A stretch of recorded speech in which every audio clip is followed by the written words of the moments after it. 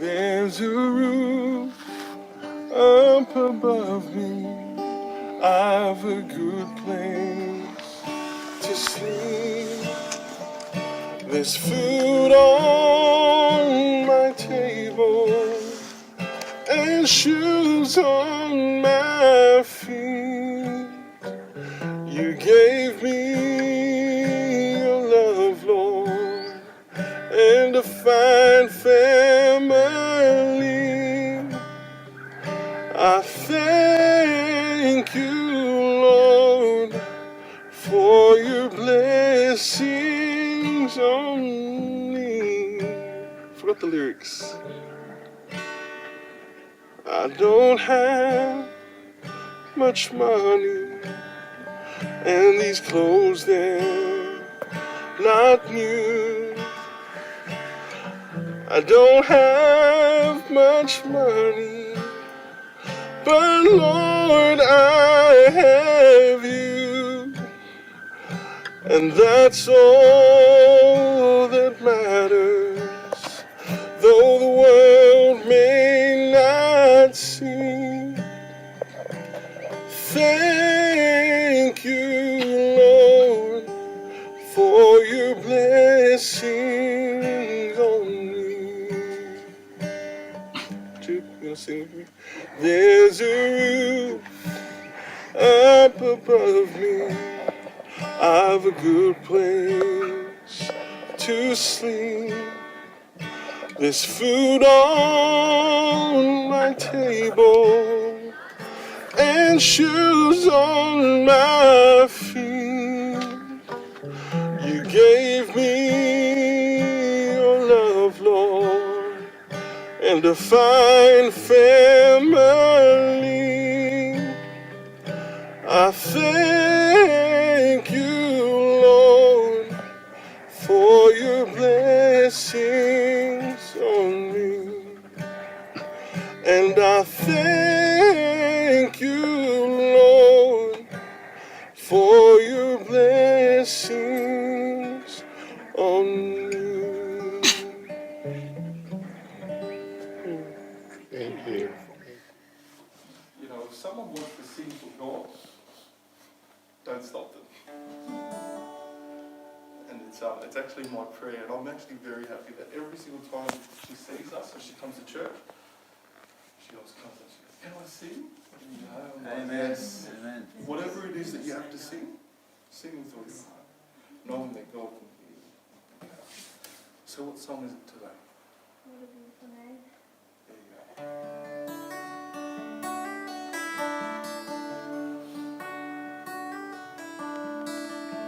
You are the word of the beginning, one with God, the Most High.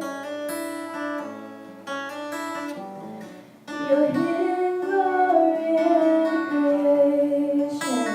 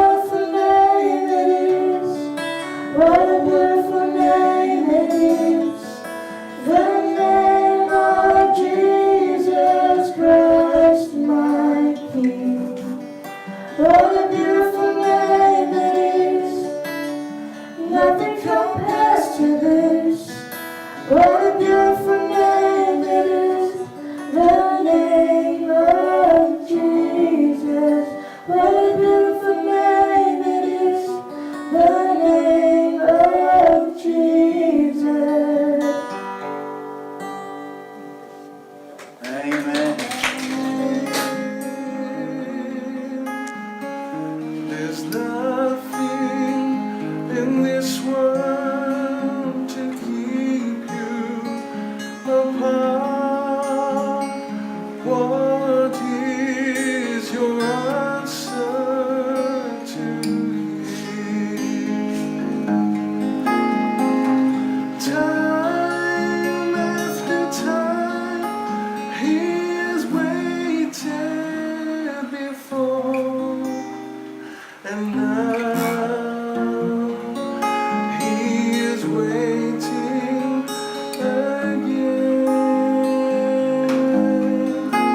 to see if you're willing to open the door.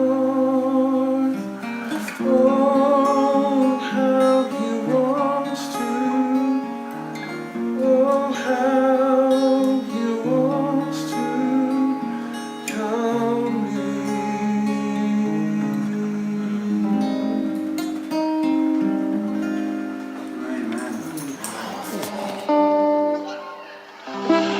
They called him Jesus.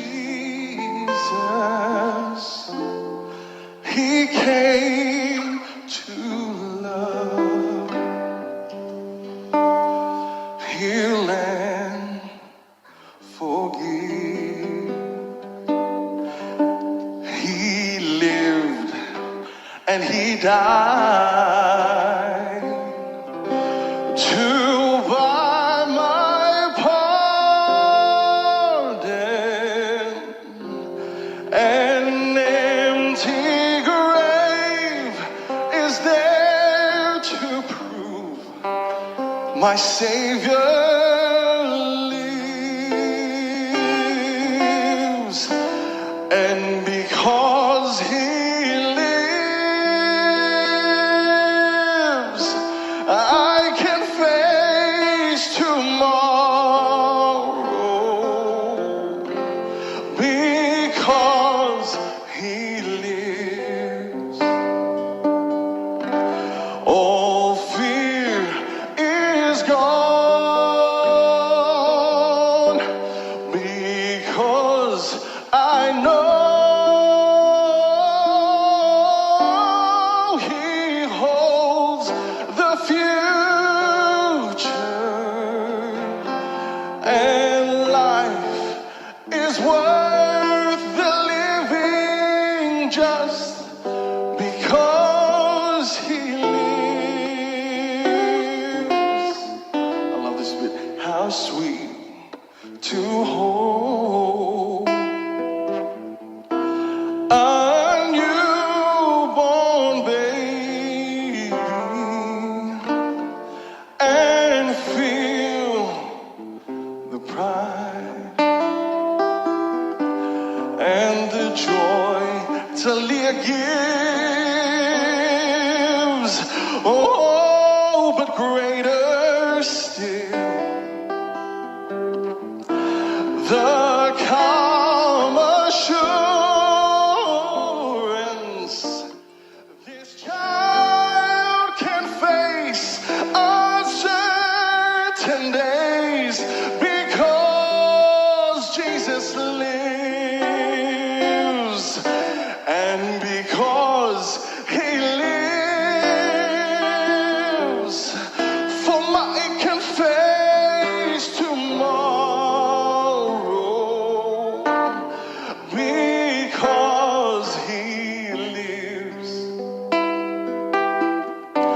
all my fears are gone, and because we know he holds the future, and life is worth the living just because he lives, and life is worth the living just because he lives.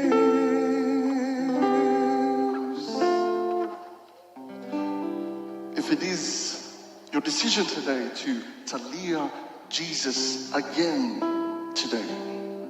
Stand with me.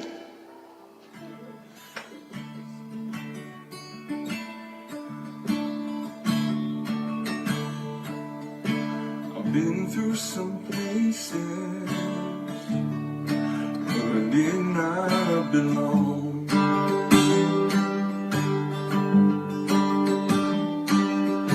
I've been through some valleys where I almost lost my soul.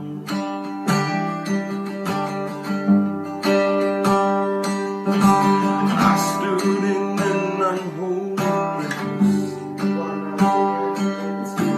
triumph for failure.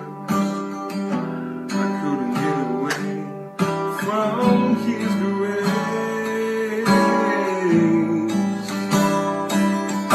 His love is amazing. He won't let me go.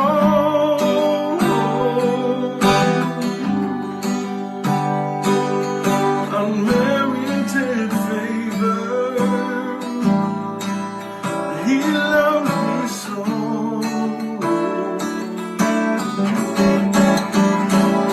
Well, I fall to fail and I feel like giving in. He said, lay your burdens on me, I'll bear it again.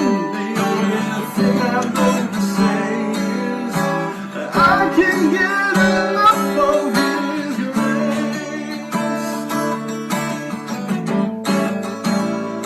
Well, I fall to fail and I feel like giving in. He said, lay your burdens on me, I'll bear it again. The only thing I've got to say is that I can get enough of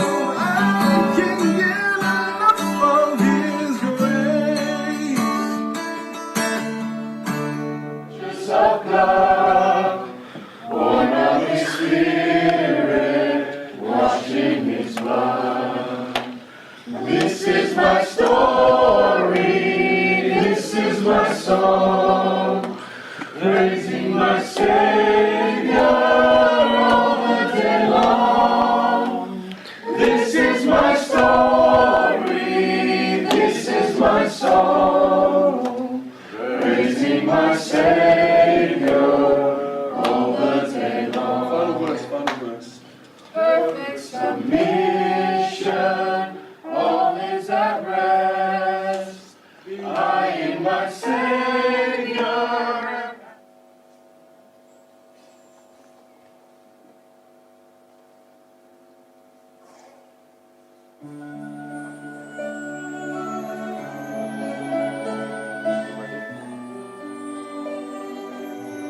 Here we go. Can we all please stand?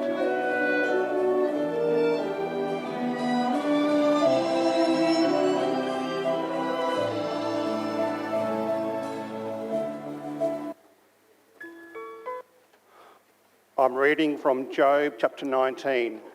Oh, that my words were written.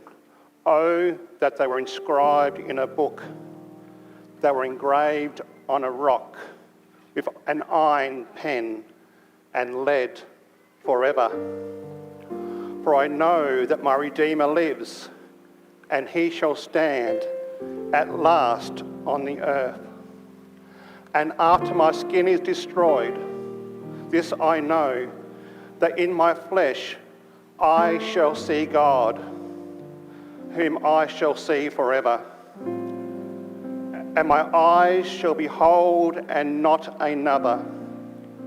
How my heart yearns within me. I'm also reading from Corinthians.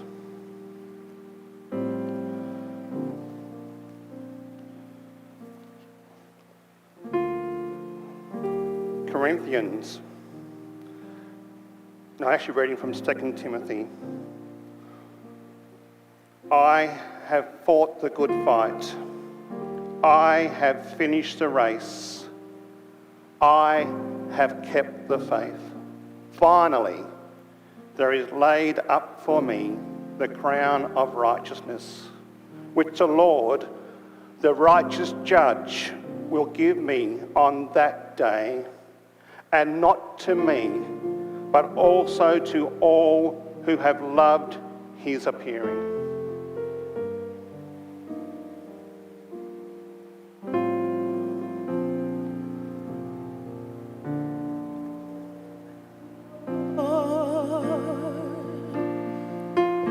For your mercy never fails me. All my days I've been held in your hands. From the moment that I wake up until I lay my head, oh, I will sing of the goodness of God.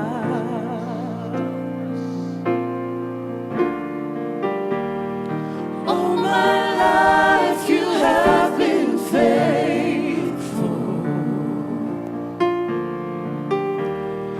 All my life you have been so, so good.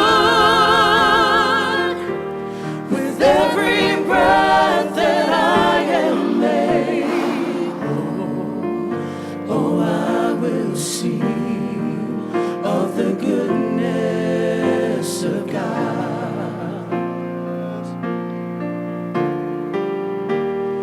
All my life you have been faithful. All my life you have been so, so good. With every breath that I am able, oh, I will sing of the goodness of God. Oh, I will sing of the goodness of God.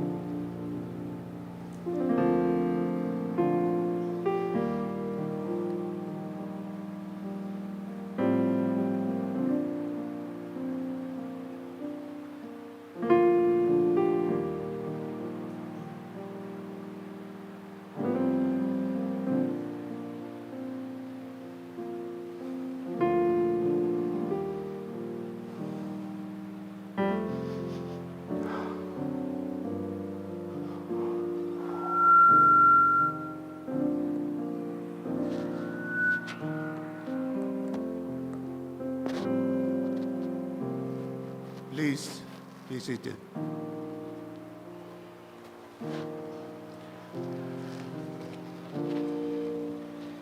Ladies, I ask, please, mobile phone silent. Hand over.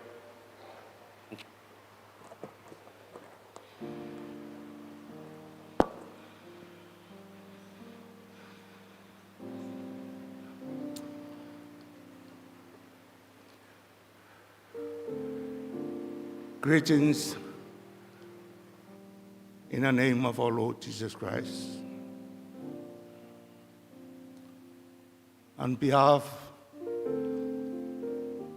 Pastor Jalai or Reverend Jalai and his good lady, Maf Tangamua, and our families,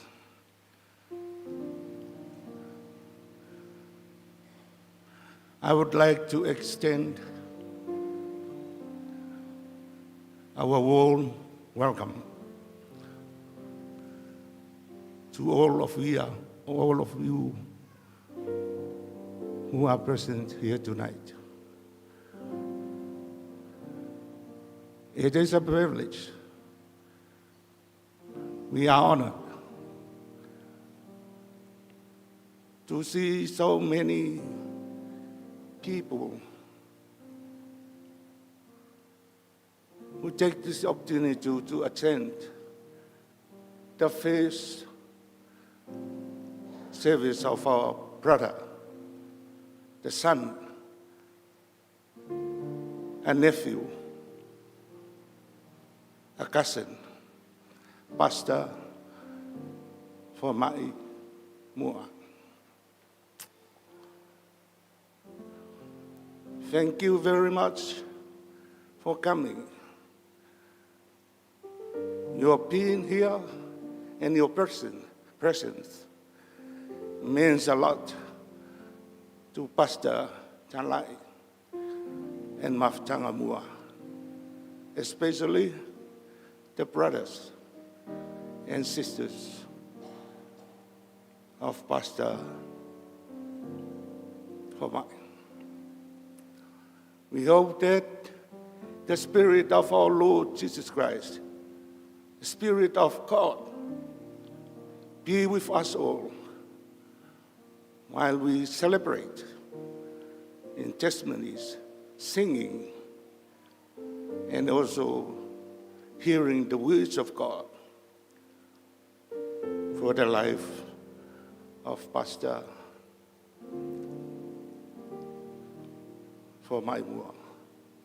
Once again, thank you very much for coming tonight. Now is the time for all those who have gifts.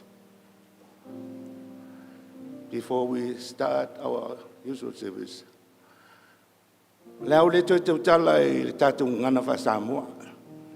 O upa ia mau mamalu. O to whē fōi Samoa o posto ele nei asu. E mawhai o na whai e stala le whewhea. Ai au te teletono. Tā sin whaftinga o aleanga ele nei ainga. A whai o le whewhea ui tū lai. E whawheiloa I le ngangana whawhewhea au. Fia mai tala mai au. Maualunga le nei aso. Le aso. Ma le atali I vane ma malu sunga I le lifa fia au. I loutou a fia mai ma le tala mai au. Ia alofa le nganga pa ia o le tātou li o Isu Kiriso. Tātou maua whātasi le nganga o le file mu. Ao tātou tapua I le nei fia whaftei tele. Whaftei tele. O le o mai o lo tino. O le o mai le o lo walofa. Le aval no le nei ia po teu funga la au. Po pale. Ia wale. Le pusa po le sao. Sunga le rife fea. Alo whalo ala.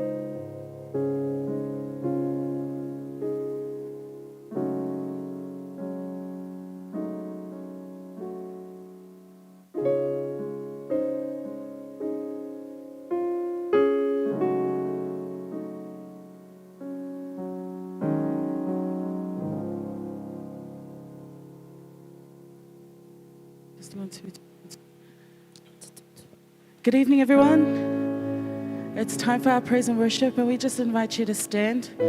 As we all know, Fomai was a man of song who loved to sing, loved to praise his God, and we just want to worship God this evening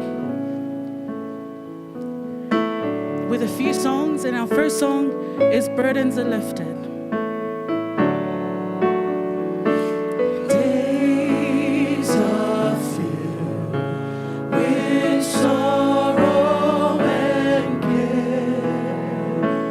Hearts are lonely and drear. Burdens are lifted at Calvary. Jesus is very near. Burdens are lifted. Burdens are lifted at Calvary.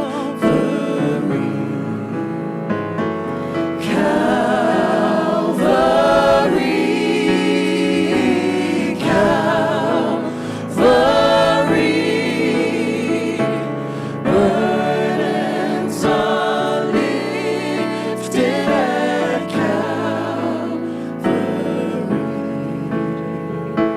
Jesus is very near. Passamos.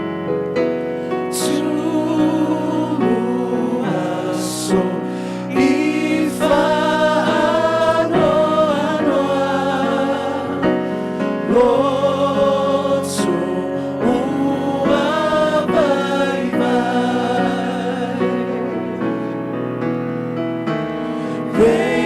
Reitayaw Yesu natin Sitia lawa vena.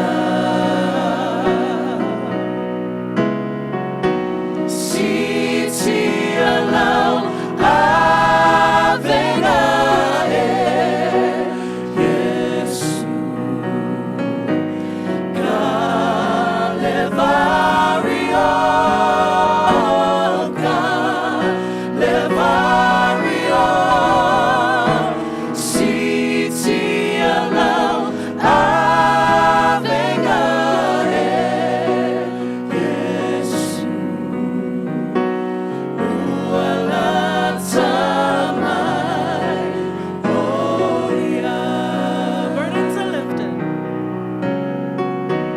Burdens are lifted at Calvary. Calvary. Calvary. Burdens are lifted at Calvary. Jesus is very near. Jesus is very near. Amen. Our next song is Old Rugged Cross.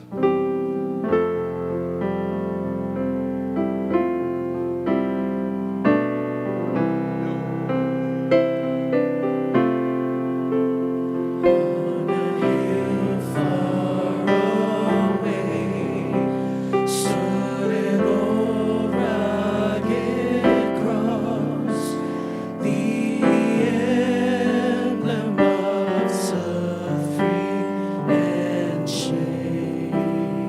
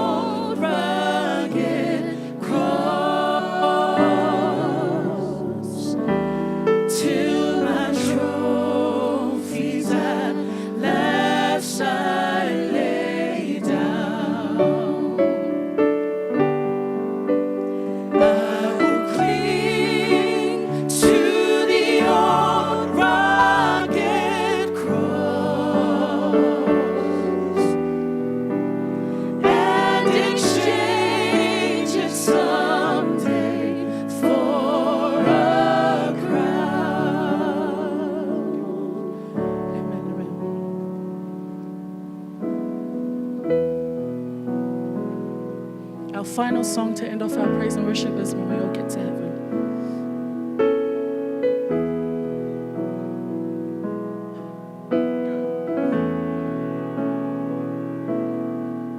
When we all get to heaven, what a day of rejoicing that will be. When we all see Jesus, we will sing and shout the victory. When we all get to heaven, what a day of rejoicing that will be. When we all see Jesus, we will sing and shout the victory. One more time, church. When we all get to heaven, what a day of rejoicing that will be. When we all see Jesus, we will sing and shout the victory. Amen. You may be seated.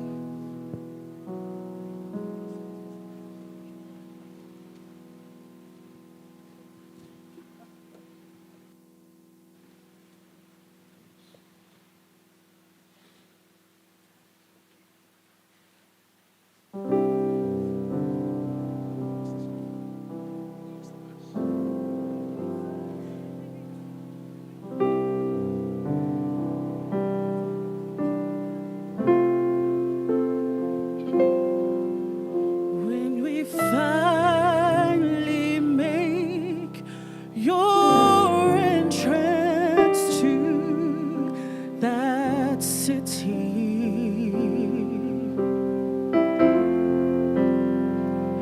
of jasper walls and bright gold avenues.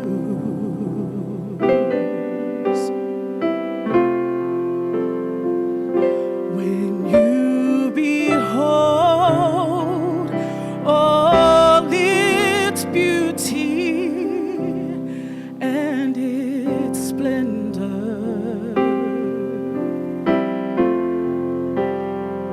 remember there's just one request I make of you.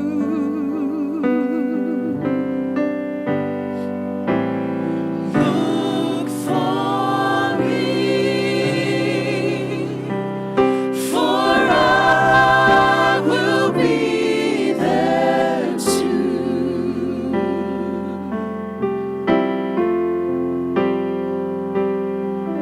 I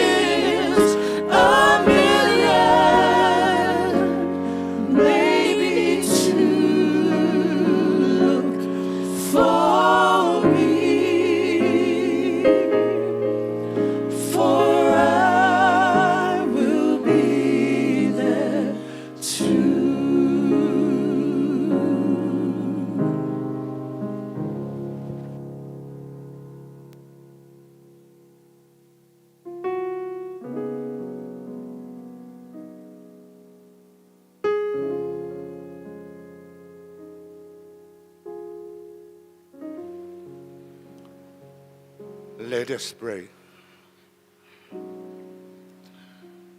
O God, the Lord of life, the conqueror of death, the help in every time of trouble, who does not willingly grieve or inflict the children of men. Comfort us who mourn and give us grace.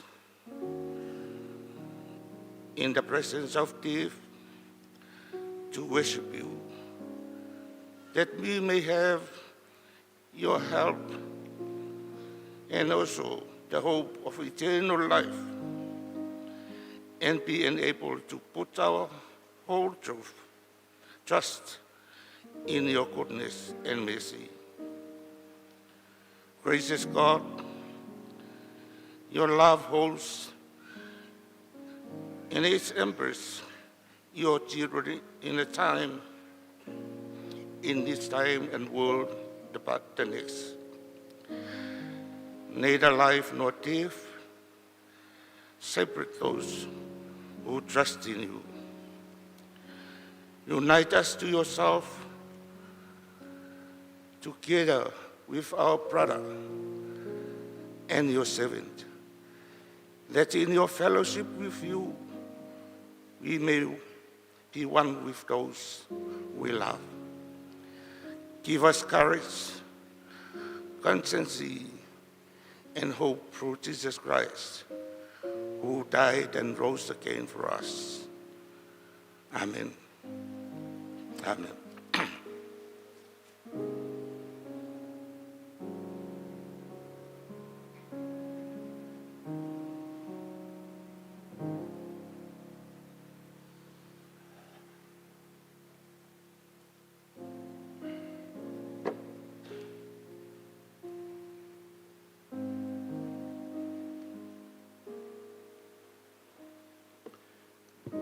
Good afternoon, everyone.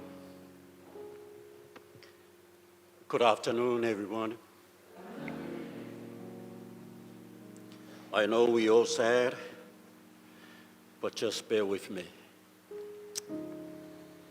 I've been chosen to preach the Word of God, and I'm so glad that they put this section before all the testimonies coming.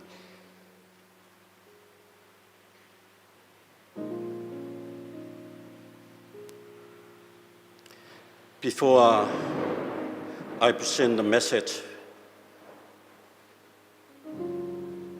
for all of us this afternoon, I just want to introduce myself. My name is Pastor Fenica, as you look at your program. I am the cousin of Pastor Talai Mohr. So Pastor Fomai is my nephew.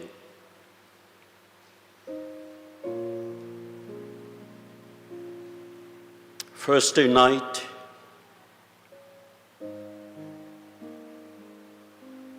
my wife came in my office.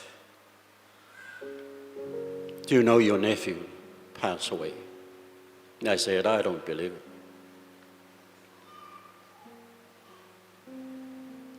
Early in the morning on Friday, he was on Facebook all over the world. Then I am sure that my nephew is gone. It hurt, so painful.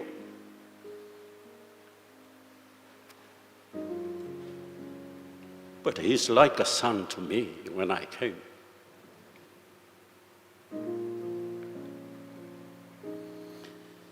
Anyway,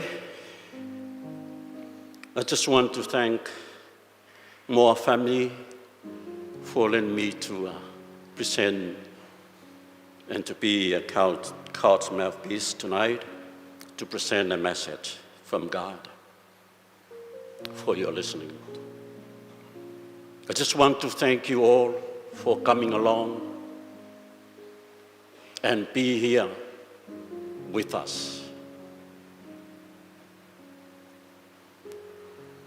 I didn't talk to Pastor, the one who read the passage in front when we walk in. We didn't contact each other about what I'm going to use this time. But it came to my shock, he read Job 19, where my sermon is based on. My dear family, my nephew can't hear me anymore. He won't hear this message, but I'm going to preach to you. And all of Fomai's family, this is a message for us. It's called, It is well with my soul. I quote this from that hymnal, a favorite song for every church, wrote by a man who lost 5 children. And yet, he turned around and said, it is well with my soul.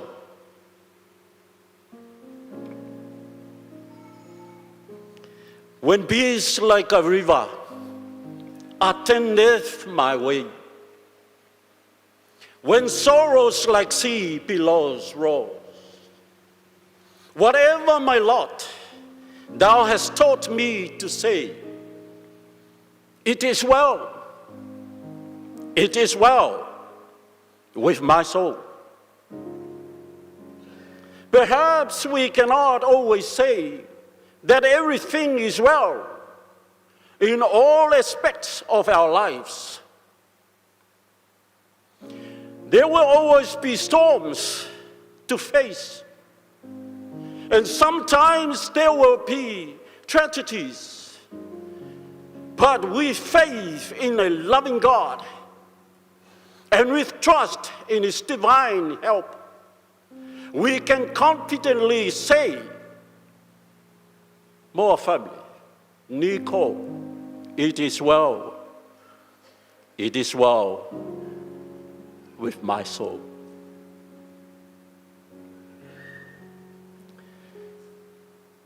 Our main text is found in the book of Job, chapter 7, verse 20. He asked 3 questions to God. The first question, God, if I have sinned, what have I done to you? You who see everything we do. A second question, why have you made me your target? A third question, have I become a burden to you? My dear friends, I emphasize the second question. God, why have you made me a target? A target is a round point hanging on a tree where all the arrows are struck to it. We are a target.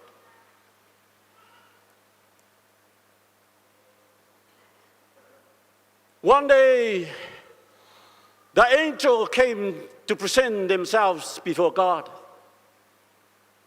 And Satan also came with them. The Lord said to Satan, where have you come from? Then the Lord said to Satan, have you ever considered my servant Job? There is no one on earth like him. He is blameless. He is upright. He is a man who fears God. And he never done evil in his life. Satan said to God, "Does Job fear God for nothing? Have you not put a hedge around him, a fence protecting around him and his household and everything he has? You have blessed the work of his hand, and that his flocks and herds are spread throughout the land. But now, stretch out your hand, God, and strike everything he has. He will surely curse you to your face." And God said, "Satan, go do whatever you want in your power. Go and do. But there's one thing, don't touch my servant. Don't you ever lay hand on him."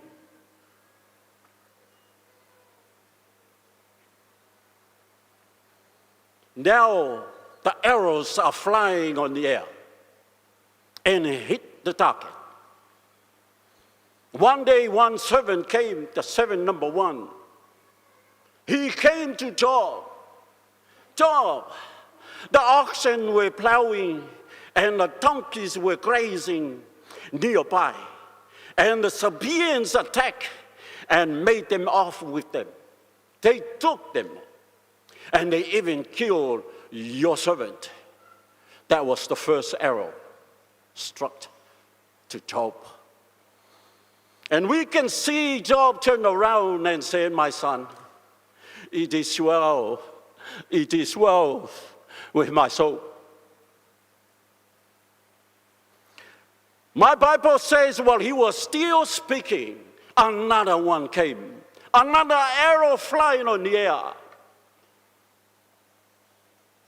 came to the target. Job says, "Job, the fire fall from heaven, burn all the ships and all the servants, only myself survive to tell you." Job turned around, touched his shoulder.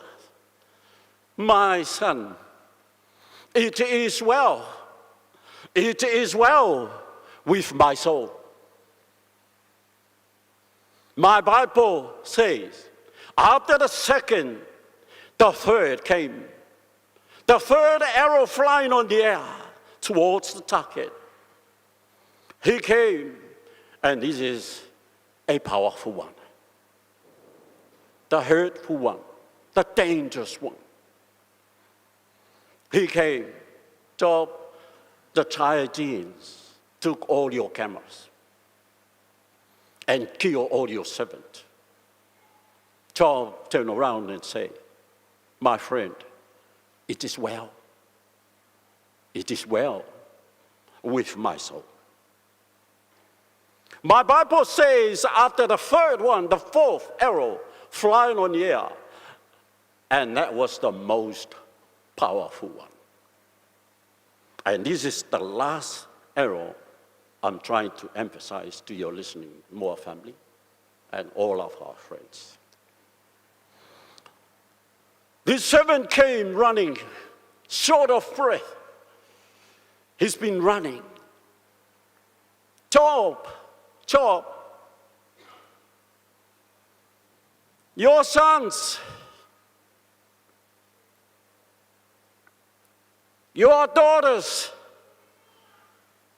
were feasting and drinking at their oldest brother in his house. All of a sudden, a mighty and a strong and storm or wind swept in from the desert and struck the four corners of their house. It collapsed on them. Job, it fell on them. Job, it fell on them. He was trying to find a way to tell Job what is happening to the 7 sons and the 3 daughters. What happened to my sons and my daughters? Job, they were all dead. They were all gone.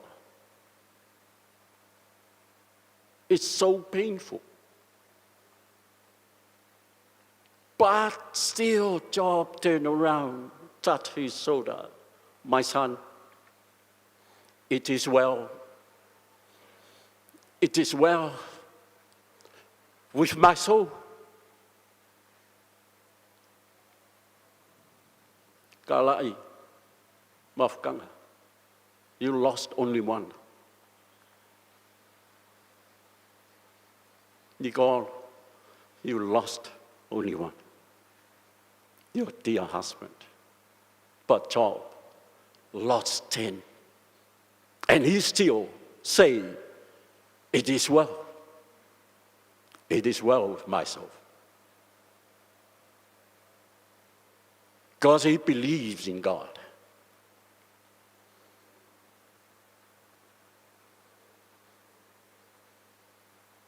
You know, Job stood up,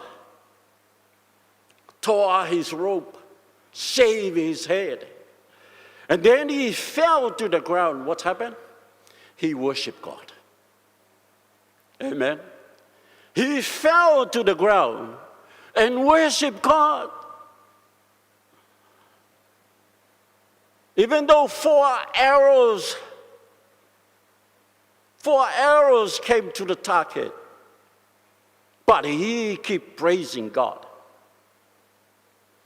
What he said?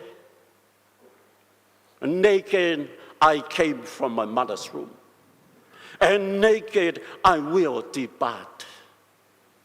That means I came with nothing.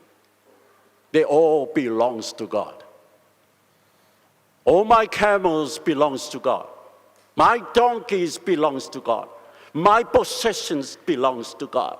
My 7 sons belongs to God. My 3 daughters belongs to God. They were given by God, and God has taken them away. Praise God.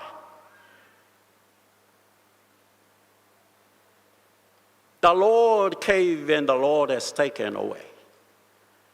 And the last line says, may the name of the Lord be praised. Let me say it again. I love this one. Job stood up. May the name of the Lord be praised. It is well. It is well with my soul. Dear friends, life can be so unpredictable.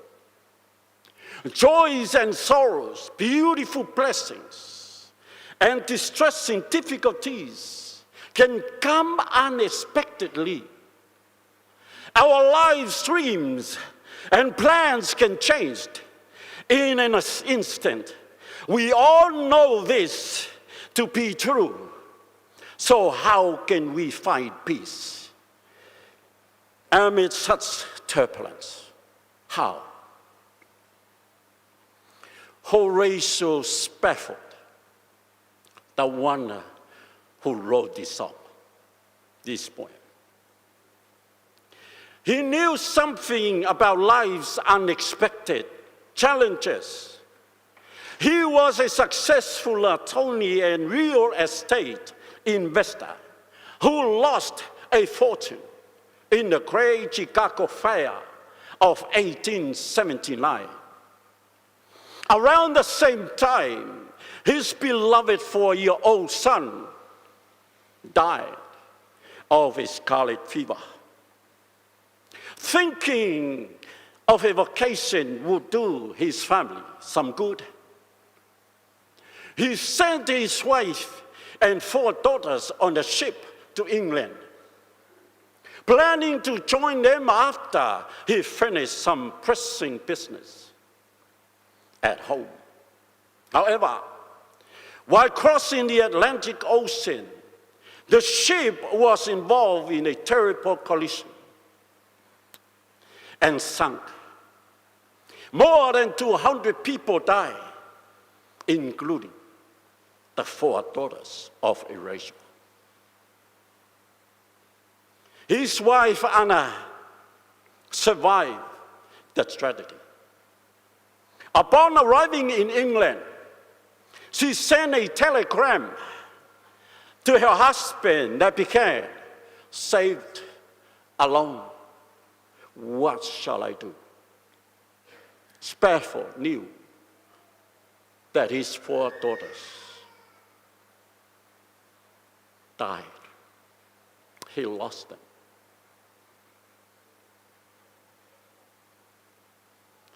Horatio immediately set sail for England. The captain of the ship, aware of the tragedy that had struck the Spafford family, summoned Horatio to tell him that they were now passing over the spot where the shipwreck had occurred. As Horatio thought about his daughters, words of comfort and hope filled his heart. He lost the business. He lost the son. Now he lost 4 daughters. And Spafford turned around and wrote these very nice words. "It is well. It is well with my soul."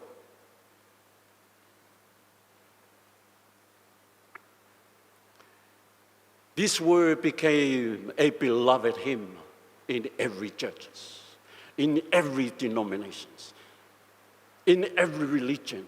They sing this same song in their church. The song goes, if I can have a piano so I can sing this song. When peace like a river attendeth my way, sing along with me. When sorrows like sea billows roll, whatever my lot, thou hast taught me to say, it is well, it is well with my soul. It is well with my soul. It is well, it is well with my soul. When Satan heard that song Job sang, he went back to God. Oh God, can you allow me to touch your servant Job? God said, you can go. All of his body is yours. But one thing, don't touch his life. Because his life is not yours. Oh friends, Satan can do whatever he can for us, to us, through us, but he cannot touch what is belonged to God. God said, you can go. Satan went out from the presence of the Lord and afflicted Job with painful sores from the soles of his feet to the ground of his head. Then Job took a piece of broken pottery and scraped himself with it as he sat among the ashes. Satan looked at Job, the target. He still turned around and said, it is well with my soul. Satan jumped in his wife and asked his wife to go and tell your husband. The wife came. Are you still maintaining your integrity? Curse God and die. And he replied, you are talking like a foolish woman. And this is the very last point I want to raise. So we accept good from God. And what about troubles? What about troubles?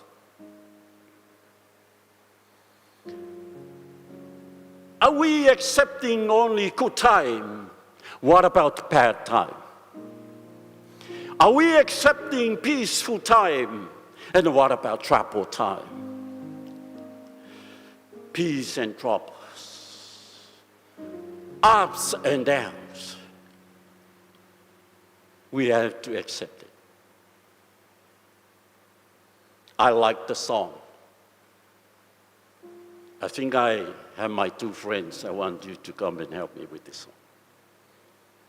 Life is easy when you are up on the mountain. You got peace of mind like you never know. Life is being changed when you down in a valley. More family, all of my relatives, friends, don't lose hope. Don't you ever lose your faith. Nicole, don't lose faith. You are not alone. God is with you.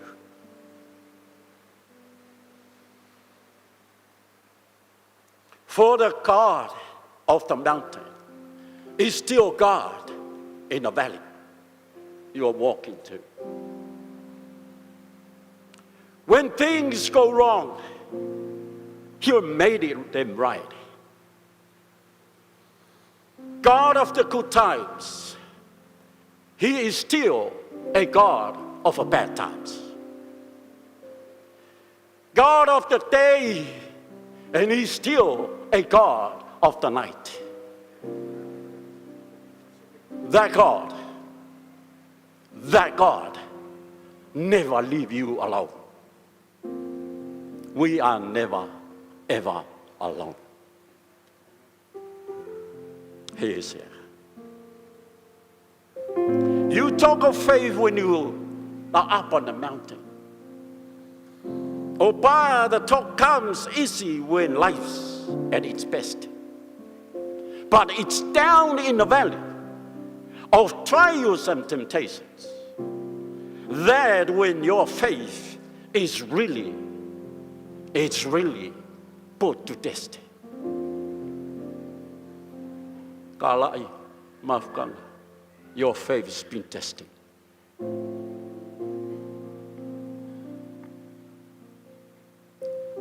You are not alone. At the same time, God testing your faith. We have God of hope, a God of living hope. He is always with us.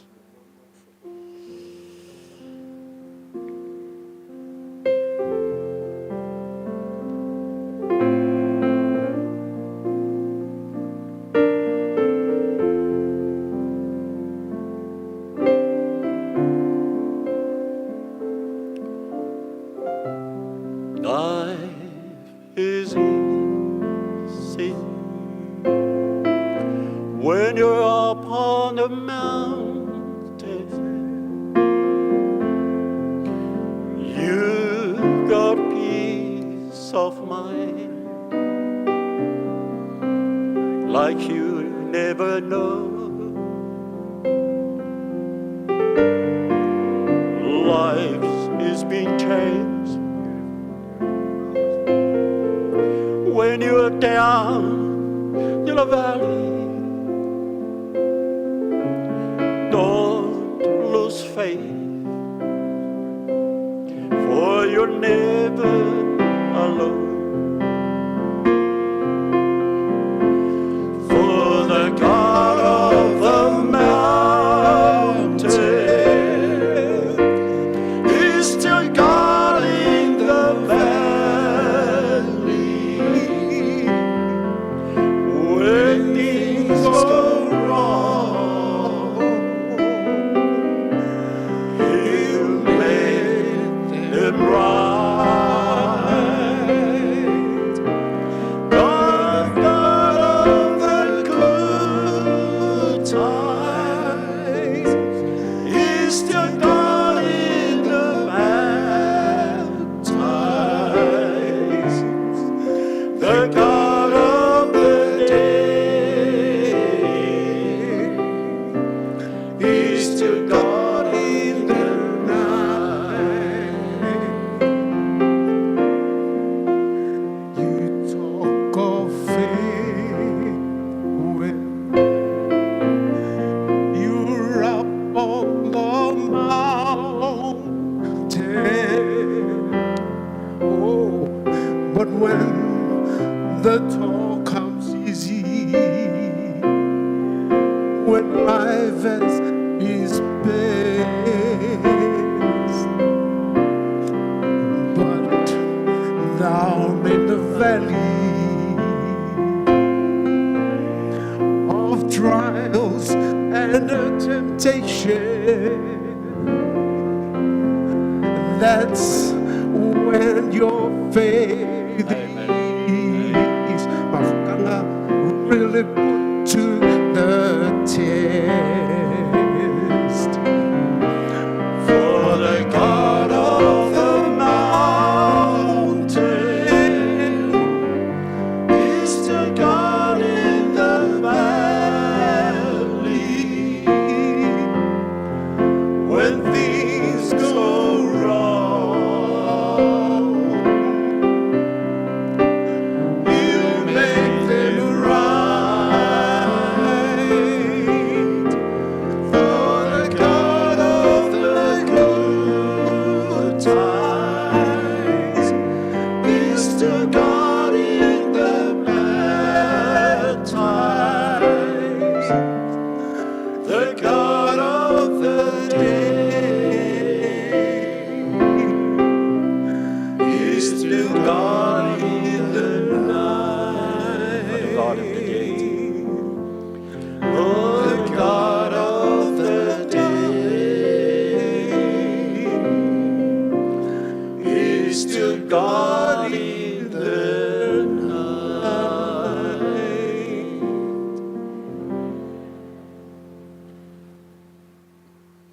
After all that,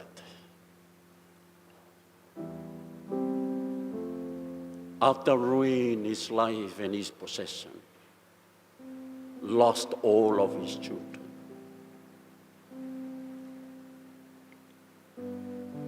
Job finally says, my Redeemer lives. My God of hope lives. My God will never leave you alone. It's God of everything. More family. Job lost 10. Horatio Spafford lost 5. And you lost only 1. Have faith in God. Put your faith in Him. And God bless you all. Thank you so much.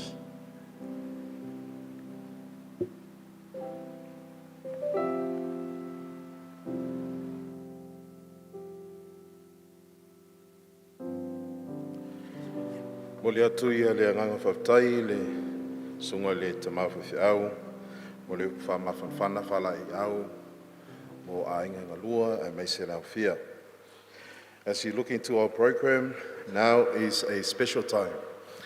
And the names that you will see next to testimonies is Pastor Patrick Mohr and Pastor Tema Mohr.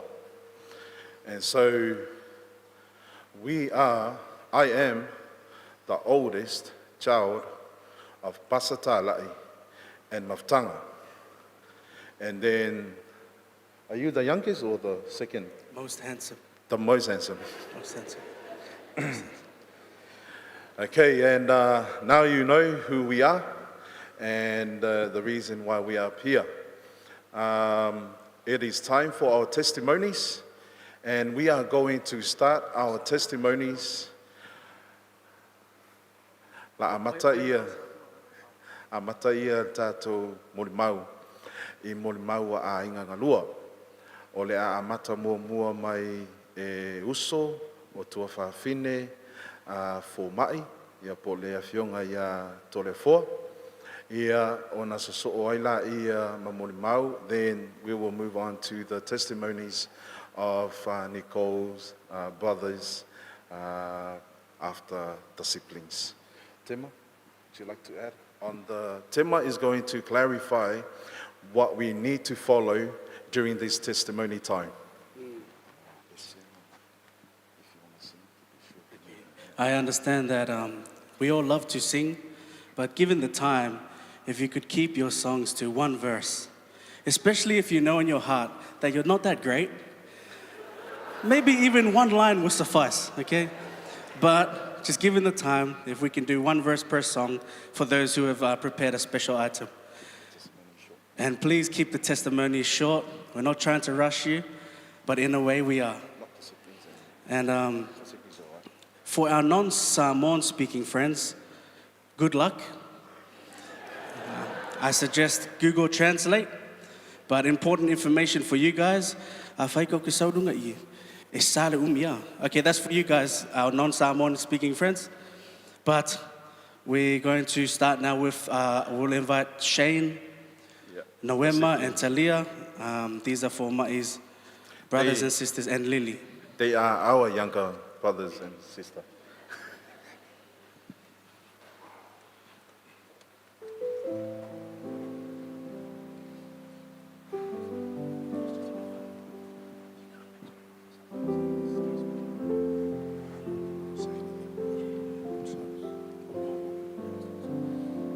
I'd like to invite our older sister, Daria, to come up as well, please. Soteria, can't run away from here. Make your way to the front.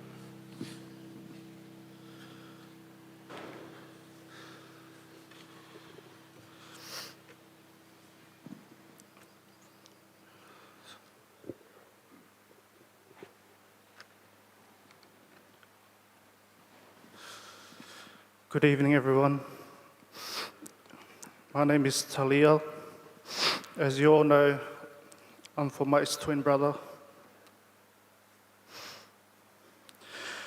Fomai is usually the speaker between us two, and I am the shy one. However, I am here today to share a bit about my twin. Fomai was the strongest, the kindest, funniest, most loving and generous person I know. He was Mama's boy and the golden child of the family. He was a man of God, a fearless man of his word, and a man who was passionate about ministry and music.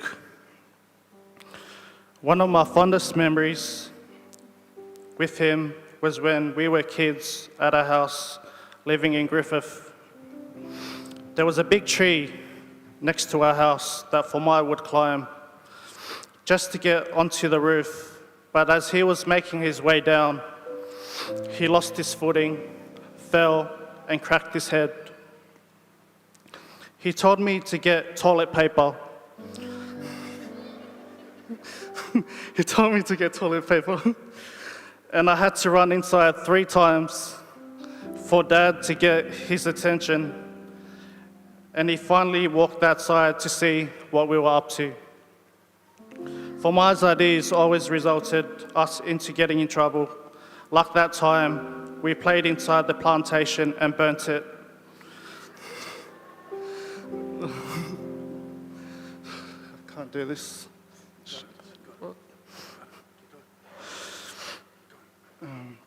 We always did things together, go out on adventures, and journeyed everywhere together. We played rugby all through our primary and high school years, and we loved rugby. He always made sure that I wasn't left out of anything, so his group of friends naturally became my group of friends. Once there was a time where he invited me to sleep over at his house, just so I could attend his boxing training sessions. Every morning and some afternoons on weekdays, he would give me his boxing gloves and training gears to hold, even though I was tired. Sometimes before I had even gotten out of bed, he would already be waiting outside in the car. That's how determined he was to become the world champion in boxing one day. He was the strongest and toughest person I know. There was no fear in him. He was very confident in everything that he did, and he gave it 100%. I know you all know one of Fomai's passion was that he loved to sing. He was a great singer, but this is a meaningful memory that me and Fomai shared, which was when I introduced him to one of my favorite Southern gospel bands called the Gaithers. We would sit down on the couch and watch a few homecoming videos and sing along and take lessons. We would practice almost every day. He would practice almost every day on his vocals, and when he's out and about, he would always sing songs in the car all the time. And I would have a list of soundtracks on my phone to back him up. My mum, and along with brother Fayumu, was his worst critic. But safe to say, they helped him discover his love for singing. To me, Fomai reminded me of Billy Graham because he was powerful and an inspirational speaker. He really knew how to capture people's attention. I witnessed firsthand how passionate and driven he was in his calling to save souls for God's kingdom. He was always being called to tough places where his strong preaching would bring love, hope, healing, and strength. I traveled with Fomai quite a lot throughout his ministry. He was so proud of me. He would tell me how helpful and supportive I was in his ministry. Everywhere he went, I followed. We would drive all across the countryside with his mentor, Pastor John Lang. 2 mighty men of God. And when I'm there, it was always a father and son moment. Fomai was a big role model to the people of Cooranbong and Gunnedah Church, and to all the areas across the Western Plains. Everyone knew about Fomai, and they always wanted to meet him. They loved his sermons and his music, and would come the next Sabbath to hear him again. He was a big man with a big heart.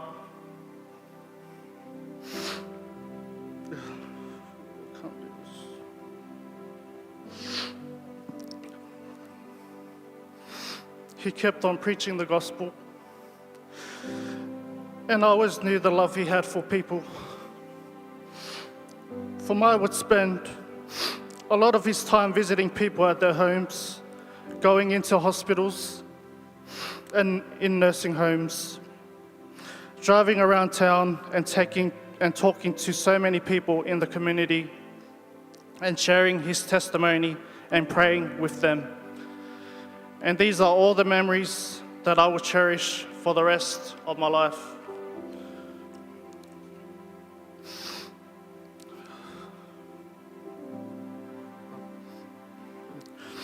All my life, he always made sure I was doing okay. He was always there for me when I needed him. He listened to me and taught me so many things.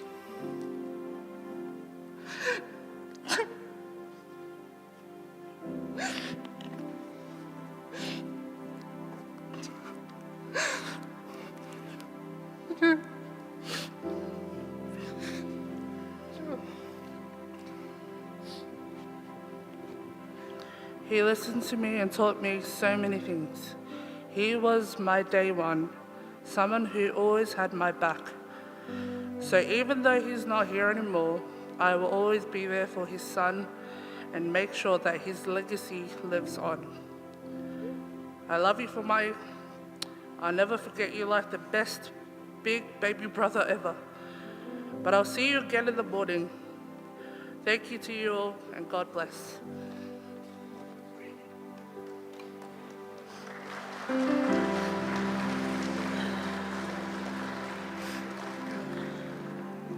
I know my brother, whenever he sees me, he'll say, God is good. All the time. I was meant to do this speech on his wedding day. But anyways, I get to say it today. First of all, I would like to thank God for his love continually throughout these hard times for my family. Where do I begin? My name is Soteria.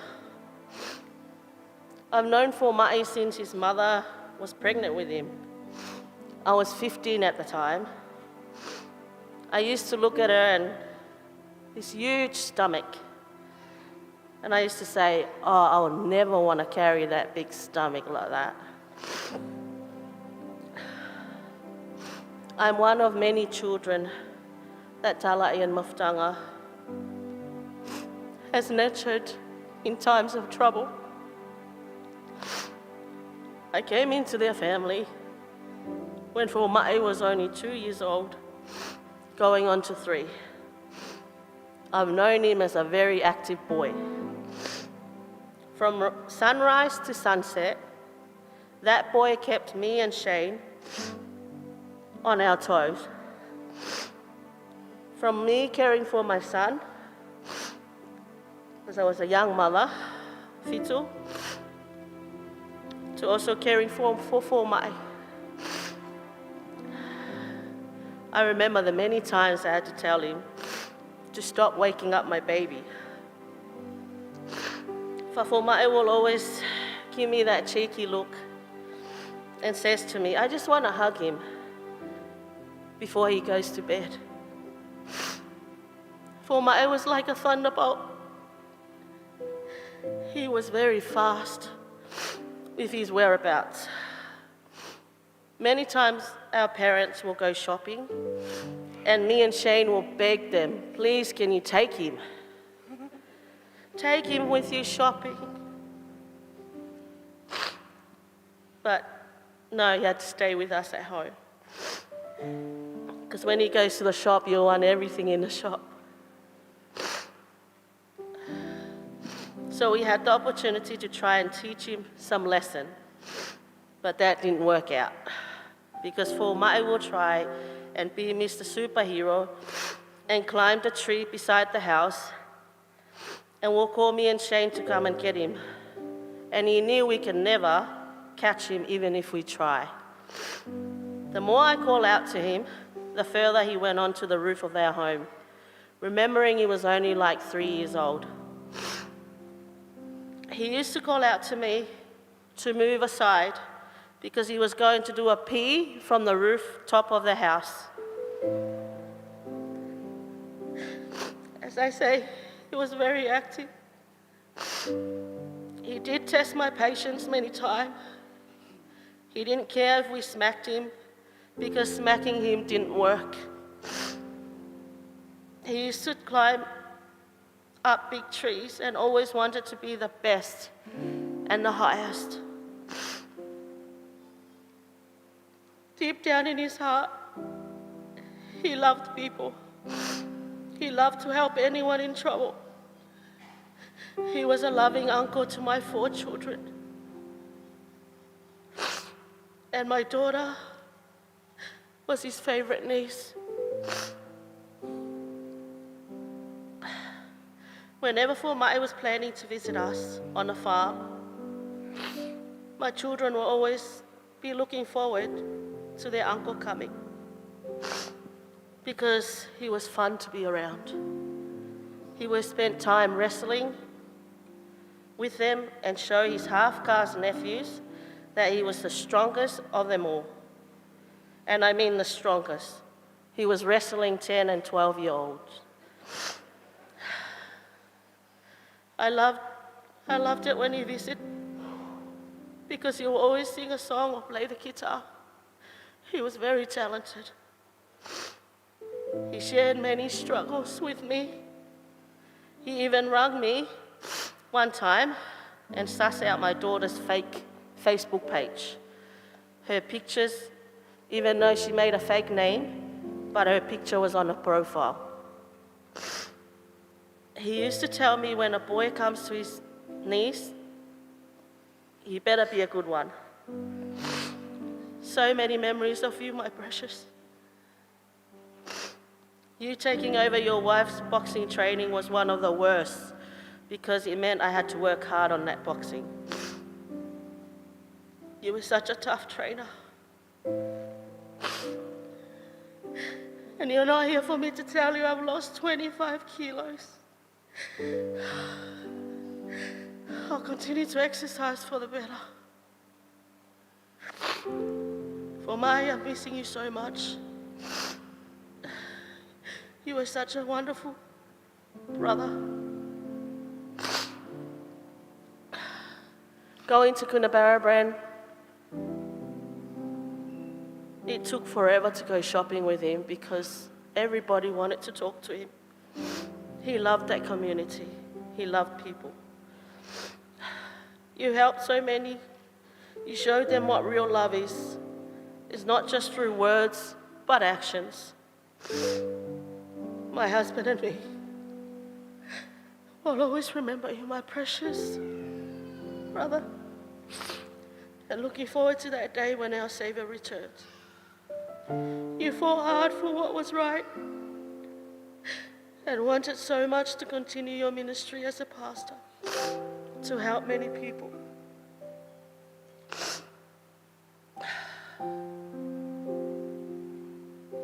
Rest in peace, my precious. I'm already missing you. I love you. Nicole, we love you and your children. We will be here for you. I know it won't be the same without your husband around, but we are here. We love you and your children. And God bless everyone. Thank you.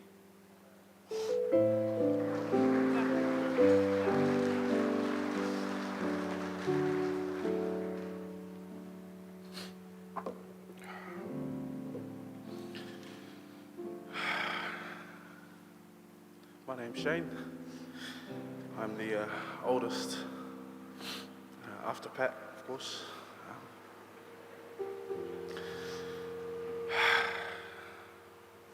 What do I say, bro? We were supposed to bury our parents, not the other way around. This man took me from some of the darkest, the most savage points of my life.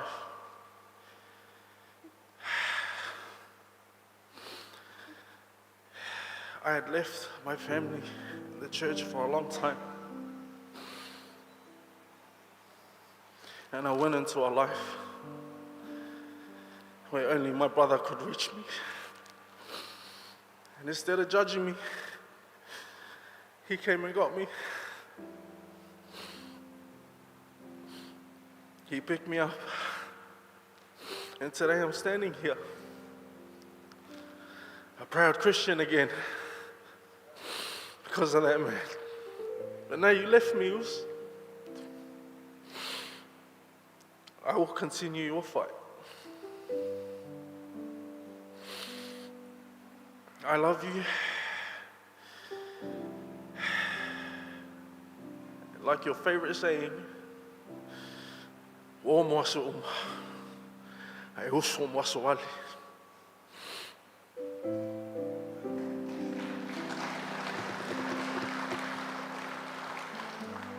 Before our youngest of the family speaks, we've got another sibling. Lucas, you want to come up? Even though you're in-law, Fomai loved you dearly, so please come on up.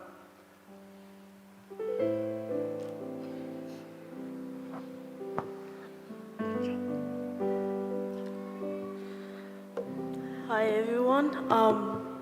As you all know, I'm Fomai's little sister, and I'm also his first daughter, as you all know. And yeah,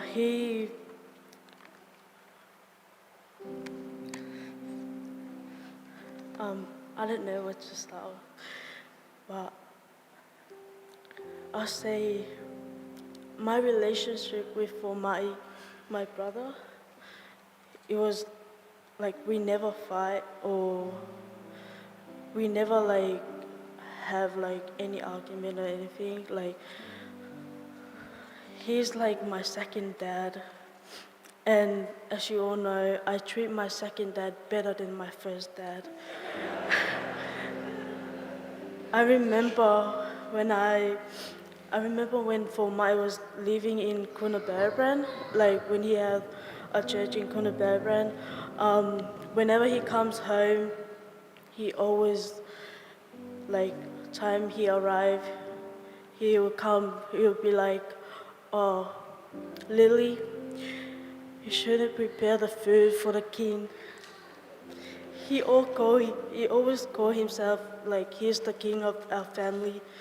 Like he always said that every time if I know that he's coming, I will always have to prepare food before he arrives home. The other thing that I remember about my brother is whenever he comes, he always like go visit people, and I always asked him a question, it's like, why you never stay home and like be with us? But he said, oh, because I have to go and visit my friends and stuff. I was like, why? And then he goes like, because people loves me and I love them too. And I was like, why people love you for? And then he goes like, because I'm handsome, I'm smart, I'm strong.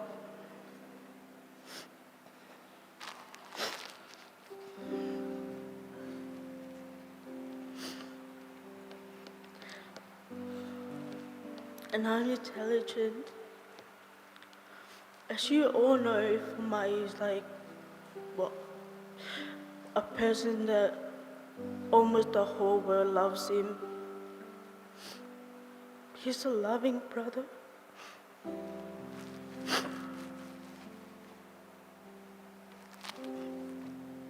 He always spoil me. Whenever he comes home, he would take me everywhere, wherever he go, and like buy me stuff.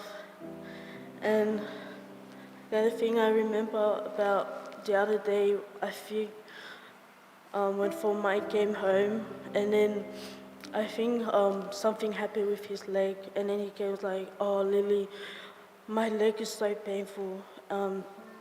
I feel like if you massage it, it will get better. And then I went and massaged his leg, and then I thought it was like only one leg.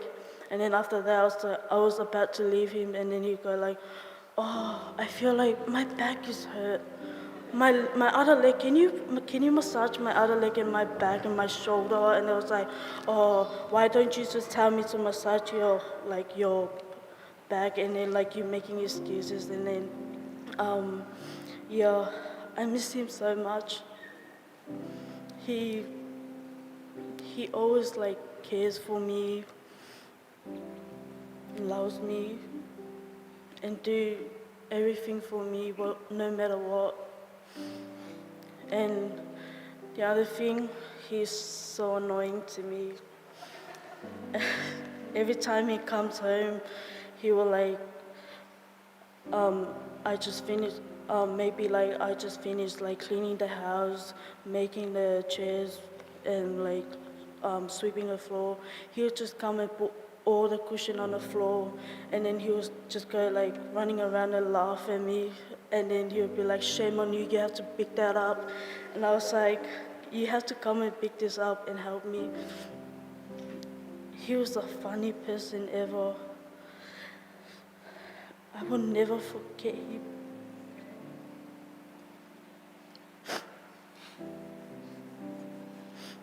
I love you, Fomai.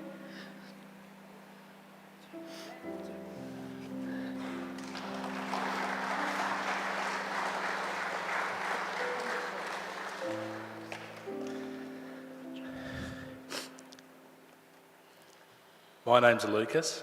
I didn't actually prepare anything right now, but memories go back a long way. More recent years, I remember the long talks on the phone.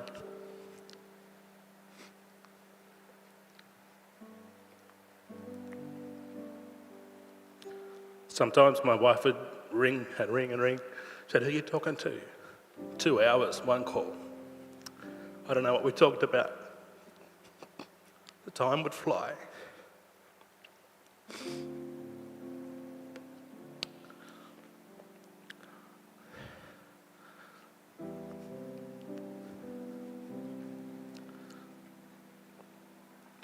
Sometimes it'd be just to go for a drive so he could rest.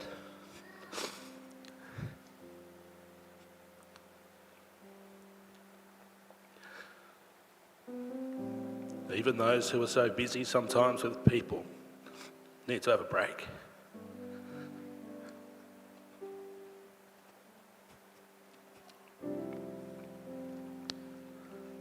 Let's remember the best part of his example in his life and serve others. Latu. Tamilma.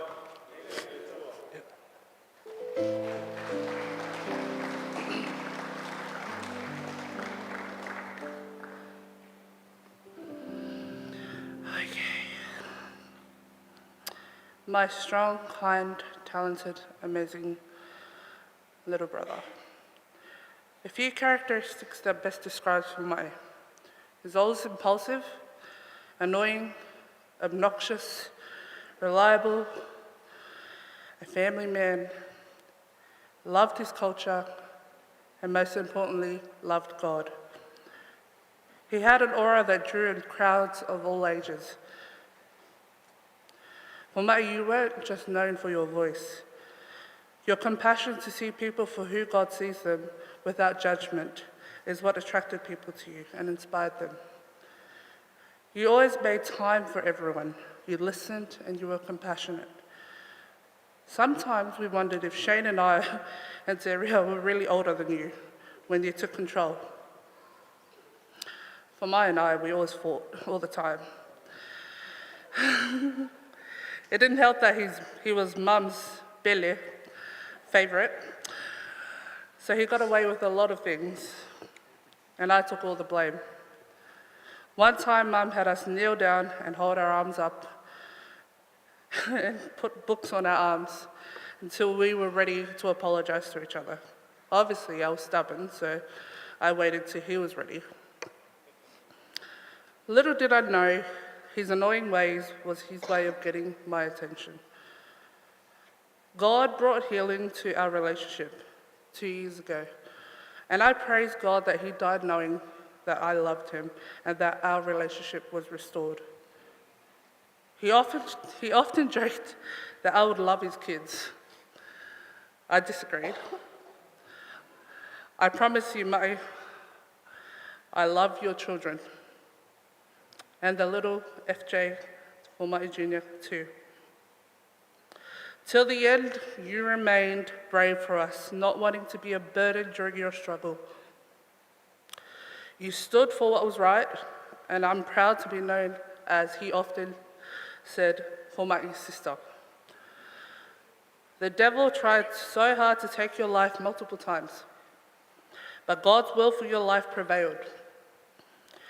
You were called and ordained to serve and minister. Someone said to me, it is not fair. Jesus understands. Jesus loves Fomai.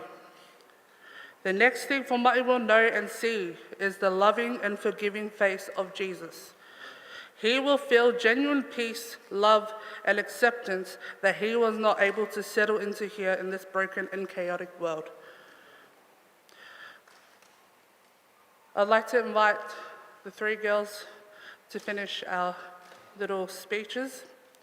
And while they come up, I just want to finish my speech.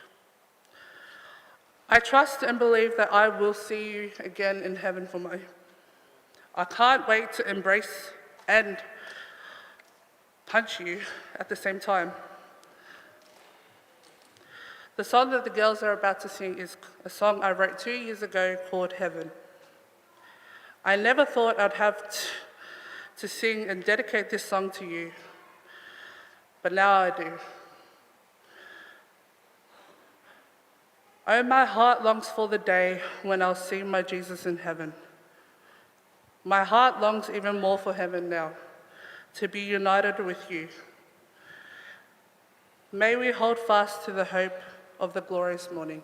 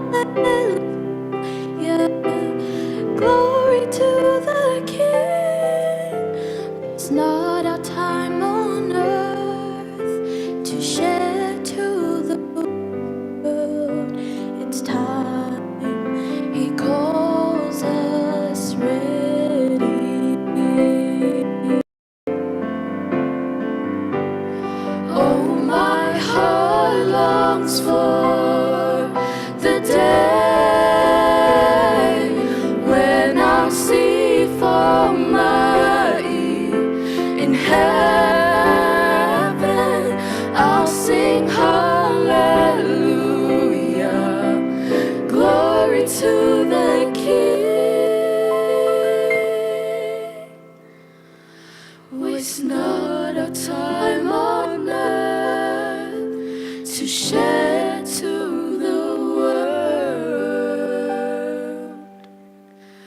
It's time He calls us ready.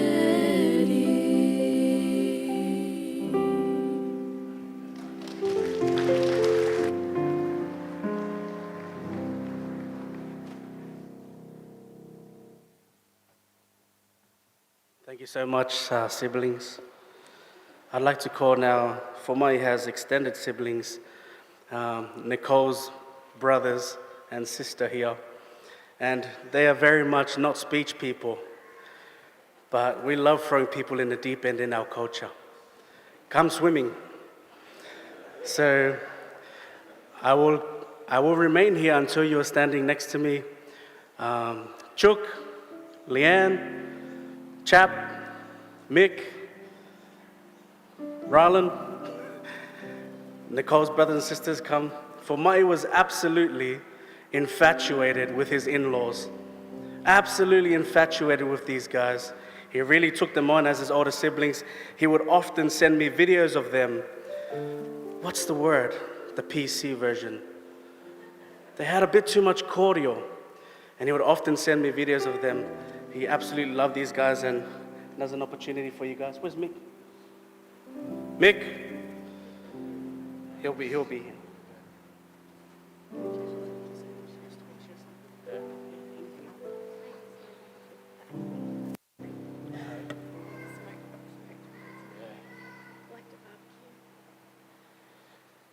Yeah, we shared many smoke and barbecues together. And yeah, we actually around the Cooranbong region.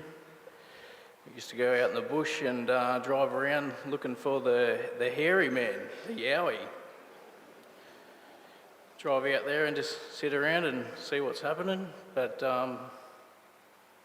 yeah, and I was a boxing man myself, and we used to talk for hours about boxing and sweating it out in the gym. So yeah, it was good.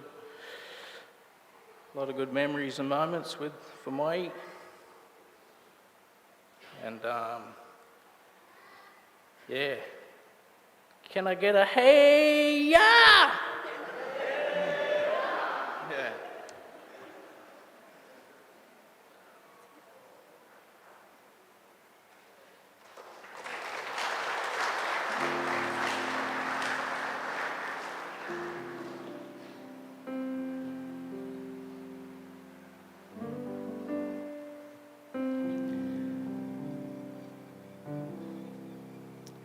Well, I'm Casey and I'm Nicole's cousin, all the way from Cooranbong, but she's more like a sister to me. And I couldn't let this pass without saying how it hurts us to see Nicole so hurt.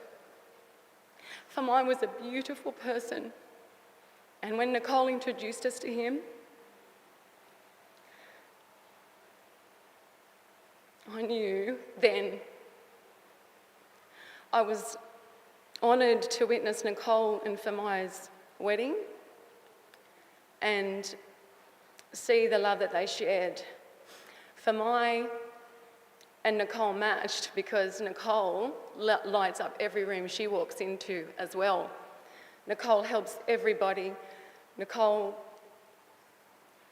just loves everybody, just as Fomai does. And did. And I've never seen Nicole love anybody like she loved Fomai. So I just wanted to say that. And Fomai, we will be here for Nicole and Harlan, Layla, and Jake, and this beautiful new little boy that's coming into the world. And we'll always be here.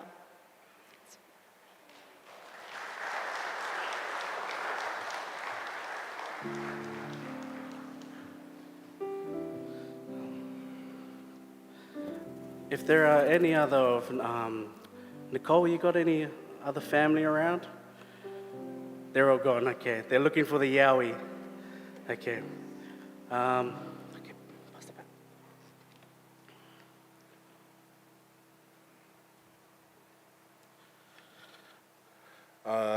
Lily. My next visit, I expect my food to be ready, because I'll be your next king. All right, now it's time for the families. And we are going to do it like this. The mom's family first. So Auntie Maftanga, aunties, uncles, cousins from Maftanga's side. This is an opportunity for your testimonies. Mo tōmun mau. Mate mai tau mai loa ua motu ia le lainga. Ia ona mawhaa sa la veila ia wha wau ia tato po kalame. Ona musu fo I na bul fala. Ia malwhalo lava tato ainga awana I motu wha wau mai ia tato mun mau wha mun mole whaftai. A mai ai ainga o le faltua. Ona so mai lai o ainga o le sunga I le tama whawhiau ia tāla I whaftai. Thank you, family.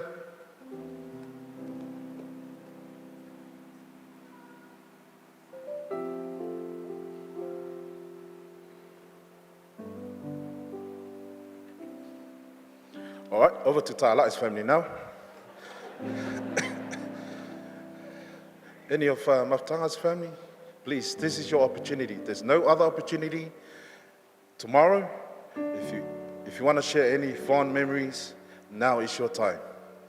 Maea ia ainga o Maftanga, so malea la ainga o le whawhiau whaftai.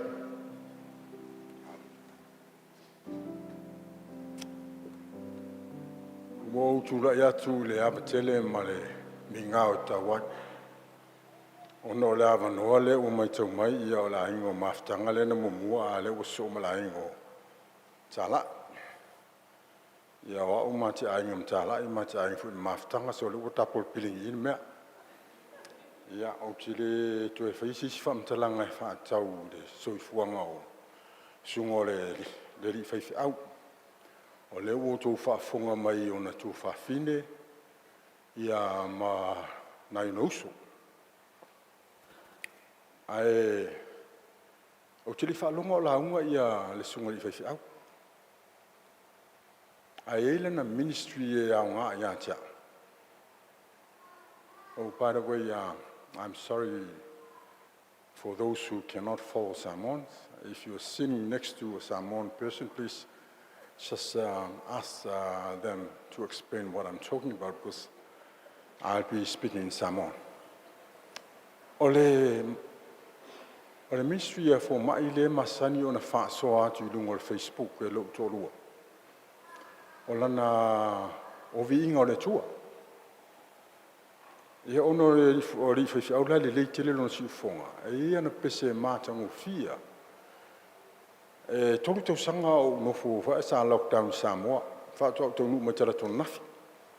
E na o sa whaptoa o te fia awai le saununga le whaiwhi au. Ia whaaftaila le lofo le tua le o tātu whailoa I lumonu a le o tua nu. I le anga le leo le tua lan whaasoa. E le pese mātango fia sa usu e Fomai. O le pese taul home. Ia o te le sua tua le anga whasi mana I te lore o le pese. Te ua toe wha le tongu le pese. A ila ma le pese le sa pese e fo ia le sunga li whaiwhi au pasta whenika. O le idu whal. Pese na e lua le lata mai na whaasoa tua le mātou ainga.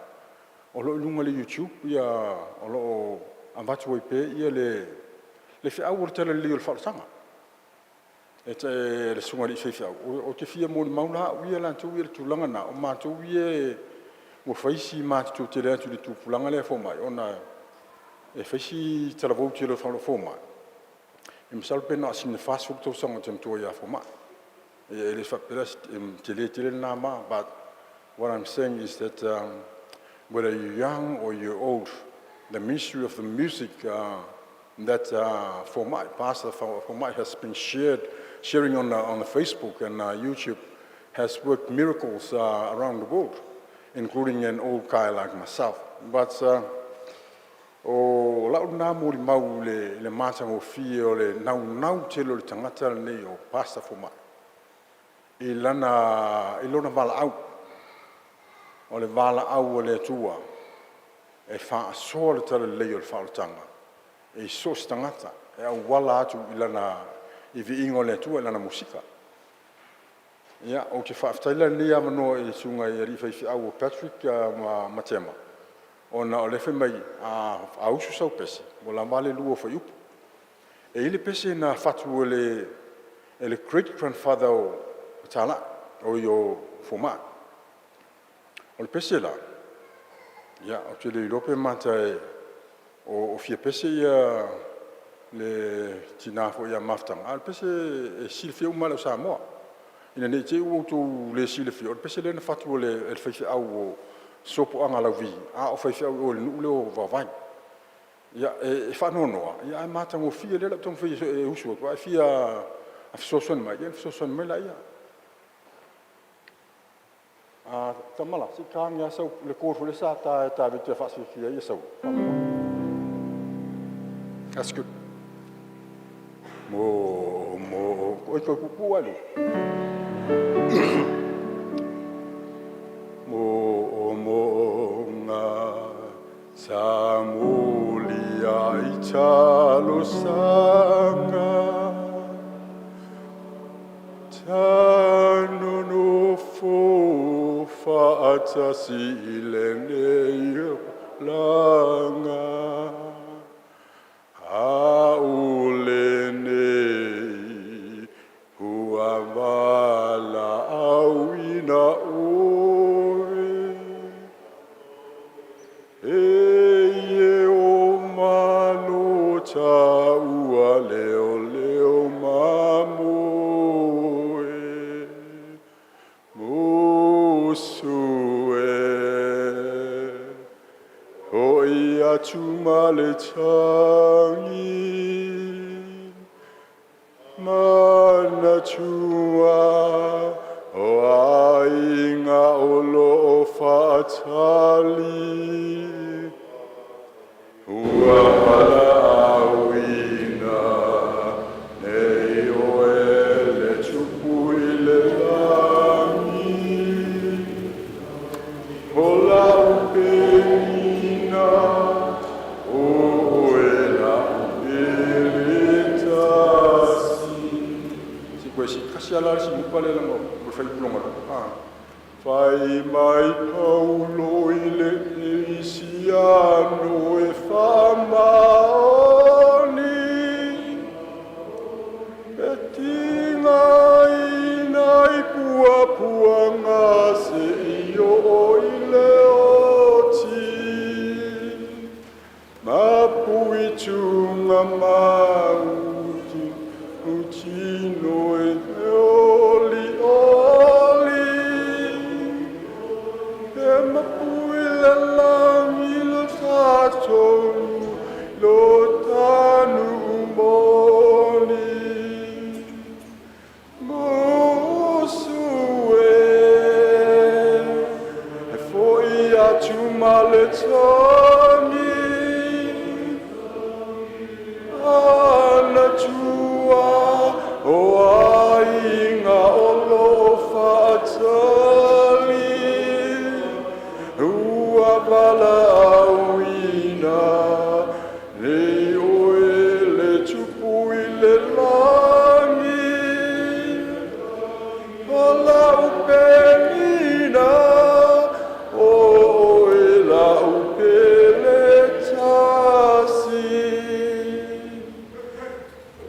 O na upui e whaumatuai la umoni pau.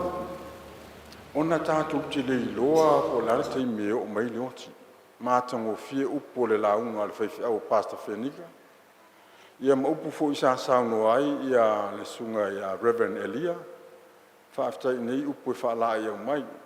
Ai tā ua lava ia temi whapene. E tofo i nai le whaatua. But sometimes it's easier said than done. Ia ai o le lofo le tua e tupu ai le whaatua. Ia wa a noa mani mea whaingata mani puapunga e le tupu lo whaatua. Ia lo whaatua e tupu pela ma. Wa le ina i me tupu mai. Ia na le tupu la ia nga ilunga le whaatua. O le upo whamtalanga apostolo no ese o Paula. O le oti o le toe fili le a tau on whaamtia. O le whamtalanga fo e a Paula le to tasi. Ai mai o lo woti o lo manuia lea. Alo wola. Wa ia ao Yesu te viso lo lima lo faola. Ia pia kon contradict nai me ia na le paual me. Tātu ta lia le fatu tua nei me uma. Tātu ki tupu le fatu tua. Tupu mai. Ia faili mele fai Abraham. Fa aftai le tua. Faili mele fai Yopu. Ia fa aftai le tua. Ia fa aftai fu ia Paulo la to ia to fa malosi me tātu me le tusi Roma. Ia o nai tala na mai Samoa. O na lafo atu ia me ia o pese ia sa o ta ua o le home ia ma le pese lea o le idiswa ia ele vai temi le o te sema a te mo kisimasi ia o fa no le temi na o level te te vai se o to room se o fa na pele ia ai to fa ai lo atu o mantu ai nga ile aso fuma lo por asuma to lo January ua malo lo le o na le tu pasta Fomai a Mohr ia ona o fa no le ia o fa ftai le tua e fa manatu mai pea e I fo te mi o tio tia ia manuia tele ia sa to e ngore ne sa ninga fa manuia le tua Pastor Talai and Sister Maftanga and family. I just continue to pray for you for the inspiration of the Holy Spirit. Ia anga le leile tua I mori mauma to e ngore ne sa ninga fa ftai mlo am no. Mo le atu ia le whaktai sunga I le ia le unwenga, ia mo le mau matango fie. Ia o lea ua whaksotai mai ia u whamole, ia o uso o mafutanga. Ia o lea wanoa tāua nei ele mawhai o nao o mai ia tau walo mawhanau. Ia o loo tu mai ia wanoa mo o tau I mātua. Ia whamole, ia uso o mafutanga. Ia o lea wanoa nei po ai lava. Ia e tāua lea wanoa.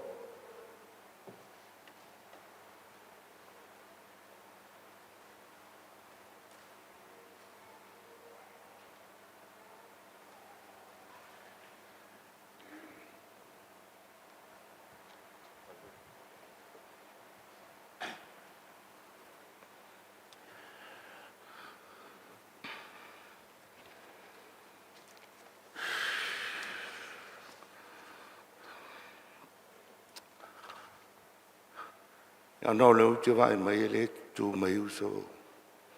O le maftia I o le vanga lea. A le I uma uso maftanga. O a ula o le brother-in-law maftanga. Le utu mai. Whai au masui o uso maftanga langa lea. Whatu tu ngta. O le Mohr sira fiel nei tapu inga. Na o tau si sila lo ingoa o au o Elia suisala. O tenga luelunga e Brisbane, ele kalesia me tis Samoa. O leva o na mauso mtala. Na ma amata mai e Griffith. E ona mta ape lo le ngaruanga. Famelo wa fine enpo. Dad, you have to speak in English. You know, everyone who comes in Talai and Maftangas, with a Samoan, they speak in English. O wala whai au Samoa, na Samoa o te launga e, mo te lanoa e. Au nofo alea o matustusi nai alofaanga mai le fionga le tua mo le uso ma le foritua ai me se foi o ainga o mo matou tala is to our family yesterday.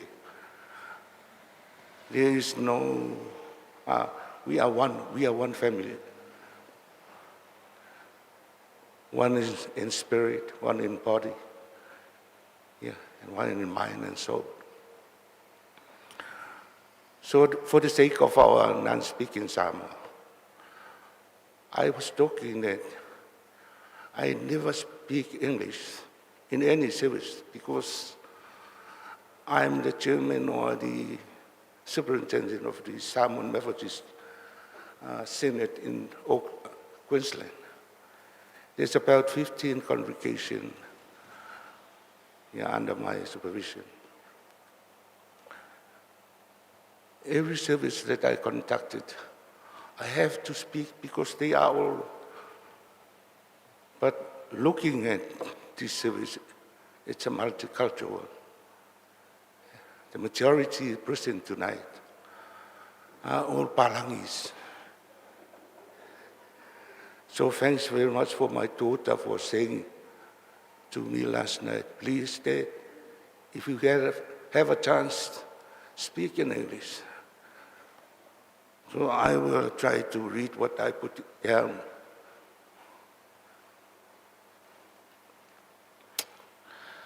I would like to read some scriptures to us. Words of comfort, encouragement, and also help.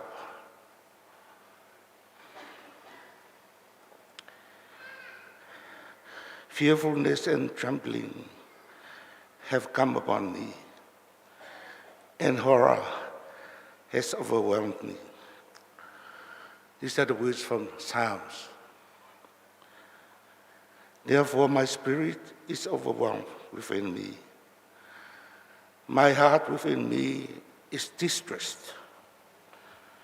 Hear my cry, O God, attend to my prayer. From the end of the earth I will cry to you. When my heart is overwhelmed, lead me to the rock that is higher than I. You have been a shelter for me, a strong tower for the enemy. Blessed be the God and Father of our Lord Jesus Christ, the Father of mercy and God of all comfort, who comforts us in all our tribulation, that we may be able to comfort those who are in any trouble with the comfort with which we ourselves are comforted by God. Today or tonight is a very difficult day for everyone in this room. It is beyond even what words could describe. We have different emotions in this room. Many probably feel sadness. Some of you even feel anger. Most of us are probably asking, why? How could it have come to this? Perhaps you are telling yourself that you could have done more, or why didn't you do more? There is a story in the New Testament of two men that died. One was a poor man, the other rich. Upon the rich man's death, he asked if he could go back to earth and tell his family about the reality of death, heaven and hell. I was thinking about Fomai.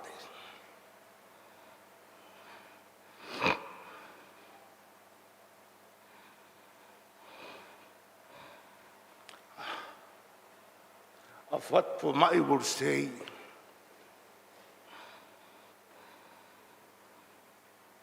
If he had a chance to come down.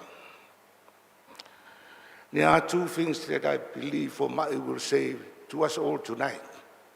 First, I'm sorry for the pain that I caused you. I'm sorry that I did not trust those that love me to help me. The second one, Fomai will say this as a word of encouragement, or as a message for us all. This is not the way out. I should have waited for God to intervene on my behalf. There's a scripture I would like to read to us tonight. Trust in the Lord with all your heart and lean not on your own understanding. In all your ways, acknowledge him, and he shall direct your path. Every person in this room carries burdens. We all have days and even weeks that don't make sense. Some of us overcome them, and some of us overcome by them. We also know that life is full of questions. Some of us find answers, and some of us have questions that forever go unanswered. We all have felt the sting of death today. Fomai reminds us of how fragile life really is. People die for many reasons. Some die because of disease in their body. Others die prematurely through accidents and natural causes. And still others die from a diseased brain. None of us knew that we would be gathering in this place today for the first service of Fomai.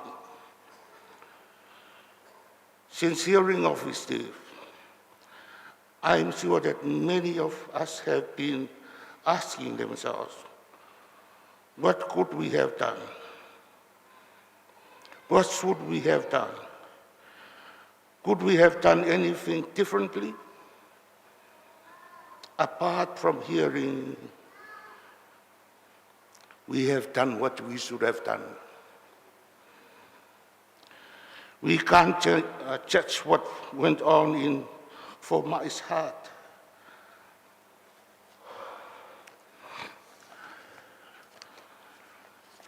I know that he had faith in it and loved God. As a boy, his parents brought him up in the things of the Lord. He received Jesus as his Savior and was filled with the Holy Spirit. He even attended the theological college. As you all know, he was graduated. His dream, his vision was he wanted to be the voice of Christ.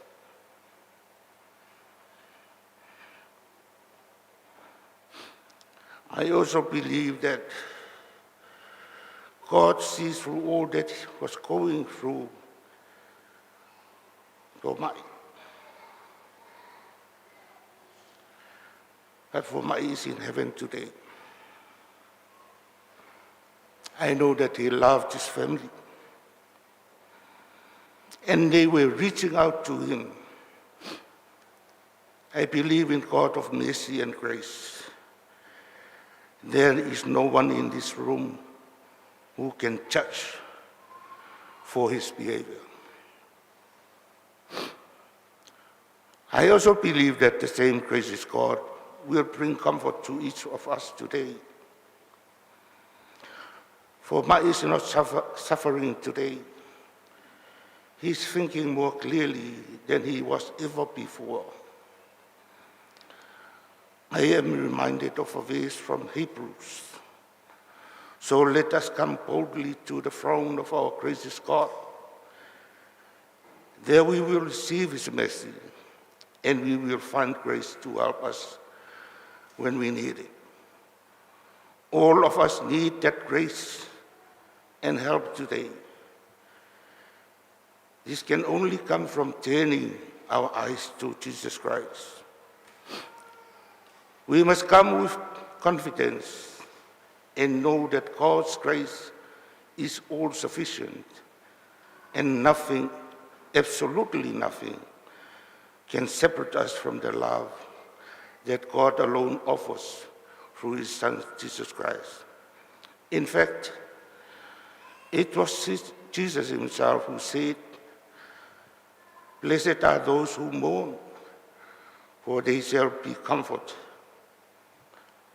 So now, there is no condemnation for those who belong to Christ Jesus.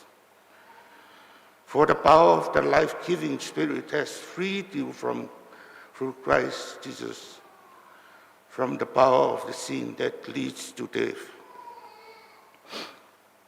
And I am convinced that nothing can ever separate us from His love. Death can't, and life can't. The angels can't, and the demons can't. Our fears for today, our worries about tomorrow, and even the powers of hell can't keep God's love away from us. Whether we are high and above the sky or in the deepest ocean, nothing in all creation will ever be able to separate us from the love of God that is revealed in Christ Jesus our Lord. And even when Fomai's days were at their toughest, when the demons or whatever of his condition came from all directions, God's love was still with him. God's love was shown through family and friends that kept reaching out to him. I believe that especially God was extending his arm through the parents, the brothers and the sisters, the wife, the family, who knew the condition of Fomai was. The same God that reached out to each one of us. All through the Bible, we see many people dealing with stress and how they handle it. David wrote, and over of being in a state of just being overwhelmed. One day, he came home to find that his wife and children had been captured and carried away. He asked God for help, and God answered his prayer, and he turned to him.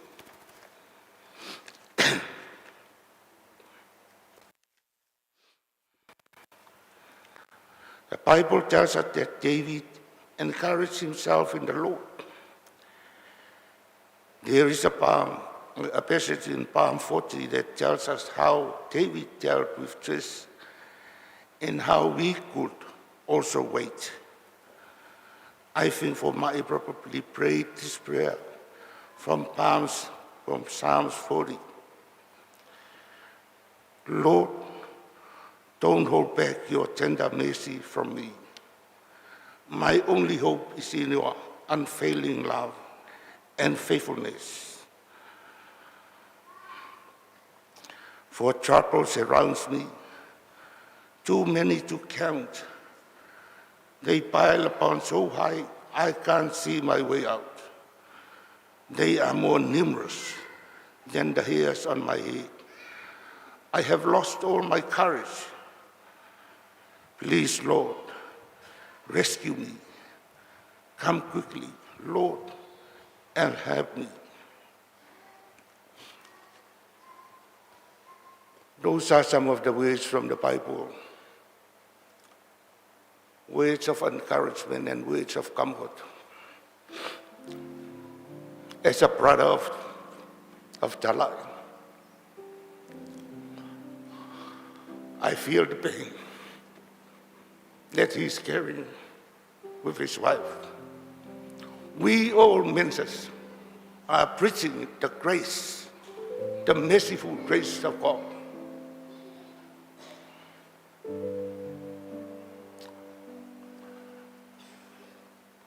God's ministry through Jesus Christ was forgiveness. Someone asked Jesus, how many times can I forgive? 7 times 7. That means unlimited. No end of forgiveness. I'm not in pain because of the way Fomai ended his life, but the way he fought his right. Where's mercy? Where's the grace? Son, pastor, you live a short life, but you left us with tremendous. The gift of God that gave you gave to us, and that will live in our life forever. Blessed journey. Pastor, I love you.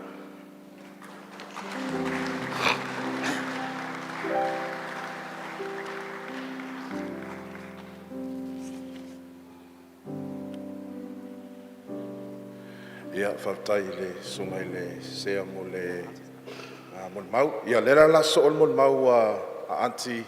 Ia, ona so malei o tausonga a Fomai, all the cousins. Right after auntie's Moimoi, then we'll move on to,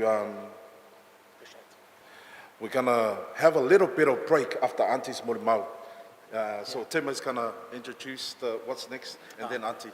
Just a heads up for the Samoan Newcastle Church, Burugu. After Auntie's finished her Moimoi, can you please get ready to come and sing your special item? So start getting ready now while Auntie is speaking. Thank you. My apology to the two guys for the opportunity. But anyway, my name's Atta. I just thank God for the courage He gave me tonight, because last night I was so emotional because of our dear nephew, Fomai. I just want to add few words, because our brother-in-law, Pastor Elia, has already said on our side.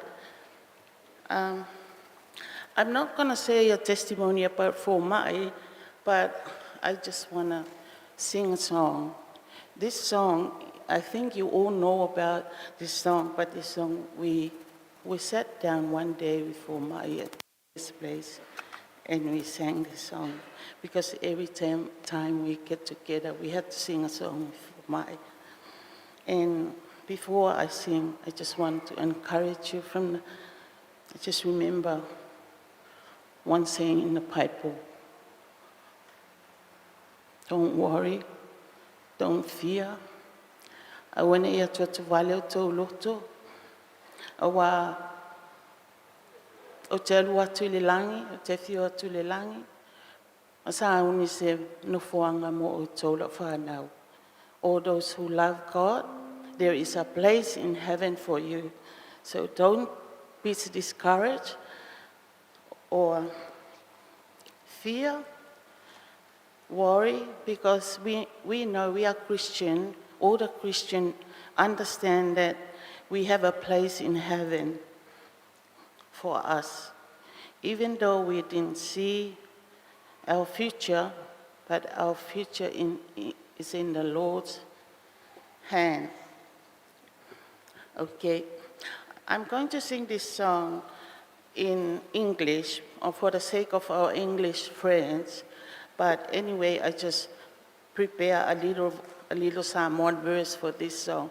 When I tried to sing this song up in Queensland, that's where I live, my kids said to me, "Oh, Mom, don't sing that song because it's too hard for us to sing." Then I say, but the Spirit of God still encouraged me to sing that song. But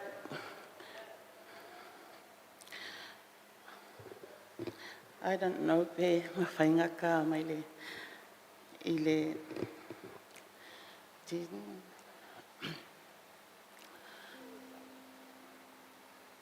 I'm sure Fomai is one of the angels in heaven.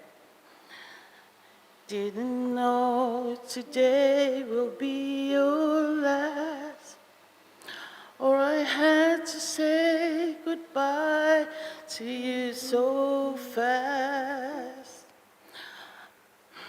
I'm so numb, I can't feel anymore. Praying that you could walk back through that door and tell me that I was only dreaming. You're not really gone as long as I believe. There will be another angel around the throne tonight. Your love lives on inside of me, and I will hold on tight. It's not my place to question, only God knows why. I'm just jealous of the angels around the throne tonight. You always made my troubles feel so small, and you were always there to catch me when I fall. In a world where heroes come and go, well, God just took the one that I know. So I hold you as close as I can, longing for the day when I see your face again.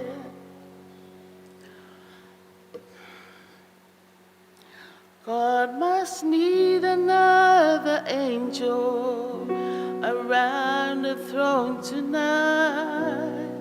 Your love lives on inside of me, and I will hold on tight. It's not my place to question, only God knows why. I'm just jealous of the angel around the throne tonight. E momo e mamanua sau malaya tia e lo taola wana se pua o ilung o maunga mai mau pe ana o iloaina lea solea lea e whaatofa mai ia ita manui alau malanga ile no foanga pe mai e fola I auro a rio ma penina o telefasilingia wana ole tu eto atasi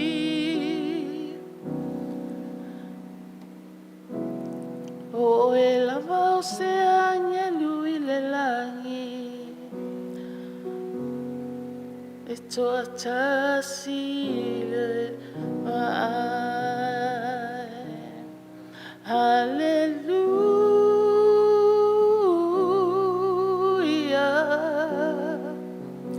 hallelujah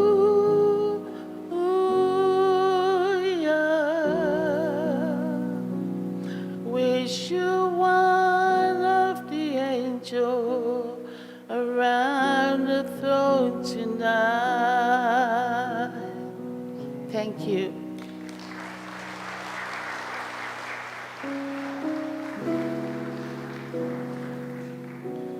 Thank you, Auntie.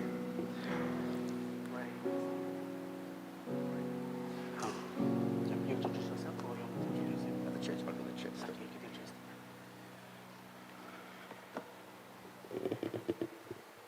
My name is Royce Waika, and I'm the head elder of Newcastle Samoan Church.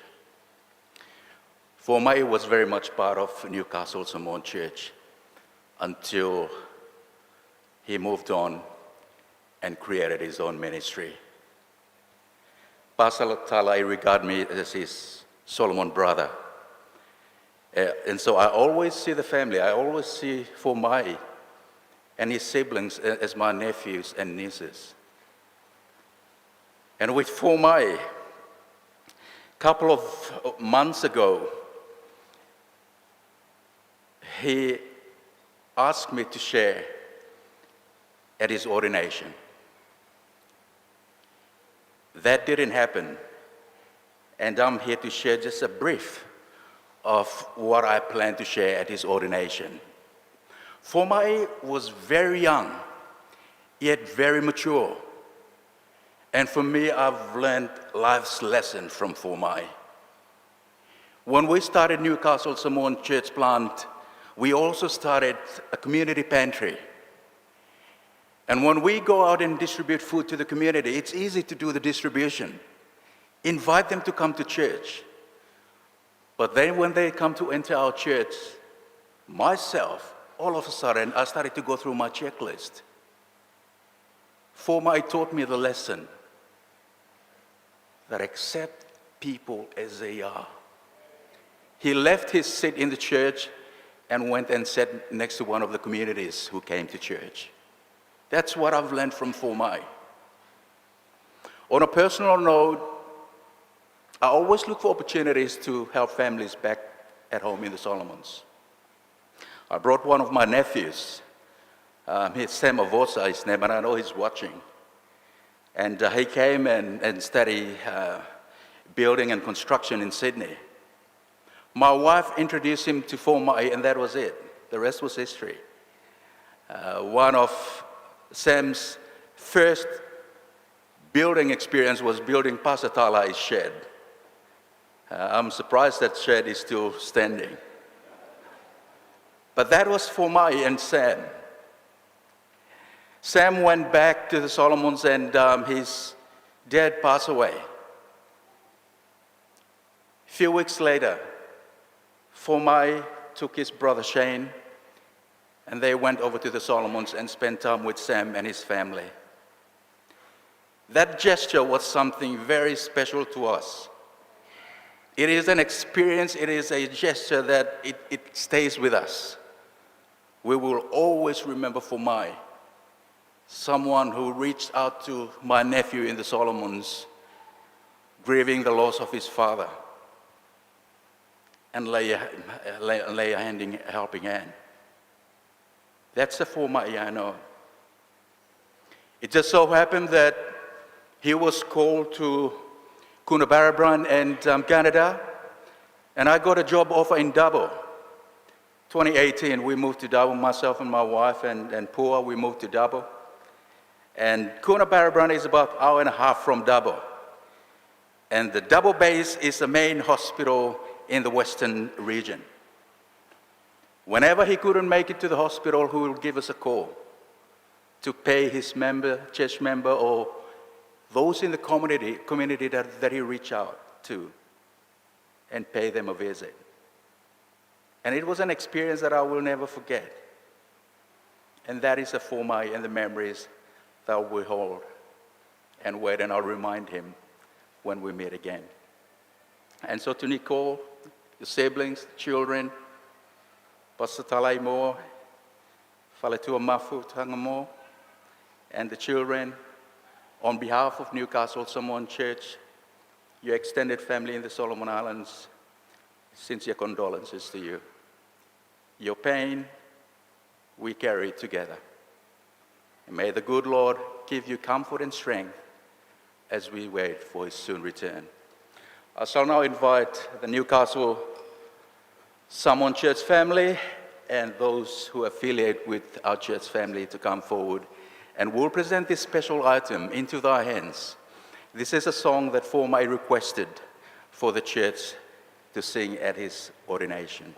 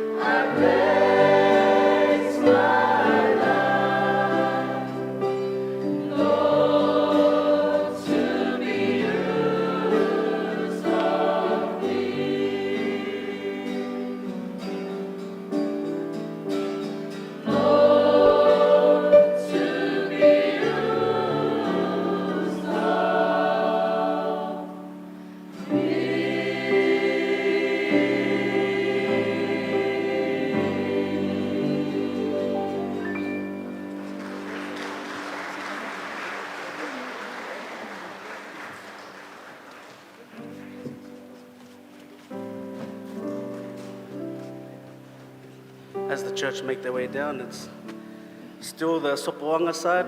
You still have your opportunity.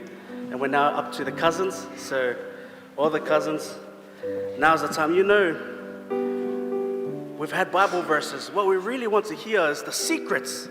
We want to hear the secret stories. Tom, now's the time to tell the secret stories. Thanks. Before Tom, I'm just going to do a quick speech. I cut it real short. So I'm Shantana, Fomai's favourite niece that my mum was talking about. And Fomai was a lot of different things to different people, but to me, he was my uncle who was always up in my business, wanted to know all my deepest, darkest secrets, especially about boys. And like we all know, he couldn't keep a secret. He told my mum about my Facebook page he made when I was 12. He said he would always weed out all the wrong boys and would try and set me up with the most random ones that I didn't really like.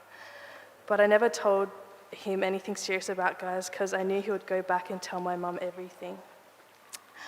But for Mai, I'm kind of sad that I never got to tell you that I have a boyfriend now.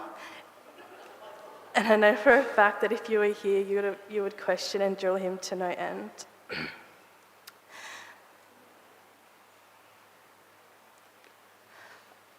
For Mai, I've never cried so many tears for one person. If I was able to tell you this, you would probably say, of course you would, because I'm the man. Love you long time for Mai. You fear gangster. See you on that glorious morning. Love your favourite niece.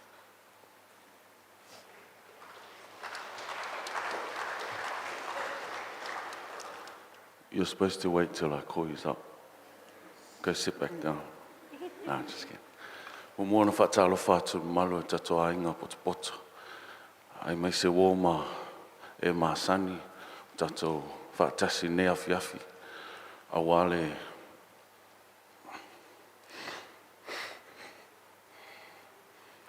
sauninga whare ainga. O le usu peleina ia Fomai. Good evening, everyone. My name is Tom. I'm the joker of the family. So I'm here to make everyone laugh. And I'm going to honor Fomai that way because that's pretty much all we did when we were together was laugh. So if you're able, please, can everyone stand? Please. I know everyone's been sitting for a while. You want to shake all that soreness off and turn to the person next to you and say, let's have a laugh, mate. Okay, everyone be seated. Thank you very much.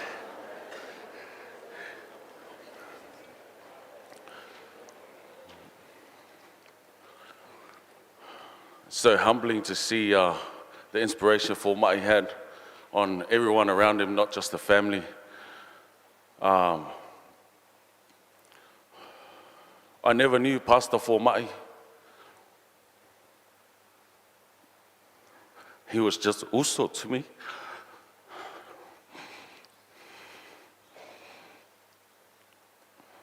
was always cuz or uso. Never spoke to him as a pastor. And I'm up here on behalf of all the cousins on Auntie Maftanga's side.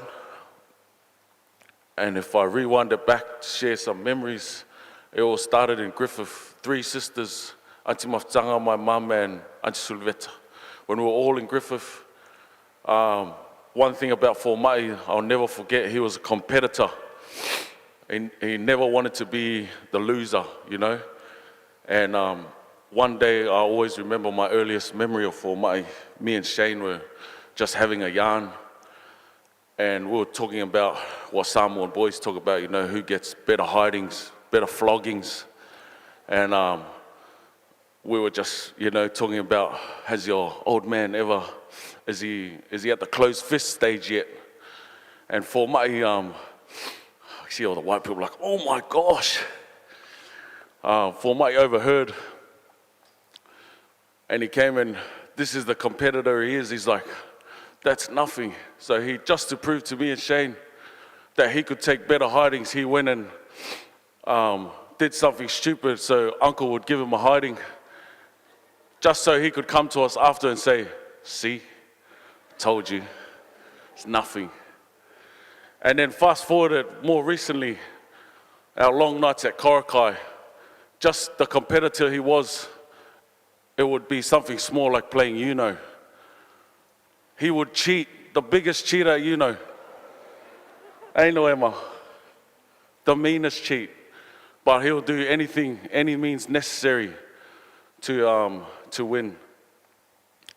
And like my cousin Terry said, always saying God is good. God is good. All the time. Can I get an amen for Fomai? Can I get an amen for Fomai? Now turn your Bibles. Nah, just kidding. All the cousins here, just want to sing a song one last time to Fomai. Fomai. So, ia tafi malo. Ho whainga malang house. Mau so no whanga mau lang. Rest now, mau so. To meet again.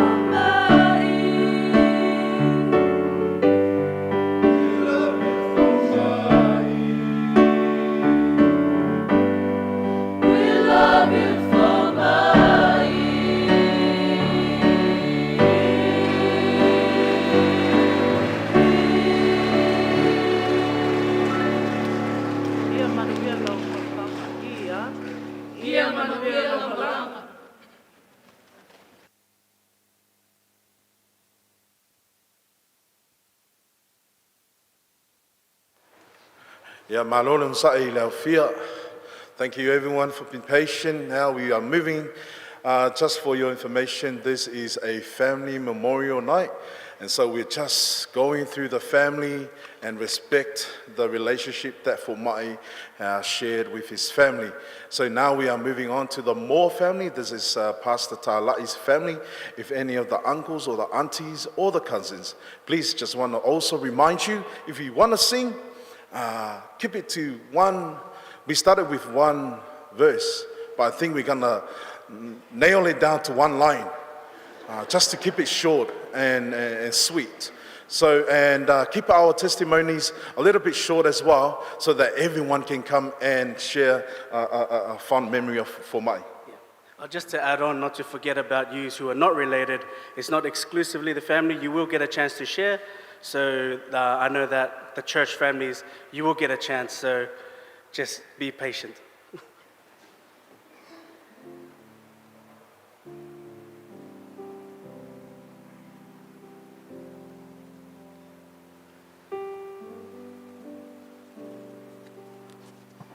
Can I call upon my sisters and brothers, please?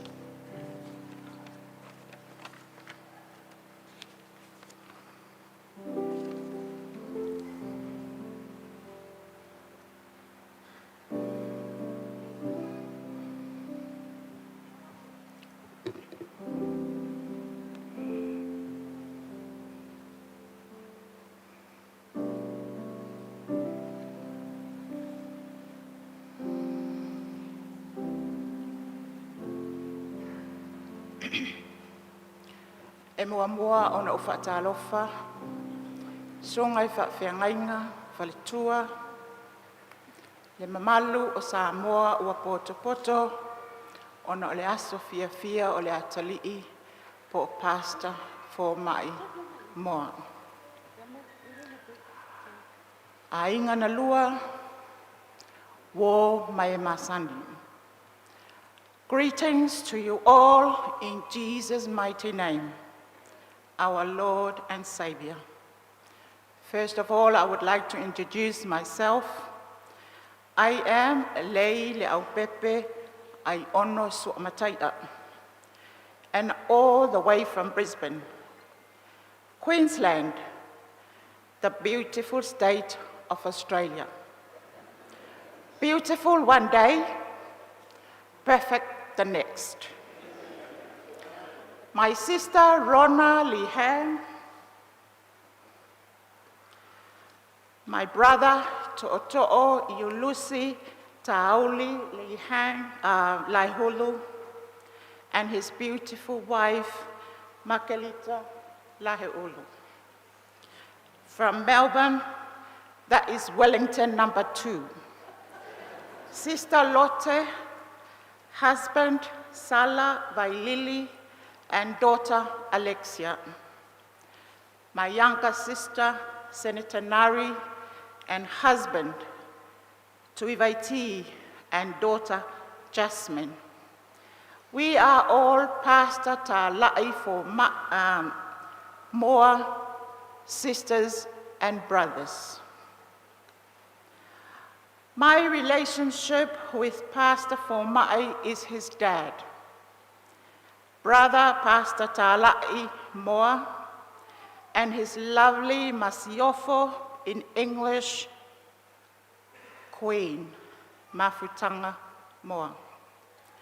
Pastor Ta'ala'i and I were raised by our grandparents, but my mother is Ta'ala'i's dad's sister. So you have a fair idea what our connections now. In Samoa, growing up, there is no such thing as cousins. We are brothers and sisters. For my growing up, from a young boy, we noticed he's gonna be someone special. He was a down-to-earth person.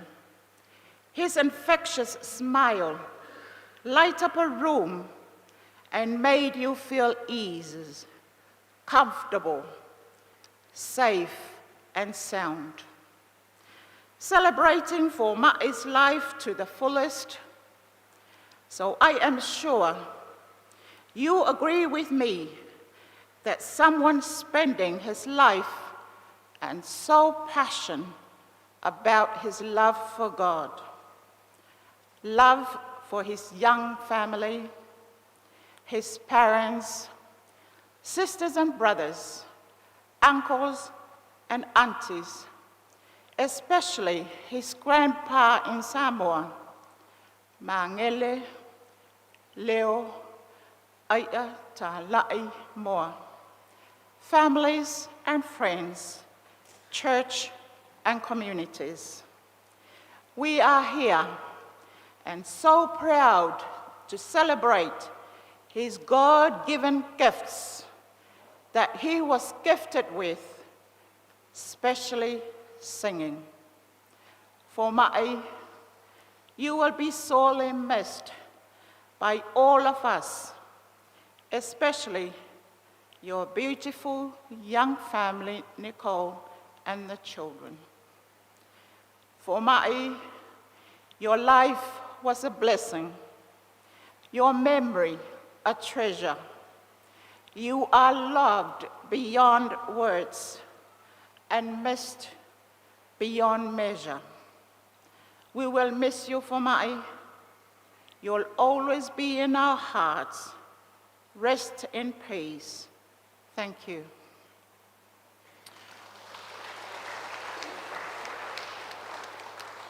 We are going to try and sing a song. Our voices might not be the same as yours, but at least we try. So bear with us, please.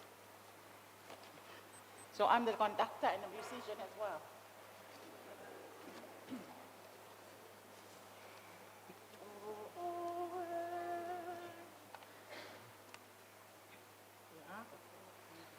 Oh,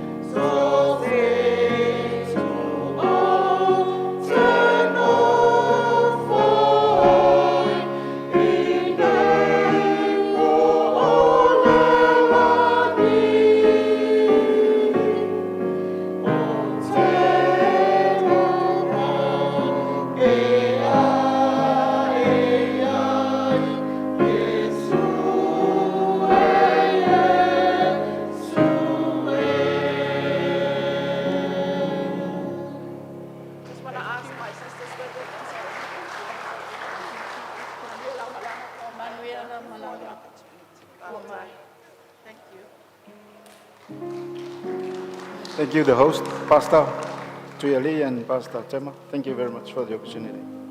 God bless.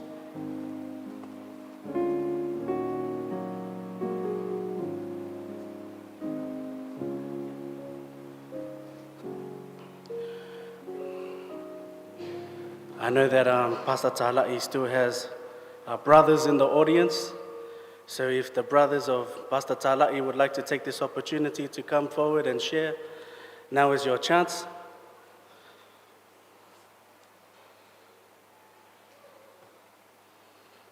And while we're waiting for the brothers, our next category of peoples will be the Cooranbong Church. So Cooranbong Church and Cooranbong community, after Tala'i's brother has shared his stories, that is your opportunity to come forward and share stories from Coona.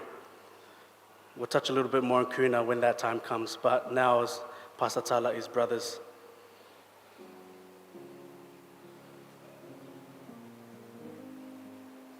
Next. Okay, we're going to move on. Cooranbong Church. Now's your opportunity, Cooranbong Church and Cooranbong community.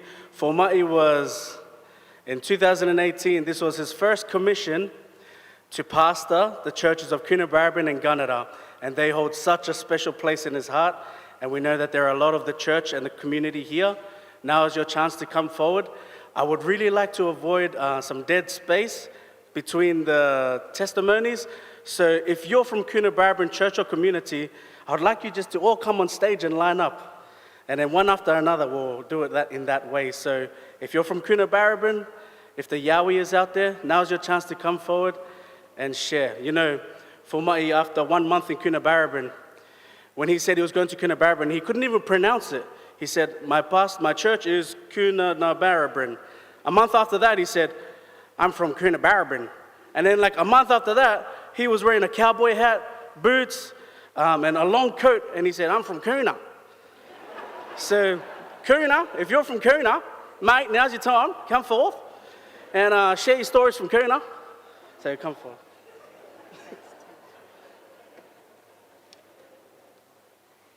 Do you want to come up here? Come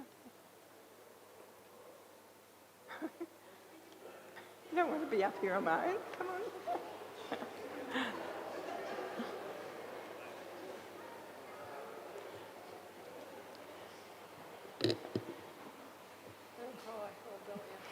It's amazing, isn't it, how quickly you can get to know somebody and to love somebody. For me, it was like that. The first day he came to the church, he walked up the steps, the big black beard, and says, I'm your new pastor. And I welcomed him, and honestly, we just clicked. The whole church clicked with him. He was just such a sweetheart. I write poetry. Maybe not very good poetry, but I love to write poetry. But the day I heard about Fomai passing away, I was so sick I couldn't write. And that's saying something for me.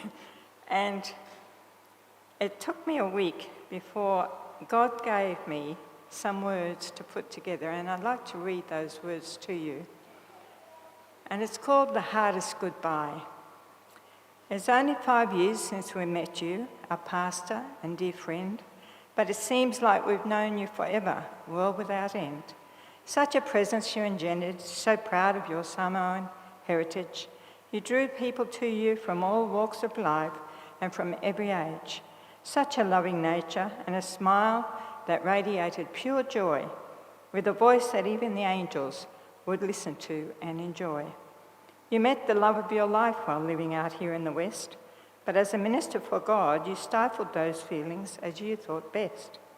Pastor John saw the need for you both to become a complete pair, so he gave you the admonition, go, ask the marriage of the lady fair. Sadly, COVID intervened with your decision for your wedding plan, so you eloped, much to the disappointment of your Samoan clan. But beneath that joyous exterior of caring, love and laughter, there lurked a nature that spelled terror and disaster. a black dog of depression would rear its ugly head, and inside that smiling exterior was a great feeling of dread. You would tamper it down by your songs and your loving, and it would disappear for a while, but would return unforgiving. The devil was just waiting to pounce on your weakness, regarding your happiness as a time to bring bleakness. Your joy at the news that you're going to be a dad was enough to make the demons work hard to make you sad. Discouragement came from all angles, it seems, and upset all your ambitions and your glorious dreams. It is hard for us who are your friends to speak without weeping. We will forever be looking for answers and reasons we are seeking. We miss your great big hugs, your bright smile and your golden voice. We can't believe you are gone, no longer with us to rejoice. This is the hardest goodbye we've ever had to make. And our prayers are for your Nicole, your unborn son, and your family's sake. We plan to meet you again when our dear Lord returns here. What a reunion that will be, with no dark destroyer to interfere. Life will never be quite the same here without your presence, but because he lives, we can face tomorrow with confidence. We will take one day at a time to rest in God's word, and until then we will go on singing to glorify our Lord. Rest in peace, dearest of friends. We will see you in the morning.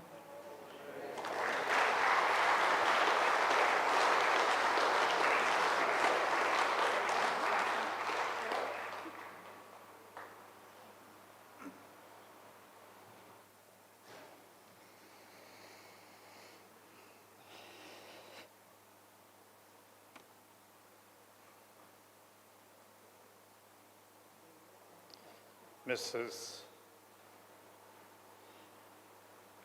Fomai Mohr, family, Pastor Mohr, and Mrs. Mohr, and all those who are relatives, all those who loved Fomai. Fomai, I never mastered it, but Fomai. To me, driving here this morning from Cooranbong. The truth is, I didn't see all the road.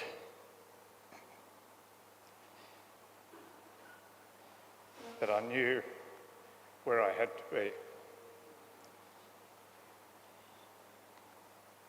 God gave us tears. And I thank him for them, but at times they're inconvenient. We all remember where we were when we heard of the passing of Fomai. In Cooranbong, in amongst some beautiful trees, my friends Peter and Katrina came to tell me that Fomai was no more. And each of you knows precisely where you were when you heard that news.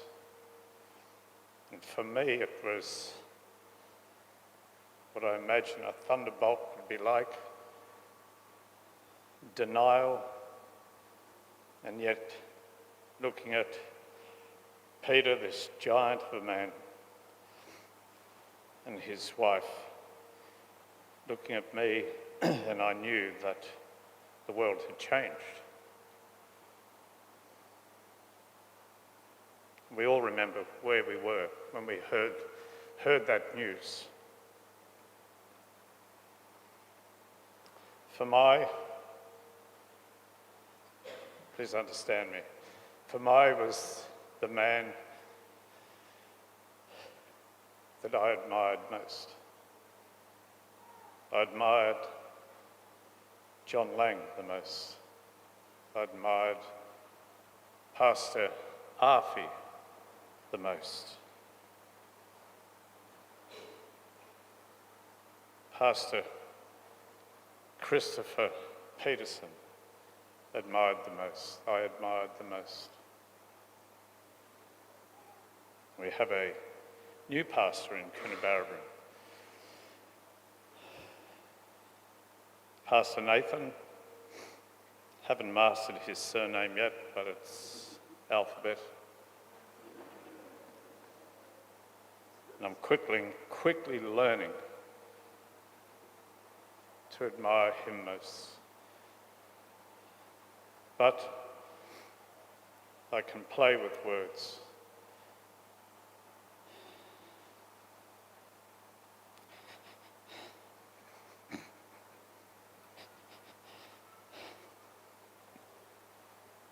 Fomai, I admired you most.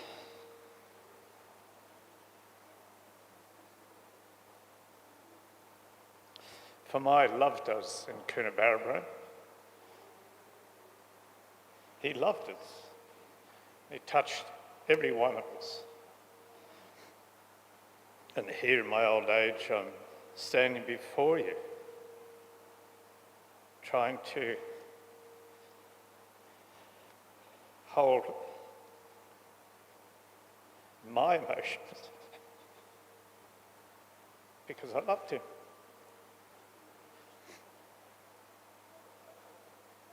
Fomai put everything into his ministry out here in the West. And he would say that Cooranbong was to become the gateway to the inland, to the outback. And I believed it. And yet I've lived there for a long time. Everyone in the little church loved Fomai. We all wanted to be his best friend. But we had to contend with the community. And where do I start? Maybe up the front. Hamish, a prince of a man. Fomai was a prince also. Big Pete, their friend Ken, who was a man's man. Mark, who'd take his shirt off his back for anyone, but most certainly for Fomai. And the children of Cooranbong walking down the street one night with John Lang. Fomai was ahead of us. We're going to a Chinese restaurant and a carload of little children suddenly were hanging out the side of this vehicle. And Fomai, Fomai, Fomai. And Fomai went over like the Pied Piper. John stopped, and he'd been talking about Fomai and his love for Fomai. John Lang, this tall, and saying that Fomai was different. And Fomai stopped with these children. John, we were 15, 20 metres behind, and he stopped. And he just spread his arms. He said, "This is what I'm talking about. This is Fomai."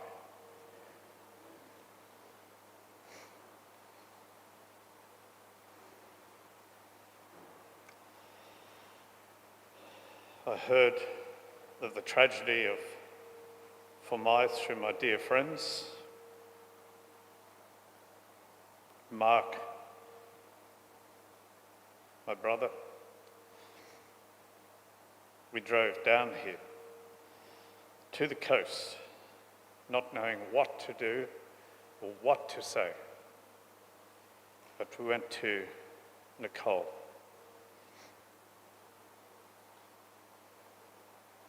And I'm sure you'd appreciate it's very challenging for us. Very challenging.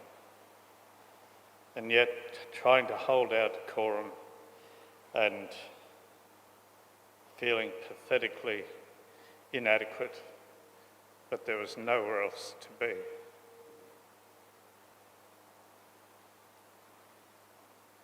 And upon leaving,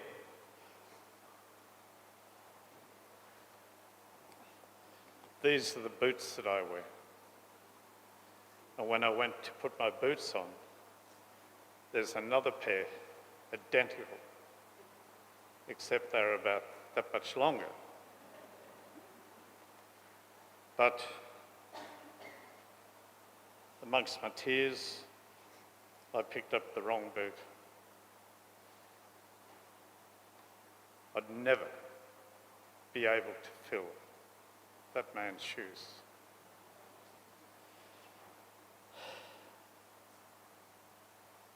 Samoans, I want to thank you, every single one of you, from the bottom of my heart, for allowing us to have, for lending Fomai to us.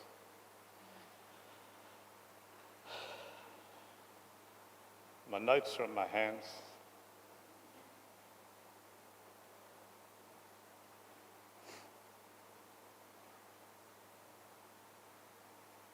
I have a note here.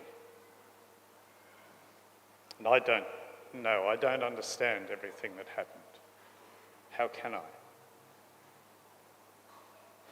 But I do know that all of us, no matter who we are, or what station we have in society, or within a church, within a family, within whatever, we must listen. We must have antennas for our brothers and our sisters. Don't misunderstand me, I'm not casting aspersions. We need to listen. We need to be there for everyone.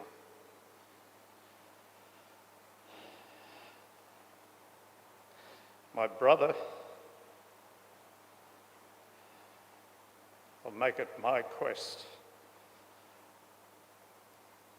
to be on that sea of glass and to take or influence as many as I can to be there, because I'm going to see my brother again. God bless you all.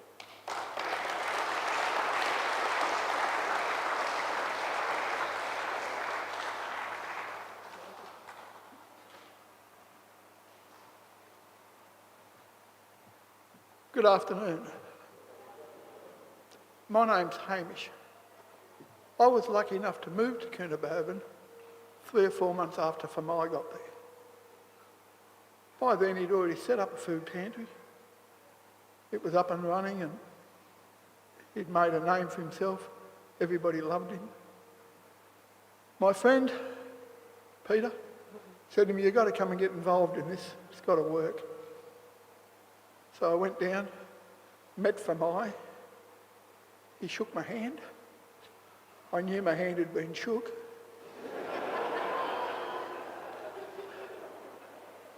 And we formed a friendship from there, and it was great. Never realised quite how strong he was. We were out shifting some furniture for Mark, and he appeared, was there helping.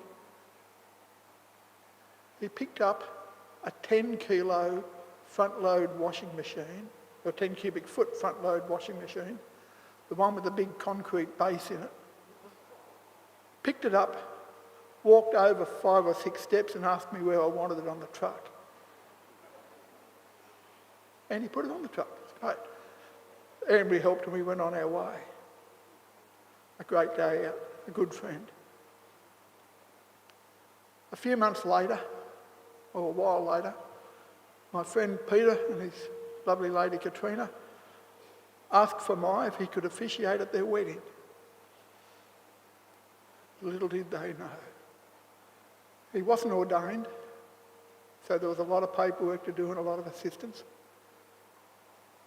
But he said, I'll see what I can do, and he came back and said, yes, it'll happen.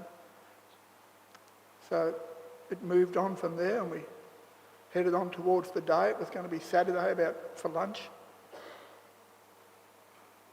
I'd been asked could I have the wedding at my place, and I said, yeah, no problem at all. The drought's on, the lawn's not much good, but you're welcome. Fomai turned up on Friday afternoon, brothers in tow, to work out where to dig the pit to heat up the rocks to cook the food.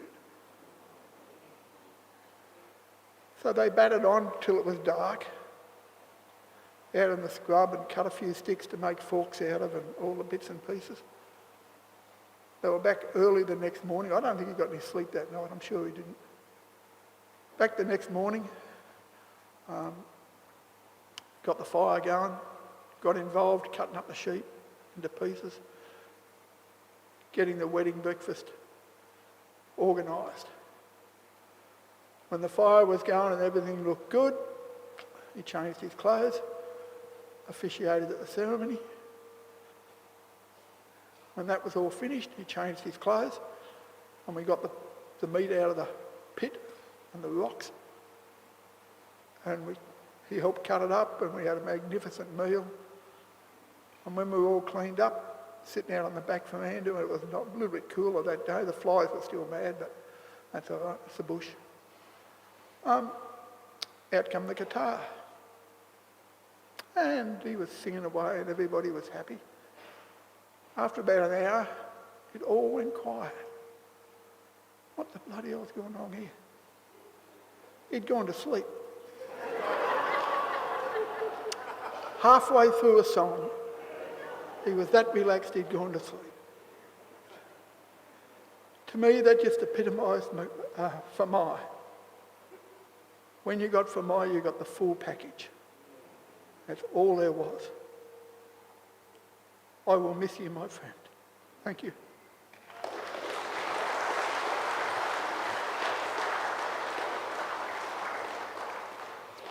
Hi, I'm June from the big city of Bugaldine near Cooranbong. And when I lost my son, this man, Rodney, and Fomai were first out to my house and weren't morose or down or miserable, just very uplifting, and I was very grateful for that. I had trouble with Fomai's name at first. He was for me, for Mo, for whatever. And he said, just call me Fomai.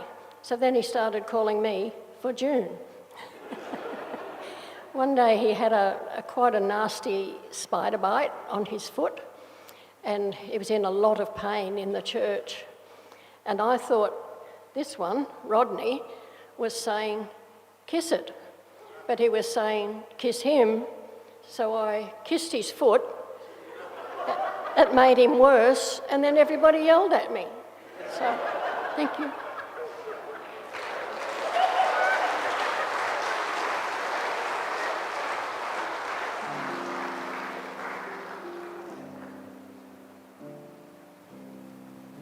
Thank you so much, Cooranbong family. We're going to continue along with Fomai's ministry, so that includes Ganara. So Ganara, if there are some Ganara folks here, now is your time. And if there are still some community people from Coona, you still have an opportunity to come forth. While they're preparing, if you've ever sat in a service with Pastor Tala'i, you would have heard these words. There can be some Makawoi Griffith. Have you heard that before? This man loves Griffith. And that's where I met Fomai. So Griffith, after Ganara, Griffith, you have an opportunity to come down, maybe send two to come down and represent Griffith. So Ganara, if we have some Cooranbong family, now's your time to come forward. And while they're making their way, Rodney, all the stories that the Cooranbong told, he was texting me at those times. I helped make that umu. You're welcome, by the way. And Rodney, what series is it? 79 series? 75? That 75 series ute that you gifted for Mai, I will take good care of it for you, Rodney. I accept. Hey, Canada.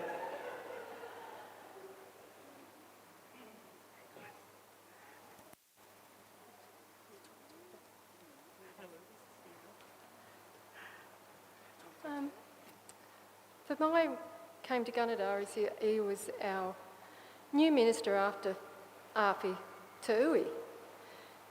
And we thought, oh, this is good, we'll just make some dinner. This was the first time he was preaching. And we thought, oh, we'll just make up one person, bring the usual. And we looked at each other when about quite a few turned up. It wasn't just Fomai, it was his mum and his dad and these brothers and sisters and whoever else. And we looked at each other and we thought, gosh, we haven't got enough food. But they went back to Fomai's and they got plenty of food for us that day. So there was heaps of food. Fomai would just come to my house, and my husband and my son, and he would just sprawl on the floor. He'd just lay there, or he'd play pool, or whatever he wanted to do. We didn't worry. And he came one day and he said, oh, I've got to service my car. And we thought, my husband knows all about that sort of thing, so he said, I'll do it for you. I know how much I'll save you, $300 or $400. He said, will you? He said, yep. So it wasn't just one service, it was a service every month, because he did 10,000 kilometres in a month. So it was quite a few services. But what really got me was the day that, well, he baptised our son, Peter, at 17. That was probably his second baptism, along with Nicole, I think was his first. And when he had baptised Nicole, I walked out of the church and I said to Gary, my husband, did you see the look on his face? He was in love with Nicole. And we went with Tema. So Tema and Fomai, we called him Fomai, he picked us up at 8 o'clock, and on the way home, him and Tema had a competition. They would sing in Samoan, and we had to guess what song they were singing. No way. But he came and he said, I requested to him, always sing Until Then. And he goes, I don't really sing that song. I said, well, by the time you're finished, you'll know every word and you'll be singing it, because every time he brought his guitar out, I requested it. So that was my favourite, was Until Then. And I will always remember that. That was his last song he sang on the Sabbath sing-along, was Until Then. So thank you, Fomai. Thank you for everything that you have done for us and for my son. We will always love him and remember him.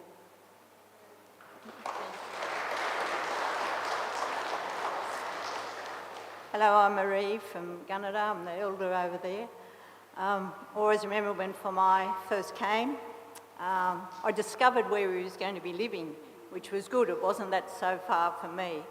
So it was very, very hot when he came. And I know he had a lot of his family there who were trying to share the air conditioner in the place where he was. But I was able to make it probably a bi-weekly thing that I walked and called on him and we'd have prayer together. And then after a while he said, I'm moving. And I thought, oh, that's no good. But he moved even a little bit closer, so I was still able to go and have prayer with him. So it was lovely. And we shared music. I'm nowhere good as guitarist as he is, or singer, but I do love music and I loved his music. I'll just share one little thing. He didn't have a guitar strap somewhere, so I had one and I loaned it to him.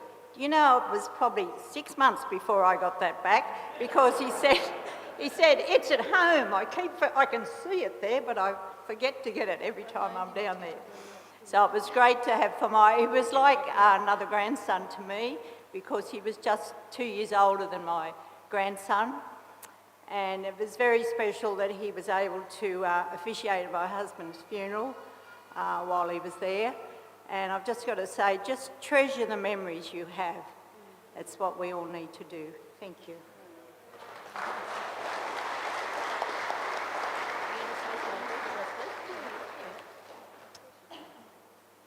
I haven't prepared anything, but I'll just say something off the cuff. I went to Gunnedah for work in 2019, and my very first Sabbath we had a regional in Gunnedah for that area. And I happened to look around and I could see this young man in a suit, and I asked someone, I said, "Who's that young man?" And they said, "Oh, that's your pastor." And I went, "What?" He looked too young to be a pastor from all the images that I had of pastors. He just didn't look old enough. And I thought, oh, this is going to be interesting.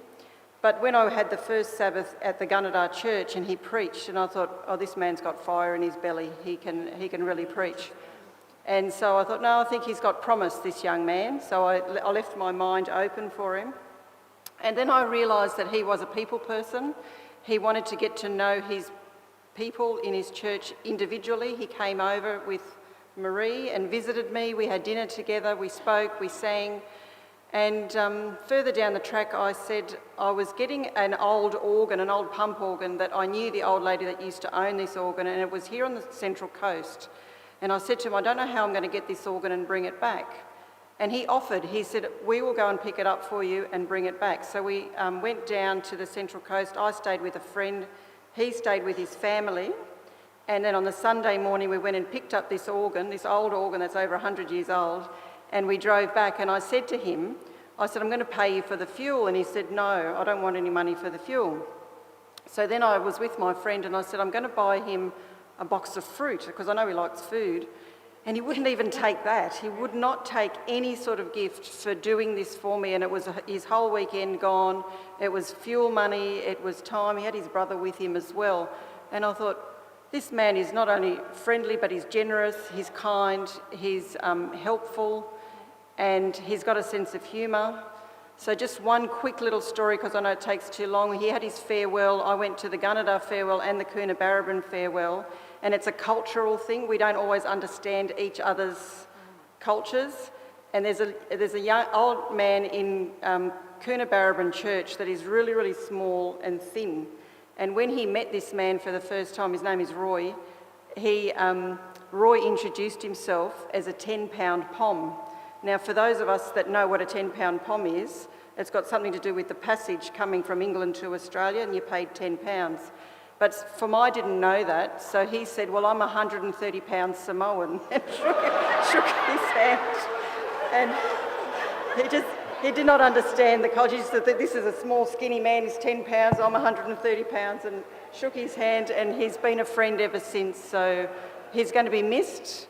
But like Marie said, remember the good times and the good that he's done in the world in his short life that he's had here on earth. So thank you all.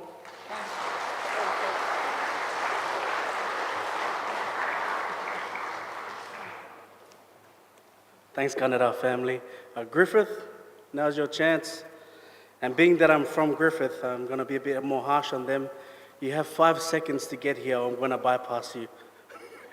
Griffith, now's your chance. 3, 2, 1. Oh, yeah.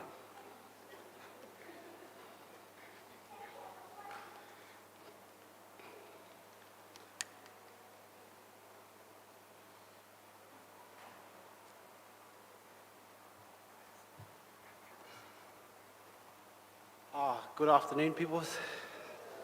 Sorry, I'm not really a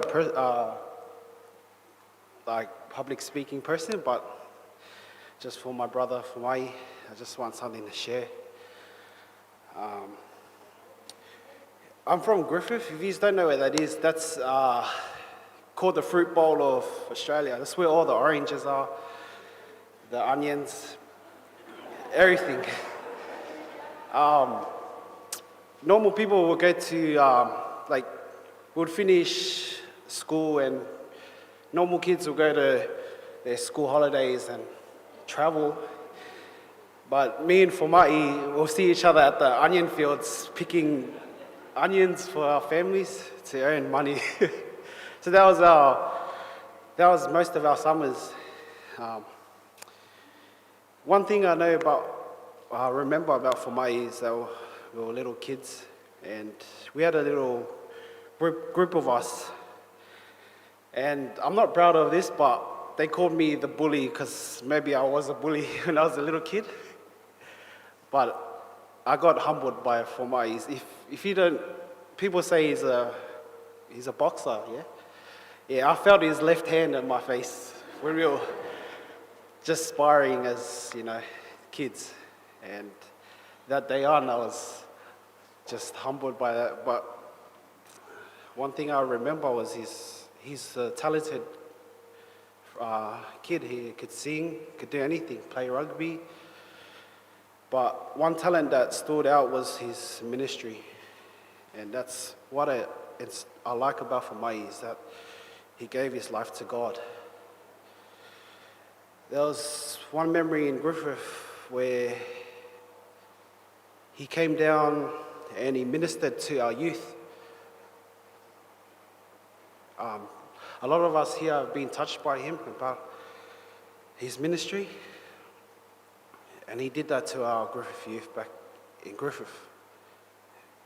And there's a lot of us that are not here today that would love to be here. We miss him as well. We miss his kind heart, his loving voice, and he's just a gentle giant. One other story I remember from Fomai was when I was, people don't know this, but I have an allergic reaction to peanuts.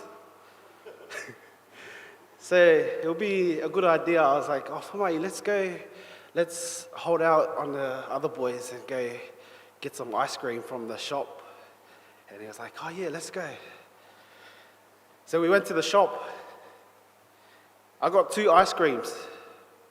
One vanilla flavored one, and then one other one which I didn't know. I thought it was a new flavor. So I said, maybe I'll try this.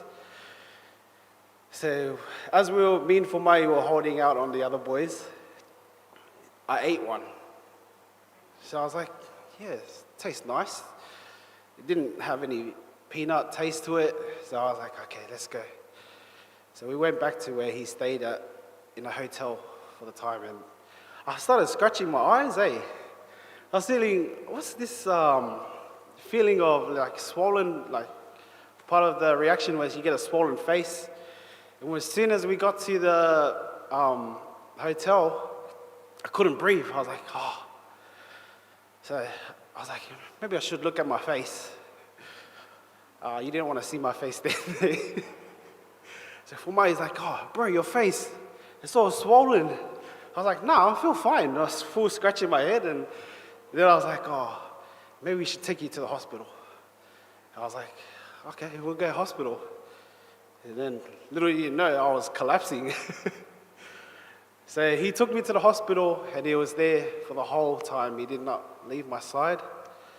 He was there to make sure I was okay. And that's one memory I'll miss about him, is that he puts others first. And through his ministry, I inspired to be like Fomai. What he's put his life for God, and that's one legacy that I'll continue to live on for Fomai. We love you, bro, and hope to see you in that glorious day. Thank you.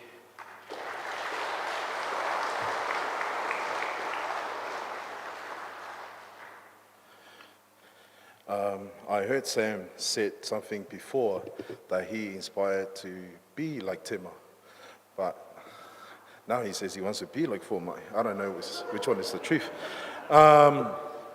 Anyhow, we're going to the Newcastle. I was listening to all the folks from the out west. They're saying Fomai, Fomai, Fomai. Now I would like to call upon the Newcastle Mohr to come and say a few words about Fomai. Now is the opportunity. You also got 5 seconds. All right, the final section for the night is an open mic section, and that is open up to any of Fomai's friends who have traveled from near and far to come and witness this memorial service. This is an opportunity if you want to share a word a fond memory that you've shared with Fomai. We only have a small window. Speaking of food, we do have a light refreshment after the service, so please do not leave this place because the families and the friends and the churches have prepared a light refreshment for each and every one of us. Thank you.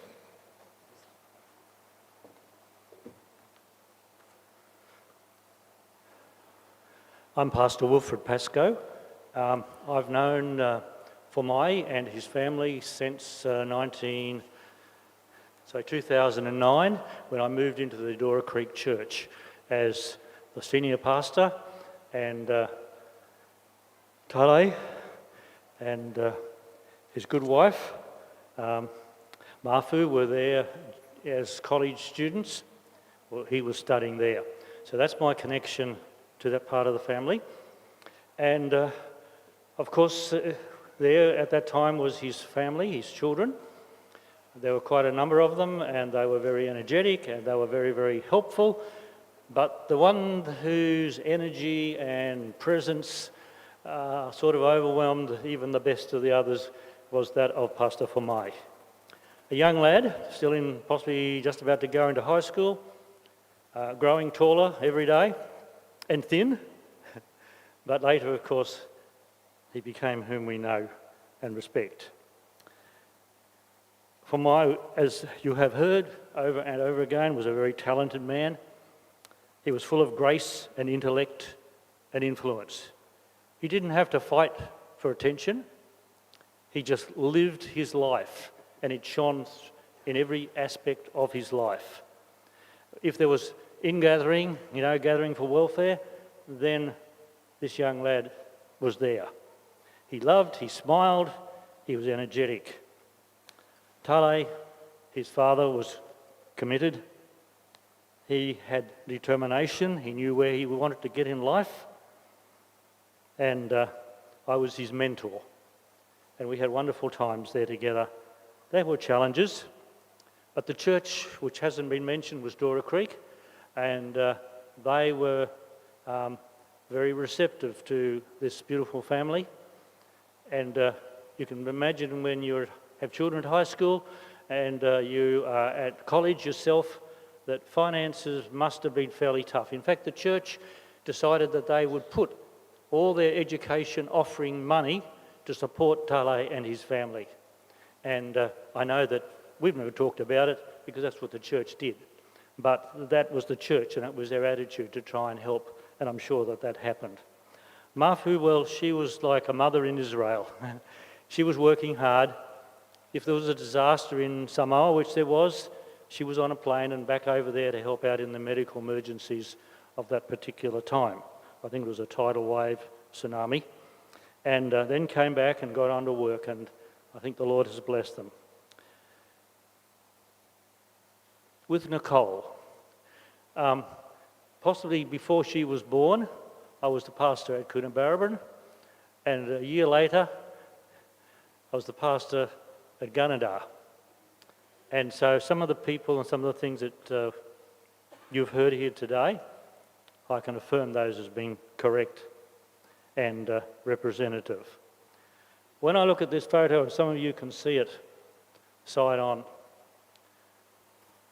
that tells me of a man who was destined to a very, very successful life, not just as a singer, but as an administrator.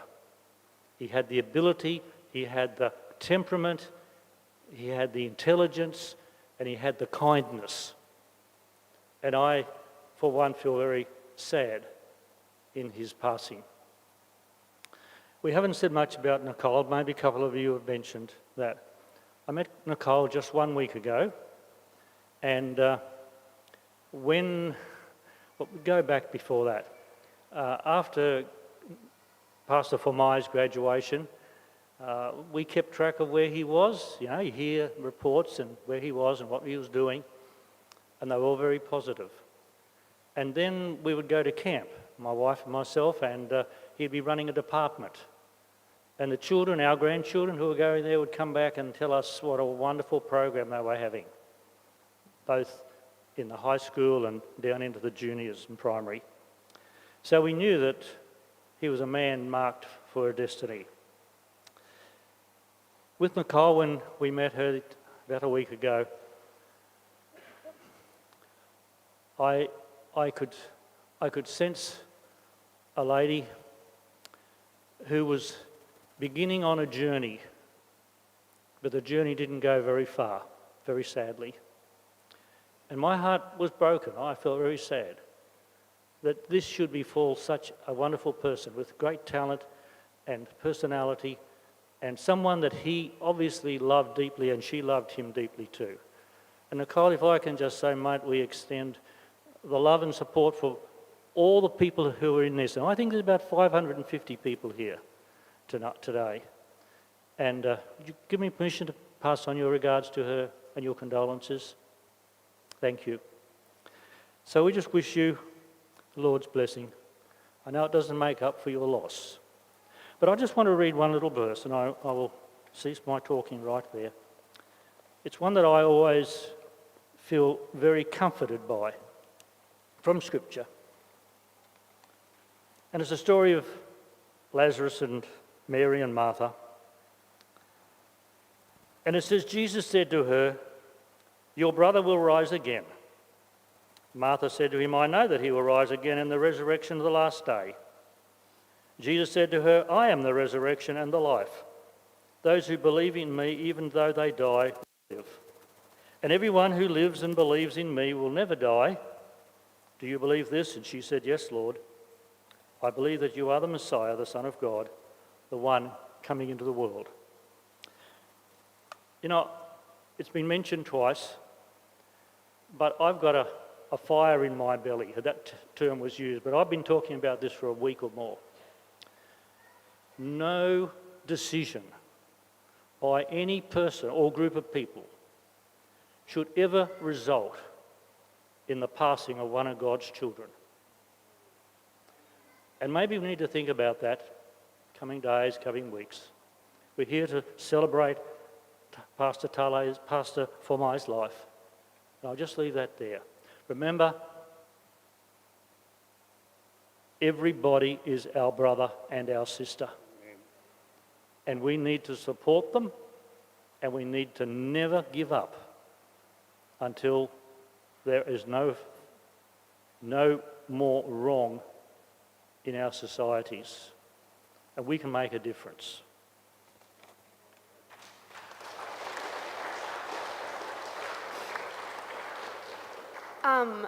I just want to share how grateful I am for Fomai. Growing up, I ended up going to a lot of ministerial events because of my father, and Fomai was often at those events as well, and he always remembered my name and said hi to me, and it made me look forward to those events a little bit more because of his kindness. And I know a lot of people have said it, but he just had this ability to make everyone he met feel special, and I think that's really special, so I'm grateful to Fomai.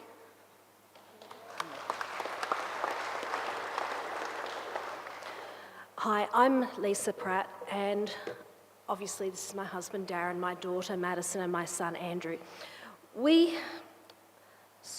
Mawhutanga and Talai, we kind of adopted Fomai as well. I first taught him in grade 6 at Dora Creek Primary School. He and Talia were there. I was doing some casual work. I'd been out of teaching for a few years on maternity leave, and it was one of the first places I'd been back teaching. He stood out. He was kind, he was bright, he was polite. Whatever instruction you gave, he was onto it straight away. I then moved to Morisset High School, and Fomai moved over to Morisset High School in 2010 at the beginning of year 10. He was just amazing. Normally when a student comes into a school, they take ages to settle in. Fomai was almost instantly the king of the school. He ruled the basketball courts. I often had a office where I could see the basketball courts, and I knew what was going on. Firstly, he found the Samoan students. Then he found every other student in the school who even had a speck of Polynesian heritage. And he turned them into his crew.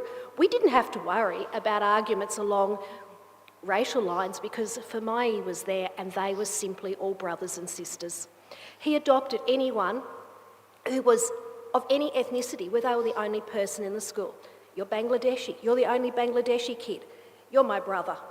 He adopted my son, and for that I'm ever grateful. Andrew was in year 8 and he'd had a collarbone broken.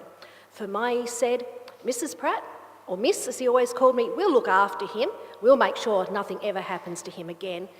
And Fomai and the boys made sure that nothing ever happened to Andrew again. He brought cultural pride to the school. He changed culture. Prior to Fomai arriving at school, most of our Polynesian boys, or our Pacific Islander children, or boys in particular, they didn't want to learn. They would often be quite disruptive, and Fomai stopped that. I don't know what he did, but it just stopped. From then on, if you were Polynesian extraction, and if you were Samoan in particular, you put your head down and you worked. I know when I taught him in English in particular, if someone was being awful in class or maybe making a rude comment, he'd go, "Sss, oi, be polite to miss." And if it didn't stop, he'd reach over and he'd go like that. Very soon, it stopped. Fomai excelled at sport. He was the captain of the rugby team, and I can't remember the name of the competition, but we went through to the grand final. We lost, unfortunately, but our team played clean under Fomai's captainship, and for that we're ever grateful. He brought the haka into Morisset High School, and that's now regularly done on any special occasion. And that's still there. He was highly perceptive and analytical. Cheryl Bird has just put onto Facebook the same thing, that his perceptiveness and his analytical skills were far above his years. On a family basis, Fomai and Tema ministered to us when my son and daughter-in-law lost their baby. Tema ministered to us up north, and Fomai came and sang at Theo's funeral. We were so appreciative of his grace and his kindness and just how he loved us. His legacy will continue at school because he's continued to mentor our students there. Andre, I think, is the last one, and Andre's over there, so thank you. I've had Andre in my class, and again, that gentleness and kindness has been evident from Fomai's mentoring. I also got to teach May Lily too, and so she's very special.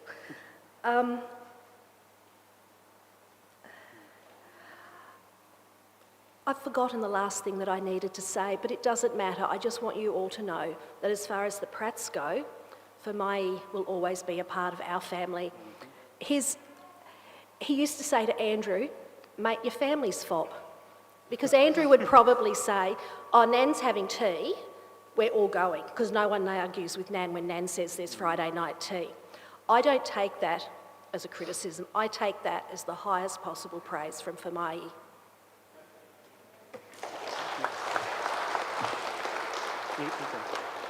Mum just stole everything I was going to say.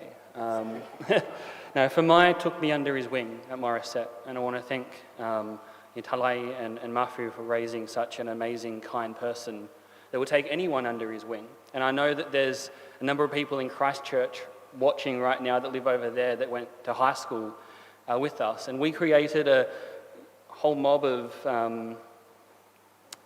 as my mum said, any ethnicity, and plus me as the token white kid. And Fomai just made me a part of the family, and I'll forever be grateful for that. But then at university, we did CPE together, and that's clinical partial education. In that, we learnt a lot more about each other and we became brothers. And I'm always going to be grateful for the long, tiresome chats we could have that would go for hours, as many people have said, and it just felt like no time had gone. And to Nicole, he was an amazing man, and I can see the way that your family has embraced him is typical of Fomai, that everyone could embrace him because he embraced them for who they are. Thank you. Just one more line. I've been in the conference, I was in this conference for 17 years as Children's Ministry Director. One of the big things you run is Big Camp. In fact, I was in charge of 6 event tents, and that was a lot of work. choosing people, getting them organised, making sure the camp ran. And some you had to hold their hand the entire time. You might as well have done it yourself. But for Mai, when he ran juniors, he brought a whole community with him. And I must say that the years that he ran the junior tent, it was declared across the campground it was the best tent out of all the tents on the campground was Fomai's tent. Wherever he went, and you've seen many of those on his Facebook, that wherever he went, he owned the stage, but it was always for the glory of his God and his Saviour. He was a powerful pastor. Being a pastor not easy at times. Being a pastor's kid is even harder. But for Mai, through college, found Jesus, his Saviour, and he rose to the top. He was sent to out west there, and the words were said, "We'll either make him or break him." He rose to the top out there. He became a Cooranbong boy. Not just the church's pastor, but he was the community's pastor out there, which is exceptional. Not many can do that, but he achieved that, possibly through Nicole as well and her influence. But between them, through the drought there, they absolutely ministered to hundreds of farmers, truckloads and truckloads of goods, all through Fomai, the community's pastor. He rose to the top. At college, I heard parents talking about the kids he mentored. The kids are in the church because of Fomai. He was the ultimate kids pastor, the ultimate kids mentor. And I know Fomai, there'll be many children in the kingdom because of you. A family member, extended family member, Karina Mitchell, asked me to read this because she can't. So I'm going to read it quickly. It can't be real. The sadness is overwhelming. Questions with no answers. Just the crushing reality that you're gone. Never again to be engulfed by your huge, crushing hug. Never again to make what felt like heavenly, yet often imperfect music full of crazy harmonies on the couch. No more gales of laughter at the silly things we'd attempt. No more pushing through it all, one key higher, until we just couldn't keep going. No more bright smile that would light up the room. No more funny stories that would leave us all laughing. Last time I sang with you was at Lucas and Terrier's lounge room at Tana's 21st. It was tradition. We couldn't catch up and not make music together. I'll cherish that memory. You're a big guy with an even bigger presence in every room. You walked into, gone way too soon. You're part of our family. Our hearts are broken. God help us. And I say, for Mai, I know I'll see you in the morning, where we'll speak that heavenly language of Samoan. I can't sing, but we'll sing a verse or two together around that throne. I'll see you then.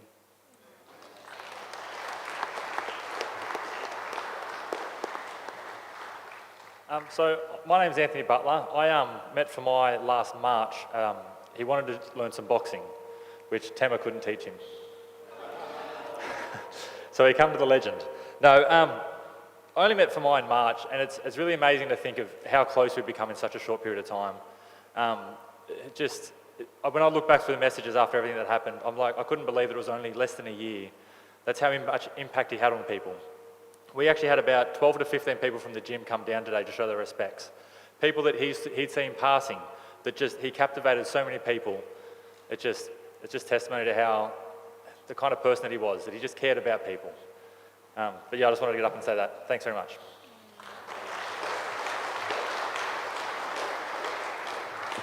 Hi, my name's Kimberly Hooliston, and I met him back in, when he started at Dora Creek School. I was teaching there, and there was an Adventist child coming, so I was like, let's keep an eye on this boy. I didn't need to. He stood out, he shone from the very first time he came to that school.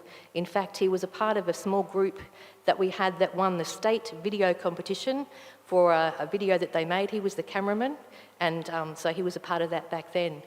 But moving on from that, we have a ministry, Ani Shack, and Fomai has been a part of supporting us and being a part of doing our PJ voice and singing and coming to our studio. He's been a really important part of our ministry, and one of the boys that hangs out and sings, and yeah, we really have appreciated having him in our lives and been blessed, and I know his legacy will continue through the songs that he's sung that are out there making a difference to children around the world. So thank you for sharing your son.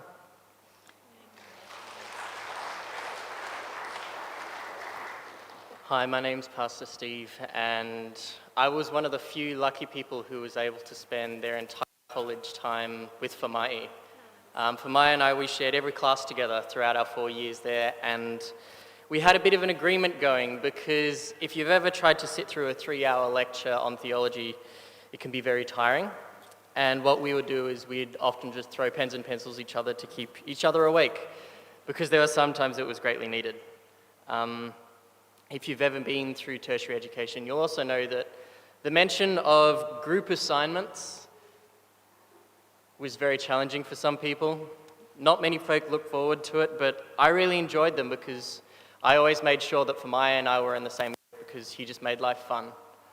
The joy that he brought to everything, the spontaneous breaking out into singing at no prompting at all, often when leaving class, was such a great opportunity to be able to share in those things. And I was also really blessed to serve in the same region with him while he was out at Cooranbong and Gunnedah. I was in Inverell and Guyra, and we had so many great chances to catch up.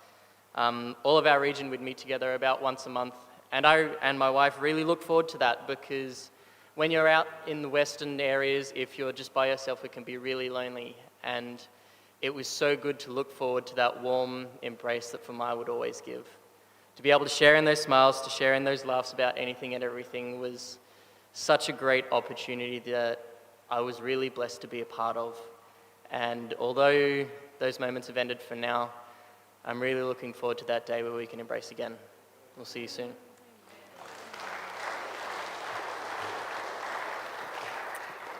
Good evening, everyone. My name is Sanya, and I'm not a public speaker, but I'll try my best. Jericho Road 2017 was the first time we saw Fomai and his amazing talents. I wasn't part of the program, I was in the audience, and no offense to everybody else who was singing and performing, but we all sat there going, who is this? So it's just a note I put in the back of my mind. I thought, okay, this is somebody we can count on for our concerts that we do at Wahroonga Church with the Sing series that maybe you've heard of. And then I worked with him when Noe, his sister, was doing, making an album in 2020 during COVID. I think that was that time, and we connected there again. And when we were doing our Christmas concert pre-recording, the committee that I work with, they said, we need a tenor. I said, hello, I know a tenor, a good one at that. And some of the music, the video, the first video that was shown here this afternoon at 3:30 when all the videos started, and where this wonderful picture comes from, was from one of the events the first event where Fomai shared his amazing talents with us. And nobody will ever sing John Rutta's Candlelight Carol, the Candlelight, like Fomai did. And we have been blessed. The Sing Series music family have been blessed by his talents in the last couple of years, and one day in heaven it's just going to be so amazing to sing with him again. And I was also blessed to work with him last year when I was organising music for the AYC conference at Avondale College. And I said, Fomai, would you like to participate in the worship? He said to me, I'm honoured to do this. I said, people don't usually say that. They're just like, yeah, sure, you know. He was my go-to, and I knew that if Fomai was standing there, we're going to be fine. And I can always work everybody else around him, but when Fomai was there, it was all under control, even if he announced the wrong song in the divine hour. And it was funny because I sat at the piano thinking, where's he going with this? The program is so tight. But it was all okay because it was an icebreaker, right? And it all worked well after that. So we praise God for his talents. And we know that one day in heaven, we're going to sing again with Fomai. Until then, we'll miss him greatly.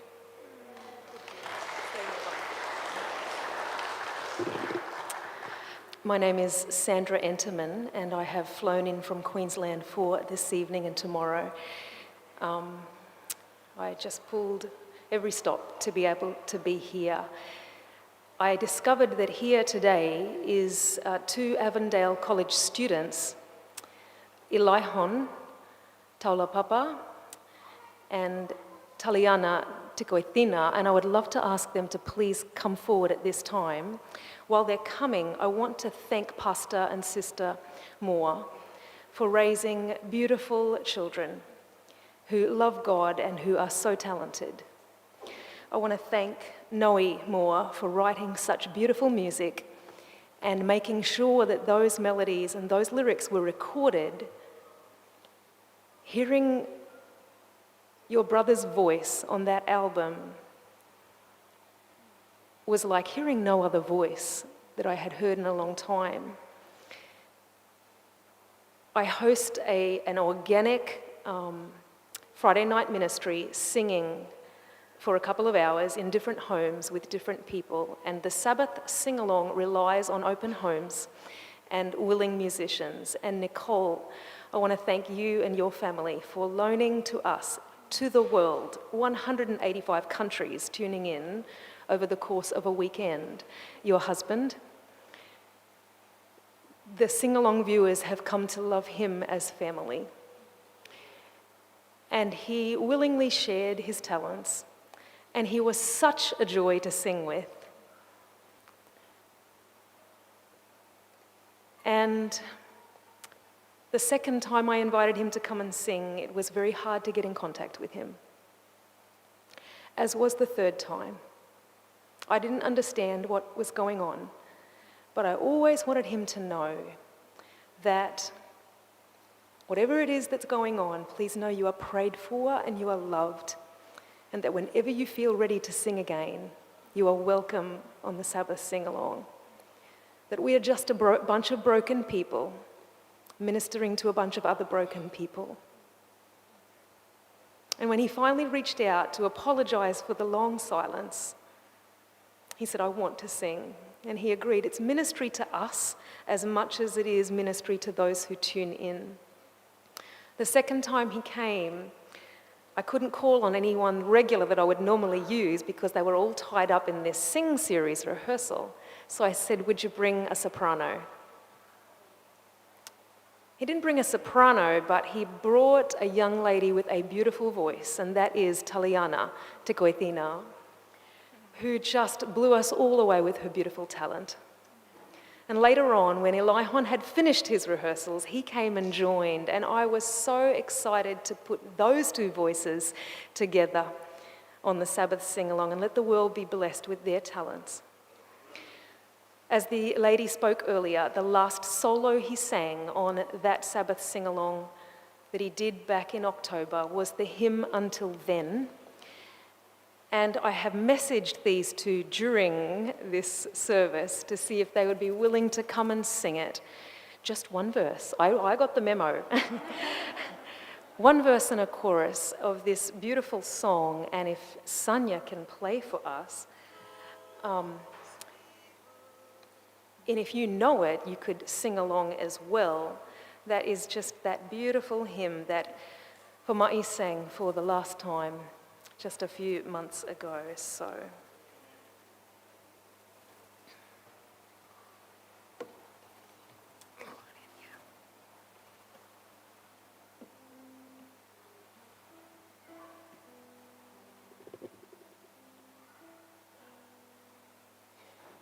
Oh, this will be fine. We'll be all right, but I just want to make sure you can hear her. My heart can sing when I pause to remember heartache here is but a stepping stone along a trail that's winding always upward.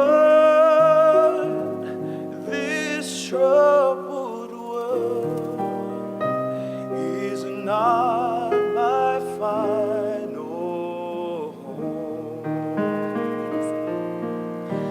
But until then, my heart will go on singing.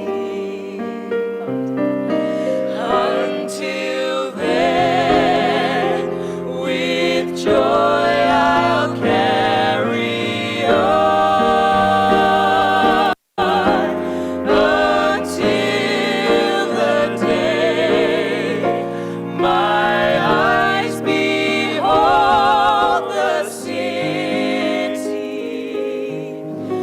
Until the day God calls me home. But until then, my heart will go on singing. Until then, with joy I'll carry on.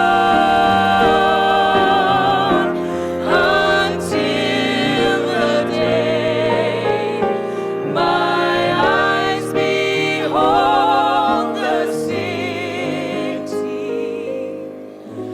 Until the day God calls me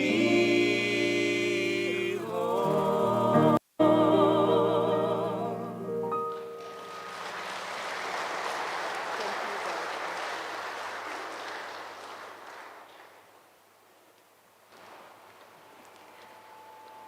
My name's Natalie, but people call me Nats, and I had the privilege of knowing Fomai as a kid at Big Camp.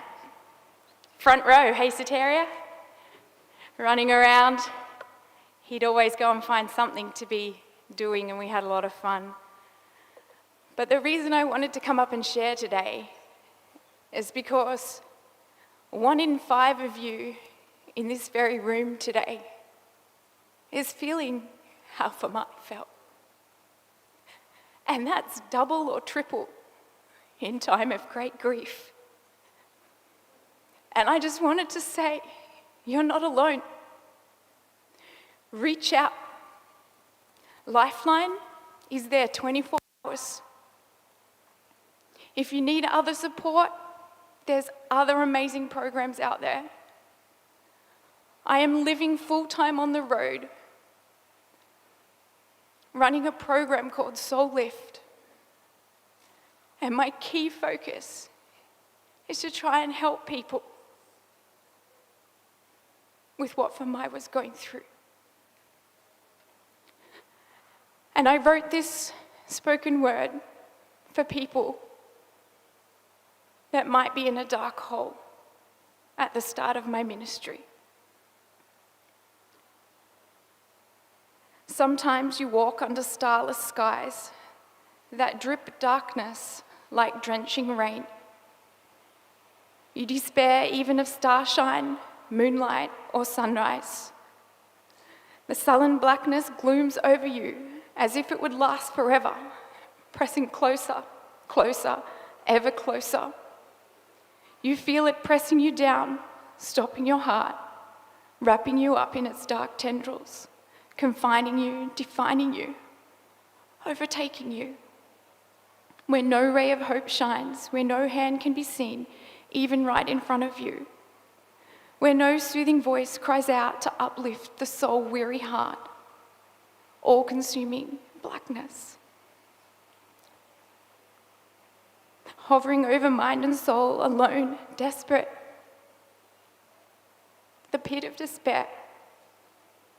In the torturing stillness of a brooding summer storm lingering between life and death, you would gladly welcome a wild thunder peal to break the thick atmosphere of utter hopelessness and deepest darkness.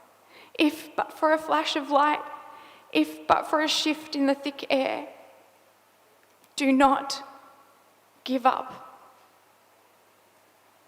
Nicole, do not give up.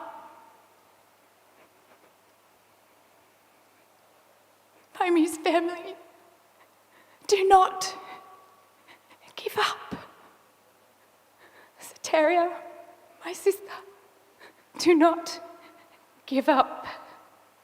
There, in the deepest centre of the soul that ceases from itself, a chamber of peace can be found. In that nothingness, the place of moaning and writhing, soul-cleaning blackness, the Saviour dwells. Perhaps you don't believe him, perhaps you can't hear him, perhaps you cannot feel him, but he is there. Open your bleeding heart, pour out your shattered soul. He is with you. His arms surround you. He holds you close to his heart, which beats steady, sure, still, for you. He promised to never leave you or forsake you, and he never, never will. He sits with you in broken ashes. He is chin deep in the mud with you. He is the heartbeat that lingers when yours is flatlining and no feeling is left.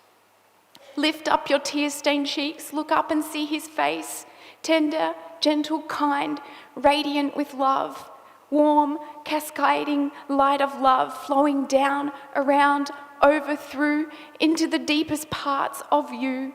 Oh, feel his love that knows no bounds, that just keeps flowing down, down, down, into the darkness, into the pain, into the despair, again and again, ebbing, tiding, ever moving, lifting, elevating, now consuming, consuming blackness, consuming pain, consuming darkness, again and again. His light embraces you, cleanses clean. All mad thoughts and sufferings, forgiveness, mercy, grace abounds, ever longed for, at last found. Hear his assurance, his sweet, calm voice, whispering close to you, you are chosen by choice. I have always loved you. You are my precious child. When others forsake you, I've never left your side. You aren't alone. I'm always right here. Light in the darkness, nothing to fear. You are worth everything, everything to me, beloved. I love you, I do. Eternal love ripples from deep within, the black clouds crack open, letting light in. His words echo over you, kisses of hope, safe and secure, light in the black hole. Your heart makes a heartbeat infused in his love, slowly a rhythm, life after dark. I just want to encourage each and every one of you with Psalms 34:18. The Lord is close to the brokenhearted, and he saves those crushed in spirit. Would you stand up and turn to the person next to you and give them a Fomai hug and say, you are not in this alone.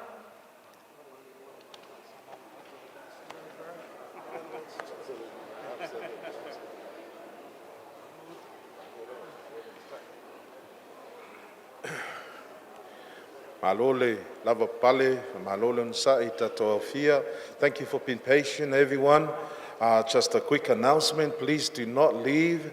After the service, I've been informed by the cookers that we have plenty of food to go around for everyone, and it will be a waste if we won't be able to use them. And this is the last people for the night, and then we'll close off our service. Thank you.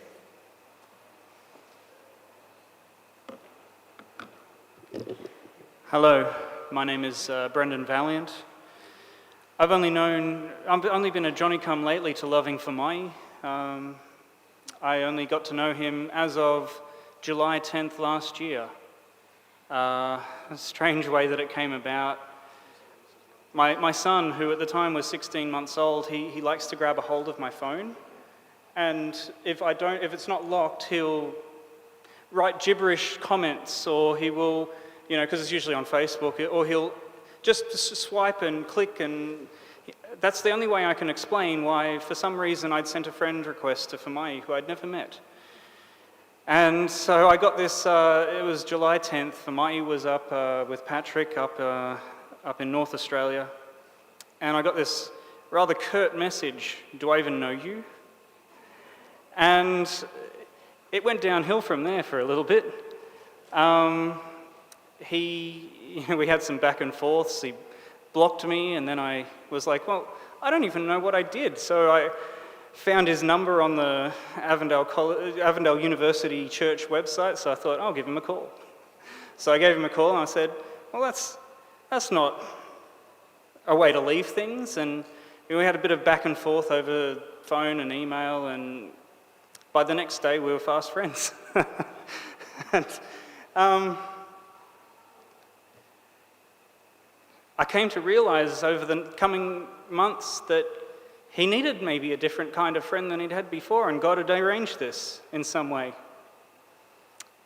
What I didn't expect was how much I needed a friend like him. And I've been loving hearing all the stories, even the ones in Mohr, because, I feel the heart there, even if I can't understand it. I just love hearing the stories and how much love there was for this giant of a man. When I first met him, he came out swinging the Samoan sledgehammer, as his boxing name was, but he had the tenderest heart under all of that, We had to be, I knew him over the last 6 months when he was in the crucible. I didn't know him in fonder times, and so it's been great to hear some of those memories. And, we helped each other through a lot. We had some shared trauma that we experienced, and a lot of that's stories for another time. We had to maintain a bit of a secret friendship based on circumstances, and I'll forever remember the time that he snuck away with you, Nicole, to meet with us. And every time I come home from Border Church, I drive past that park that we sat in, and I just can't anymore not tear up. I knew that he was going through a lot, and I knew that he was isolating. I have a therapy background, both in having been in therapy and also as a therapist.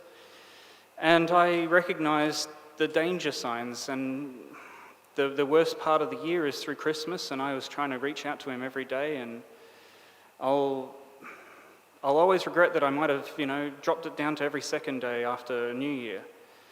But I do remember the last time I talked to him on the phone was him telling me that he was having a son. And he wasn't quite sold on the name Fomai for the boy. Didn't like the junior thing, but now I can't think of anything more appropriate. But no junior, he's Fomai.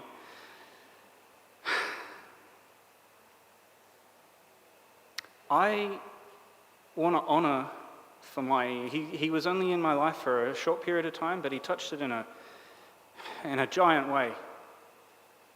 There are 3 ways I want to honour him, and I've already started with this first one. Reach out to people. I love what Nat shared just now with that poem. Reach out to people who you know might be isolating, who you know might be hurting. I know it can be difficult, but do it. Get out of the comfort zone and do it. I recently reached out to someone, it's like a wake-up call. I've got to do more. After Fomai passed, I reached out to someone. That someone is now in AA.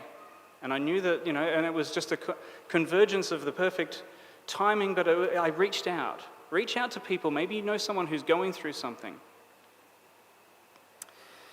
Second way I want to honour him is that conversation that I'll have another day. Okay? The third way I want to honour him is to hasten the coming of Jesus, because I want to see him again. I miss him already. I know we all do. And we have a bit of a part to play in that. I can't wait that my favourite word in 1 Thessalonians 4 is the word together.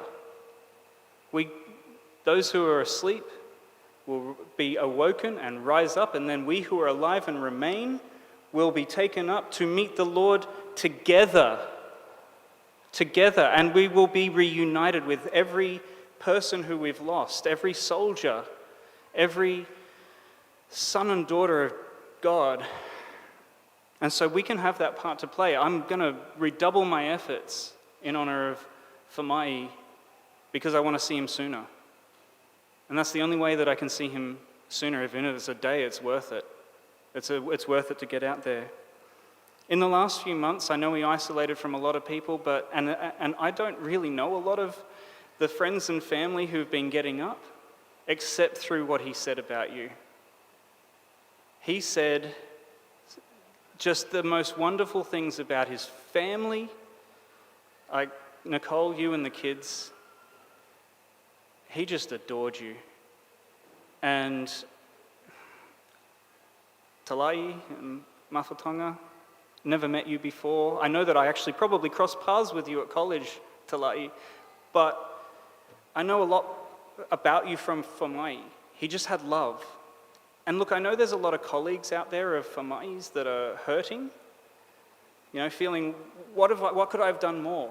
I just want to share that the things that he said in the last months about you guys was not negative. If you're his colleague and you're just feeling hurt, he understood the limitations of the constraints you were under, and he loved you. He knew how hard it was being a pastor, and he loved you. He told me that he would often see someone calling and not answer it. I'd be like, dude, answer it. But he would just say it just brought a smile to his face. Knowing that you loved him, knowing that you cared. If you reached out and he didn't respond, know that he appreciated it. And to his friends, there's so many names that he would drop, and I've seen them get up today, or I've seen on Facebook them put their memories. Keep doing that. Keep the memory alive. Pastor John Lang's, some of his last words were, "Don't let them forget Fomai." So let's not forget Fomai. Just on one note, I love seeing all of the people with the badges or the shirts that say, Pastor Fomai Mohr. I want to say something about this just briefly, okay? Just want to say that there is nothing that humans can do to confer ordination on a person that God has set aside for a particular task. Nothing at all. God sets them aside. All we can do is recognize or fail to recognize what God has set apart for his purpose. I think that right now there is a recognition of Fomai as Pastor Fomai. And I can't sing, so I'm going to do 30-second prayer. Is that okay? Father, I just ask that you will honor Fomai, glorify Fomai. Take the mantle that was upon Fomai, place it on his children, place it on his colleagues. It's big enough to go around. We thank you for Pastor Fomai that you set aside. And I can't wait for him to see the playback during the millennium and see how many people loved him. Father, help us to hasten that day. In Jesus' name, amen.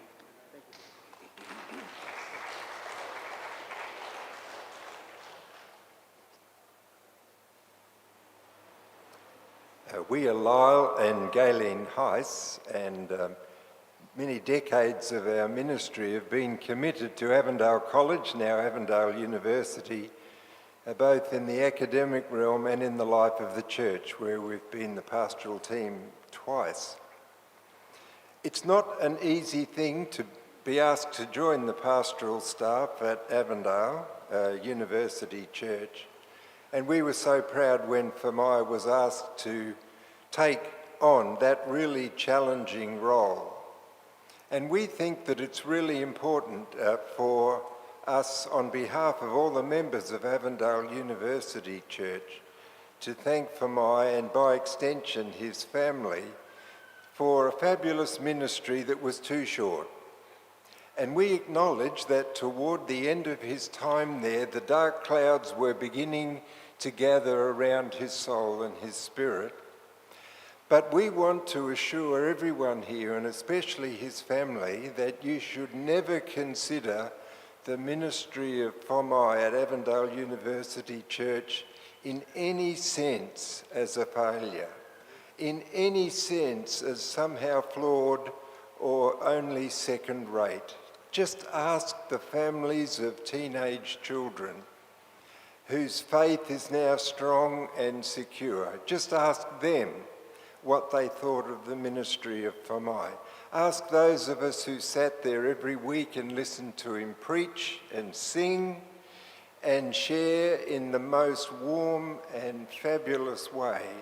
Ask any of us what we considered to be one of the highlights of life at Avondale in recent years, and we will tell you without a doubt, the presence of Pastor Fomai. Thank you for giving us to him.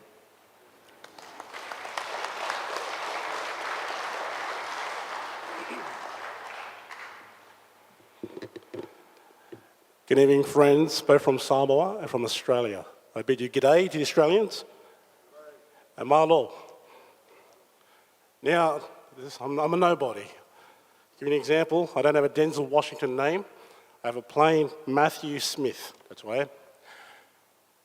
And I would like to say tonight, I'm the official border, being a South Pacific Islander, born in Australia, in Footscray, Melbourne. I'm the unofficial border between Samoa and Australia tonight. So, hope you can endure me. I'm not going to go for 10, 15 minutes. I'll keep it to 5. Start timing me someone.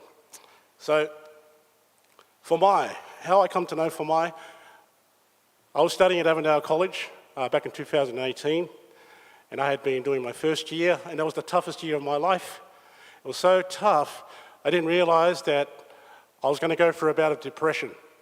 This sort of depression is something I'm very well versed in and experienced in, because for a lot of my teenage years, I had been in mental health institutions, a total of 6 to 8 times. So very well versed in knowing what it's like to be under the dark cloud or to suffer from the black dog, as they call it. Fomai happened to see me in 2019, walking around college, and I was really stressed because I was struggling, and he noticed me, and he come over to me and he said, "Matthew, you look down, brother, you look very sad." And I was, because I was struggling in college. And he said, "Can I pray for you?" And I said, "Yes, please, pray for me." You know, friends, I serve at Hillview Church today because of 2 men that are here. One of them is Fomai, and one of them is Lyle Hayes. Lyle, I acknowledge you, because one time when I gave a sermon in our communication and worship class, you noticed I needed to probably go and seek counselling. And that's because I shared my testimony, friends, of a rough upbringing with an alcoholic father and a heavy-handed islander mother. Has anyone got one of those mums here? I never feared my dad, I feared my mum. That left me with an identity crisis that I had to treat. So Dr. Lyle, I'm so thankful that you said to go down to the Life Centre and probably consider to get counselling. And the reason for that, friends, is because I had to deal with trauma in my life. Trauma is a word we associate with military people. Trauma comes from different areas of pain. I don't know what Fomai's pain is. I can tell you that he loves us so much that he's willing to put his pain aside so he can love you and I more. What do you say, friends? It's not a coincidence that his last name is Mohr. It's more and more about Jesus. So, friends, I'm going to finish on this one Samoan's half Australian song. I'm going to teach you what the word yes means in Samoan. Can everyone say I? Okay, I. Can everyone say lesu? Okay, we're going to look at Fomai. We know the state of the dead doctrine. He's not here. His body's there. But there's a song I want you to sing with me before I depart, and I'll keep my 5-minute promise, hopefully. So, I lesu loves you. Sing with me, ready? I lesu loves you. I lesu loves you. Ilesu loves you, the Bible tells me so. When you get a chance, friends, let everyone you know who is quiet, doesn't speak out, and stays inside their own rooms because of self-preservation, let them know that they have infinite value. What do they have, friends?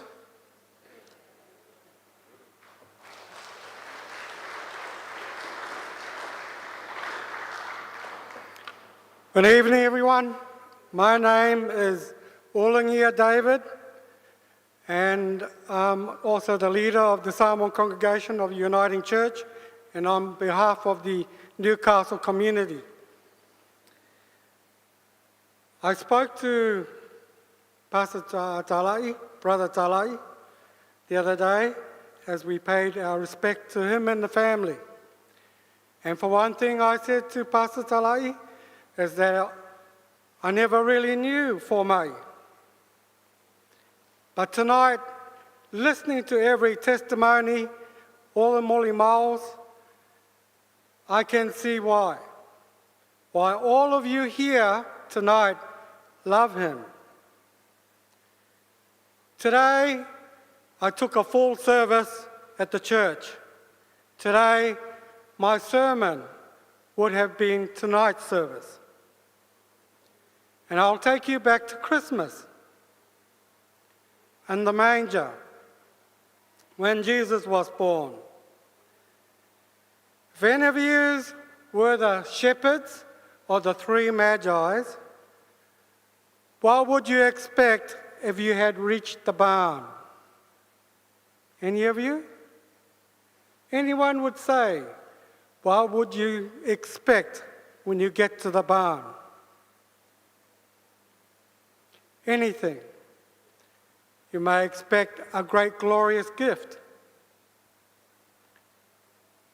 But when you get to the manger, you see a baby and his parents, Mary and Joseph.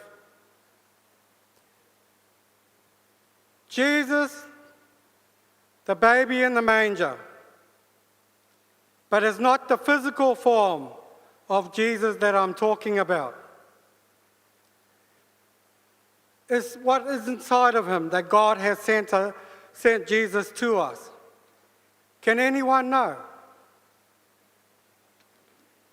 It is what Jesus has brought to everyone, and everyone such as yourselves. The baby has brought change, and that's what he has done for all of us. Fomai has done that to all of you. He has changed all of you, your lives, your love, your perception of everyone. Everyone is the same. Every spirit is the same. And God's gift to all of us, God's gift to all of us is Fomai.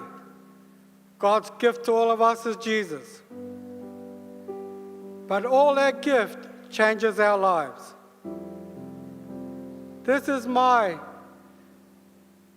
testimony to Fomai and to Brother Talai and my sister Maftanga. Whaftai lava neipo. God bless all of you. Amen.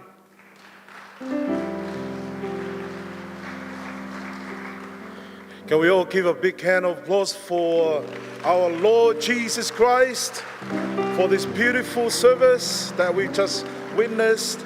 We've heard a lot of testimonies about the beautiful soul and the life and ministry of Pastor Fomai Velo Leo, e whai mawhongata moli o leo so whaiwhiau, ia Pastor Tema, whapea le malu malpai o ainga ngalua, e whaftai ai le malu o tātou au fia, lo tau lava pale, malun sai tātou a whiawhi whale ainga. Ia o taimi nei, ia ia nai folfolanga, e aona Silvia, ia le tali māloa le ainga, ia pole e kālesia, whatulou atu, ia pea maea, ia le tātou sauninga, o tu almanu nei, whamun mole, tātou whaatasi i le tuawhale, i le hole, i le pito lea, ia awa, ia se whonga tau mafa, o le au fia, whaftai. Oh, in English, please do not leave If you want to continue to honor Fomai, you must eat like him. And there is food after, so please stay and help us eat and try to look like me before you leave. Thank you. Okay, I would like to call the music team now to lead out our last song.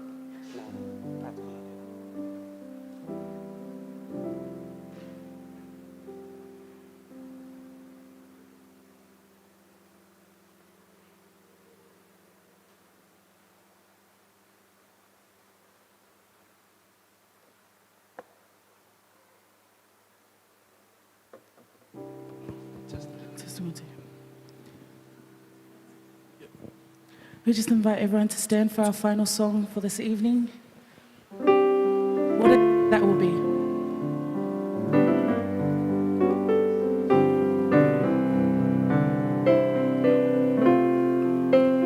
There is coming a day when no heartache shall come, no more clouds in the sky, no more tears to dim the eye. All is peace forevermore on that happy golden shore.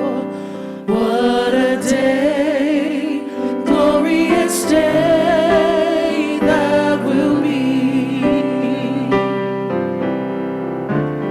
What a day that will be when my Jesus I shall see. When I look upon his face, the one who saved me by his grace.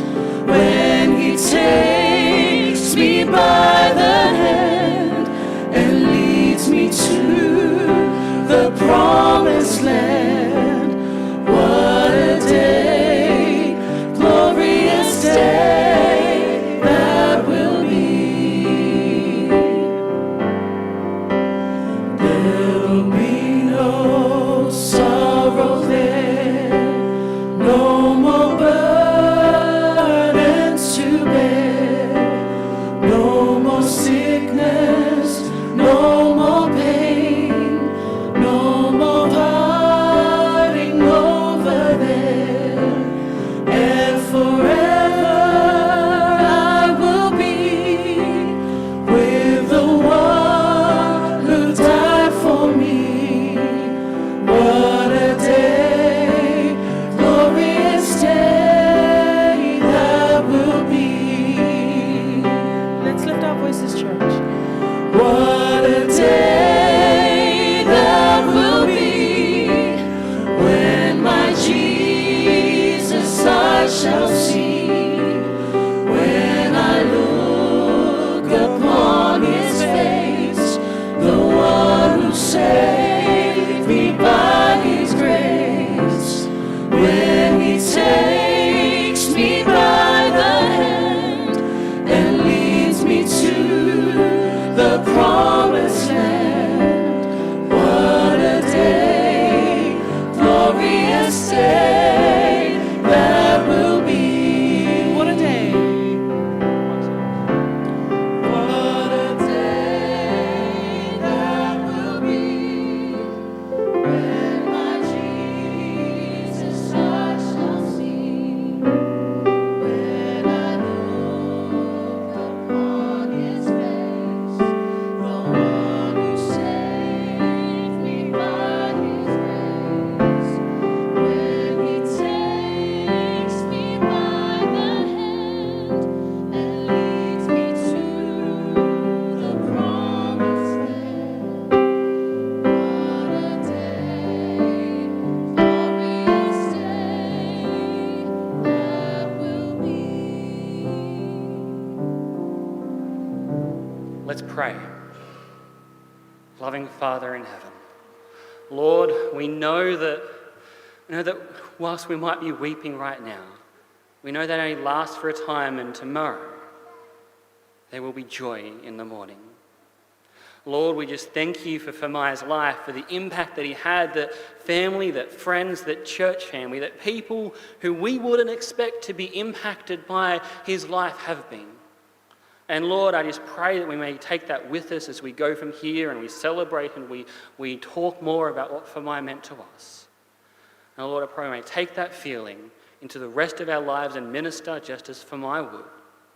Wonderful name we pray. Amen. Please remain standing as the pallbearers come forward and take Fomai out.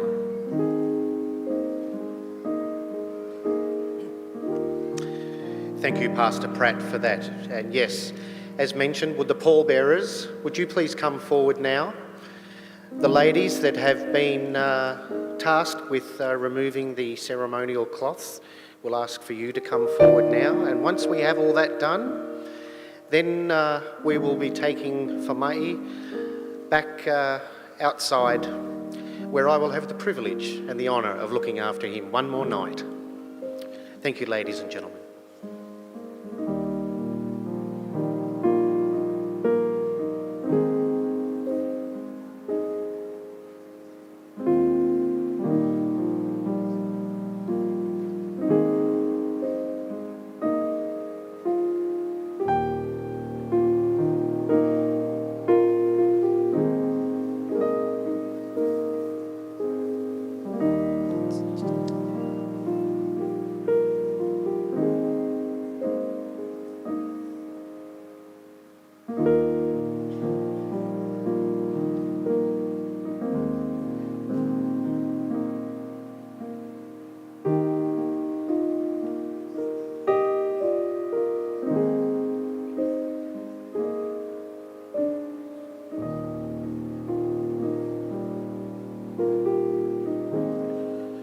Excuse the early announcements, sorry.